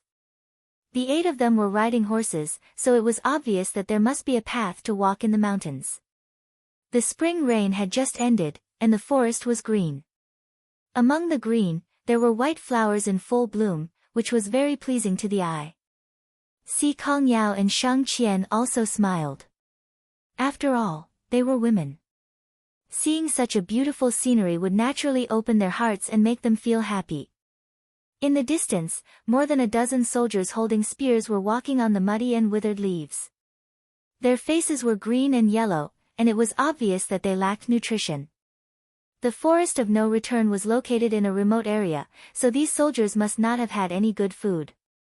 Zhuang Xiaoyu, Baiming Jia, Si Kongyao, Shang Qian and the others were dressed in rich and noble clothes, so the group of soldiers did not dare to act rashly. The leading veteran raised his spear with trembling hands and said respectfully, "Young masters, young mistresses, this is the forest of no return. It is listed as one of the forbidden areas by the empire. No one is allowed to enter. Please don't make things difficult for us soldiers. Please take a detour." Zhuang Xiaoyu pointed to the depths of the forest and asked, "Sergeant, what's in the forest?" "In the forest," the veteran looked gloomy and said, "there is everything in this forest. Demonic beasts, demonic spirits, giant pythons, ferocious beasts, and so on. We, who are on duty, can only set up camp in the open space. Otherwise, we will be attacked. Just this month, 7 of our brothers from our garrison have died under the claws of the demonic spirits. The demon spirits are so arrogant that they dare to attack the empire's army?" Zhuang Xiaoyu was stunned. The old soldier replied, "You may not know this, but every 1,000 soldiers in the army stationed in the forest of no return will have one paladin. The aura of a paladin is enough to intimidate ordinary demons, but our garrison has a total of 2,000 people, and most of them are new recruits. That's why the higher-ups didn't arrange for a paladin for us. The demons in the forest of no return are sentient, and they know that I'm easy to bully, so they keep attacking me. Sigh, I really don't know when the Empire will send the warriors of the Heaven's Dawn Dragon Riders to destroy these arrogant spiritual beasts. They will come." Zhuang Xiaoyu comforted the veteran and asked, "Is there a way into the mountain here?" "Young master wants to enter the mountain." The old soldier was startled. "Let me give you a word of advice. It's best not to enter the mountains. Nowadays, unless you're a dragon knight, you won't be able to return from the forest of no return. It's been so many years, and there are too many demons in the forest of no return who are about to ascend. They're very fierce. We're here to enter the mountain. Don't stop us," Zhuang Xiaoyu said lightly. The old soldier frowned, and the new soldiers behind him immediately raised their weapons and surrounded Zhuang Xiaoyu, Lin Muyu, and Si Kongyao. "No one is allowed to enter the forest of no return. This is the Empire's law. Do you want to defy the Empire's law?" Zhuang Xiaoyu smiled faintly and fished out a golden token from his bosom. "What if I have this?" Everyone looked at it.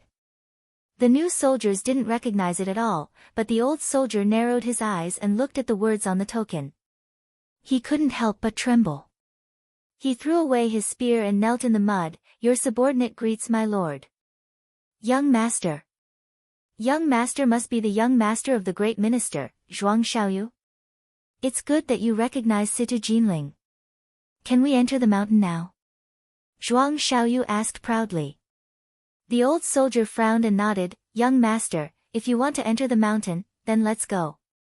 It's said that young master Zhuang Xiaoyu is the strongest among the younger generation in the imperial capital. I think the demon spirits in the mountain can't do anything to you. However, I still advise you to be careful. The lord of the forest of no return is a demon emperor. Once you attract the attention of the demon emperor, I'm afraid it won't be easy for you to escape." With that, the old soldier glanced at Si Kongyao and Shang Qian and said, "What's more, you brought 2 such beautiful ladies." He was obviously saying that these 2 women were holding him back. Si Kongyao was immediately unhappy. She opened her palm and her ice profound force whistled through the air, sweeping up all the fallen leaves in the surroundings. With a bang sound, it smashed into a large tree at the side. This nearly 20-meter tall tree was actually cut in half at the middle and came crashing down. "Why can't I enter the forest of no return?" Si Kongyao asked with a smile. The old soldier was shocked and thought that this group of people was not simple. One of them was the #1 expert of the new generation in Tianji City, and the other was such a powerful young lady. The others who didn't make a move must not be simple either.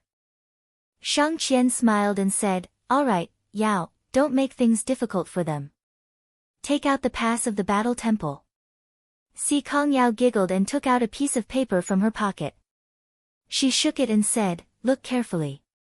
This is the pass to enter the Forest of No Return, personally signed by Tianji sect master, Si Kongming. Is that okay?" The old soldier nodded repeatedly. "Yes, yes. The nearest path to enter the mountain is not far behind. I'll bring you there, okay, thank you." The veteran led the group into the mountain.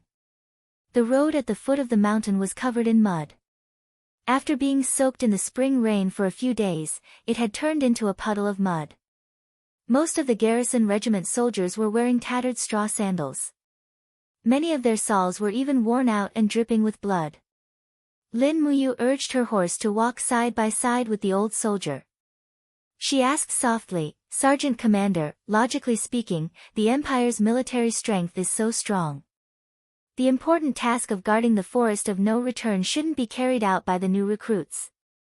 Why is that?" The old soldier sighed. "Young master, you may not know this, but a month ago, the entire Tianji Empire issued an edict. All the major armies began to train and prepare for war. God knows what is going to happen. Everywhere is crazily capturing people to become new recruits. The elite troops of the 4 major armies have been sent to garrison somewhere. It looks like a war is going to happen, and it is going to be an unprecedented war." "Oh," Lin Muyu nodded. "Are they going to fight the Celestial Empire or the Blackstone Empire?" "That is His Majesty the Sacred Emperor's business. How can we soldiers know?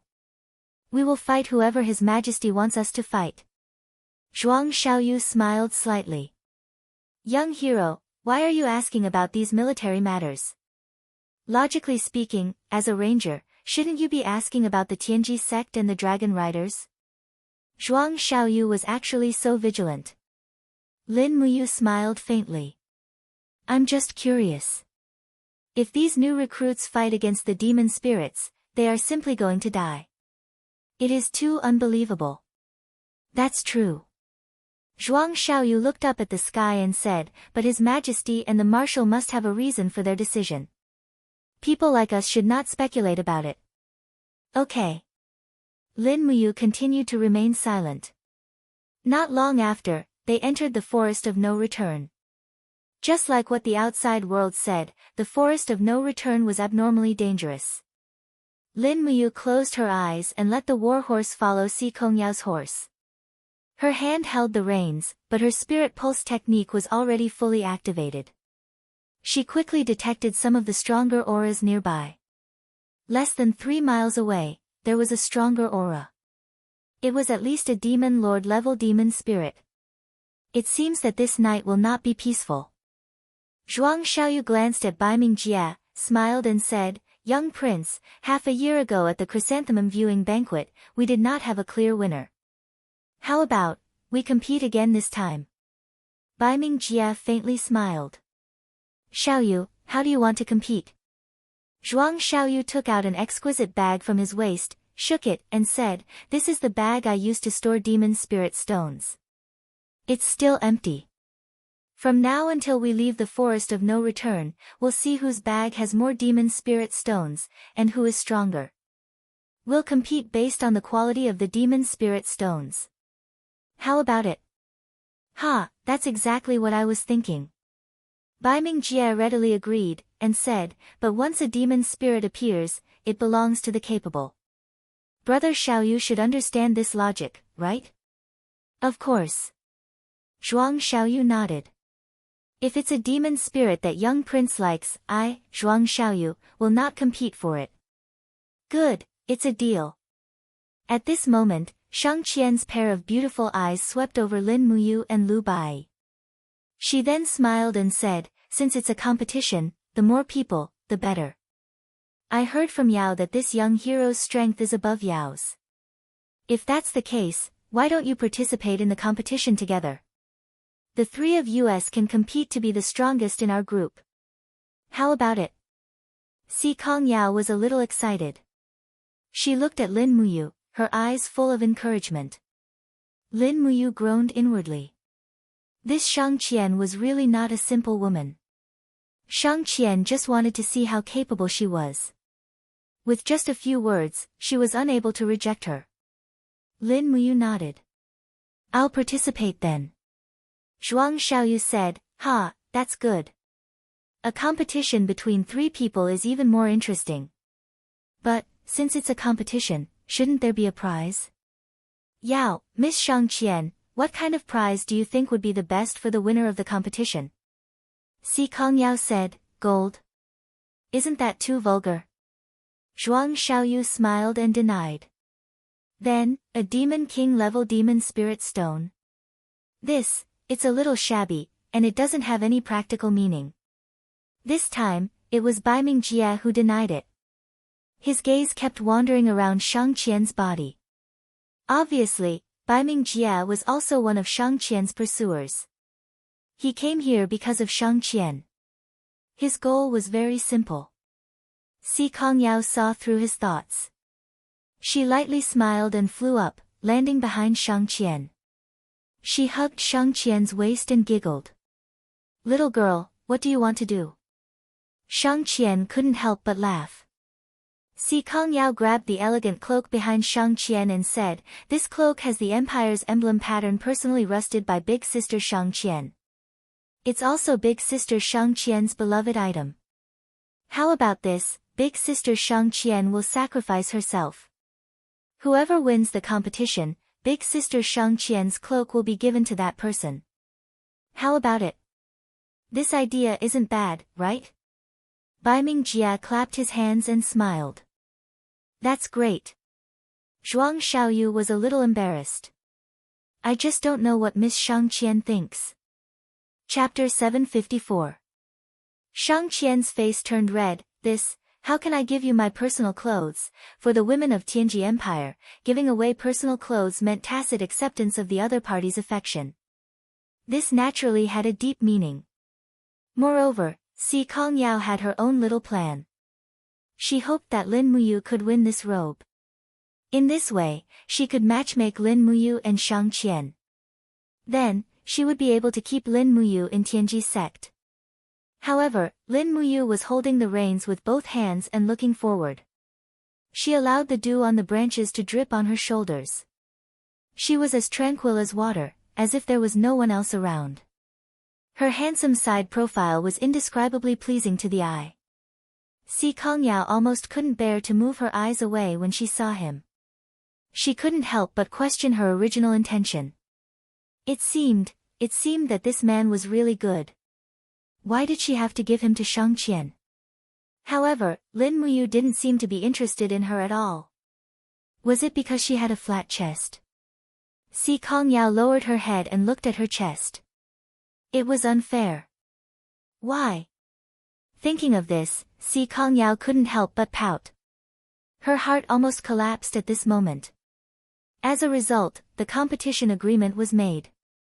The final winner would be determined by the quality and quantity of the Demon Spirit Stones. 1 Demon Emperor level Demon Spirit Stone was equivalent to 3 Demon King level Demon Spirit Stones, and 1 Demon King level Demon Spirit Stone was equivalent to 3 Demon Venerable level Demon Spirit Stones. According to this calculation, the person with the highest points would get the robe that Shang Qian was wearing. Shang Qian didn't object, which meant that she had tacitly agreed to this agreement. The winner of this competition would be the person she had tacitly agreed to love. This was the dream of many playboys. Shi Tianming was silent at the side. His face was ashen. He wasn't qualified to participate in this kind of competition. Not to mention the Demon Spirit Stones, it would be difficult for him to fight against a Class 4 Demon Spirit. If he encountered a Demon Venerable, Demon King, or Demon Emperor level Demon Spirit, he would be instantly killed. This also meant that he was destined to get nothing. Young hero, Shi Tianming suddenly said in a low voice. What's the matter, young Master Shi? Lin Muyu asked with a smile. If you win, can you give the robe to me? Shi Tianming asked. Lin Muyu smiled meaningfully, but, even if you get the robe, you won't be able to win Miss Shang Qian's heart. What's the use of that? Besides, she'll definitely be tired of this. Instead of that, it's better for you to remain calm throughout the journey and deal with everything calmly. Even if you're not strong enough, you can't let her look down on you. In this way, perhaps she'll look at you in a new light. After all, you're the son of the Minister of War. Isn't your status very high? Shi Tianming was suddenly enlightened. He had a respectful look on his face as he said, "Young hero, you're indeed someone who's detached from worldly affairs. Your words have enlightened me. I get it now. I get it now. Young hero, you have a unique understanding of picking up girls. You're far better than those young masters from the prestigious clans in Tianji City. I'm very impressed." This, Shi Tianming's praise almost made Lin Muyu blush. Si Kongyao, who was beside her, also giggled. Lin Muyu's voice was neither loud nor soft. With Si Kongyao's cultivation, it was not difficult for her to hear it. Shang Qian's cultivation was also not bad. However, she still calmly spurred her horse forward, as if she hadn't heard it at all. In the blink of an eye, night fell. The night in the forest of no return became even more gloomy and terrifying. Lin Muyu and Lu Bai lit a torch and walked in front, looking for a suitable campsite. After all, although Zhuang Xiaoyu and Bai Mingjie's cultivation was high, they might not be very good at camping in the wild. These new talents from prestigious clans almost grew up soaking in a medicine vat filled with demon spirit stones. They were a far cry from Lin Muyu, a god state expert who fought and killed her way up. "Let's choose that place." Lin Muyu pointed to a triangular trough-shaped valley in front of them and said, "Shall we camp here tonight?" Zhuang Xiaoyu frowned and said, "It's low-lying and humid here, and the field of vision is not wide enough. Why do we camp here?" Lin Muyu smiled slightly and said, "Because it's close to the water source. If it's only close to the stream, I'm afraid it's better on the top of the mountain." Zhuang Xiaoyu seemed to be very impatient and said, "I think we'd better camp on the top of the mountain. It's dry and comfortable." "Yao, Miss Shang Qian, let's go over there, shall we?" Obviously, he was unwilling to accept Lin Muyu's arrangement. After all, as the son of the premier of the cabinet and the #1 new master in Tianji City, he was not willing to be manipulated by a nobody like Lin Muyu. Shang Qian said with a smile, "There's no hurry. Let's listen to why you choose to camp here." Lin Muyu said, "It's very simple. There are a lot of spirit beasts and wild beasts in the forest of no return. I think you can also feel their restless breaths. The reason I chose here is very simple. It's downwind, and our breaths will stop in the camp. If we choose the top of the mountain, where it's upwind, the wind will send our breaths to the wild beasts and demons, and they will naturally find us. Even if we are not afraid of demons, at least we need a good night's rest to recover our spirits for tomorrow's adventure." Zhuang Xiaoyu was dumbfounded and couldn't refute. Shang Qian couldn't help looking at Lin Muyu again and said with a smile, "Young hero, you're really knowledgeable. Let's choose to camp here." Si Kongyao came to Lin Muyu with a smile, helped him lead the war horse, and whispered in his ear, "I didn't expect you to be so powerful." Lin Muyu was silent. Those who have been in the wilderness for a long time or experienced hunters will understand this principle. Si Kongyao stuck out her tongue and said with a smile, "But some people who think they are extraordinary just don't understand this principle. They still think they're very powerful." She was talking about Zhuang Xiaoyu. Although they grew up together, it seemed that Si Kongyao didn't approve of Zhuang Xiaoyu's arrogant attitude. Lin Muyu didn't say much and just went around to pick some dry firewood. Lu Bai started a fire and started cooking. Zhuang Xiaoyu, Bai Mingjie, Shang Qian, and the others were all children of famous families and didn't have much hands-on ability. Cooking could only be done by Lin Muyu and Lu Bai. Unknowingly, they had become the team's spirit fire division. However, it was all worth it. By interacting with these people, Lin Muyu could learn a lot of things that were hard to understand. At night, the 8 of them ate nearly 2 deer legs, venison soup, and the bread that they brought with them. It could be considered a very good meal. After eating, they set up a tent. Everyone was incompatible. Si Kongyao and Shang Qian stayed in the same tent, Chen Hang and Zhuang Xiaoyu stayed outside, and Lin Muyu, Lu Bai, and Shi Tianming's tent were the outermost. Hiding in the tent, Lin Muyu circulated her qi for one cycle. She felt that the spiritual energy in her qi si from refining the demon spirit stones a few days ago had completely transformed into her own energy. The assimilation period was over, so she took out another rank 5 demon spirit stone and started to refine it. In a short 2 hours, she had completely absorbed it, and her qi si felt full. Hua! Opening the tent, Lin Muyu floated up and landed on an old pine tree that protruded from the rock wall not far away. Her whole body was lying on top of the tree like an old man. Her aura was restrained, as if she had fused with the pine tree. The natural spiritual energy in the surroundings also gathered, helping her to assimilate the spiritual energy that had not yet been completely transformed and absorbed from the demon spirit stones. Using the 4th stage of the cultivating spirit art, 1000 tempering 100 refinement, Lin Muyu looked calm, but her qi si was endlessly churning. The external spiritual energy was constantly being refined and absorbed into her own supreme divine power. Only by cultivating like this could she continuously strengthen her own strength. After an unknown amount of time, suddenly, an aura appeared on the side. She didn't need to think to know who it was. Si Kongyao was sitting on the tree trunk above Lin Muyu's head. The distance between the two was less than 10 centimeters. A faint fragrance of a young girl drilled into her nose. Lin Muyu couldn't help but faintly smile. "Eldest miss, why did you come out?" "I'm bored, can't sleep." Si Kongyao swung her pair of slender and perfectly round snow-white legs, and said, "Are you cultivating?" "Yes." "That." Si Kongyao wanted to say something, but stopped. After a long time, she smiled and asked, "I don't know what your name is." "I can't keep calling you young hero, right? One day, you will know who I am." "Eldest miss, please forgive me for keeping it a secret for now." "Humph, so mysterious." Si Kongyao pouted her small mouth, and said, "Then I'll still call you young hero." "Tell me, how about it? What do you want to say? Tell me what you think of elder sister Shang Qian."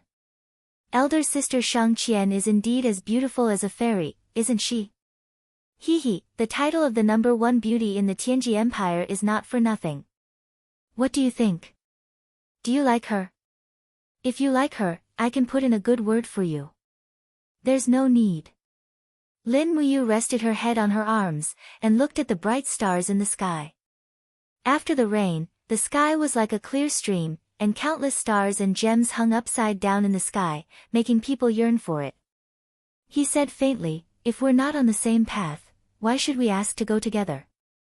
"If we're not on the same path, why should we ask to go together?" Si Kongyao repeated his words, and actually felt a little happy in her heart. She smiled, and said, "So, you don't like elder sister Shang Qian?" "Yes."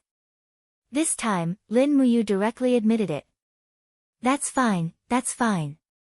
I won't force it." Si Kongyao actually felt relieved. "Young Miss Si Kong, tell me about the 3 empires, please." Lin Muyu's voice was calm. "I'm cultivating in the deep mountains, so I know nothing about these things. I want to know about the history of the celestial pole continent and the current situation." "About this, you've asked the right person." Si Kongyao smiled proudly. "Grandpa is the sect leader of the Tianji sect, and he is often summoned by His Majesty. I've also followed him to the palace many times, so I'm quite familiar with the 3 empires." "Yes, tell me." "About this, it's a long story." Si Kongyao kept her in suspense, and said with a smile, "Unless you tell me what your surname is, otherwise, I won't tell you." "Is this a deal?" "Yes, sort of." "All right then." Lin Muyu couldn't help but smile, and said, "My surname is Lin." "Lin?" Si Kongyao muttered, "What a rare surname."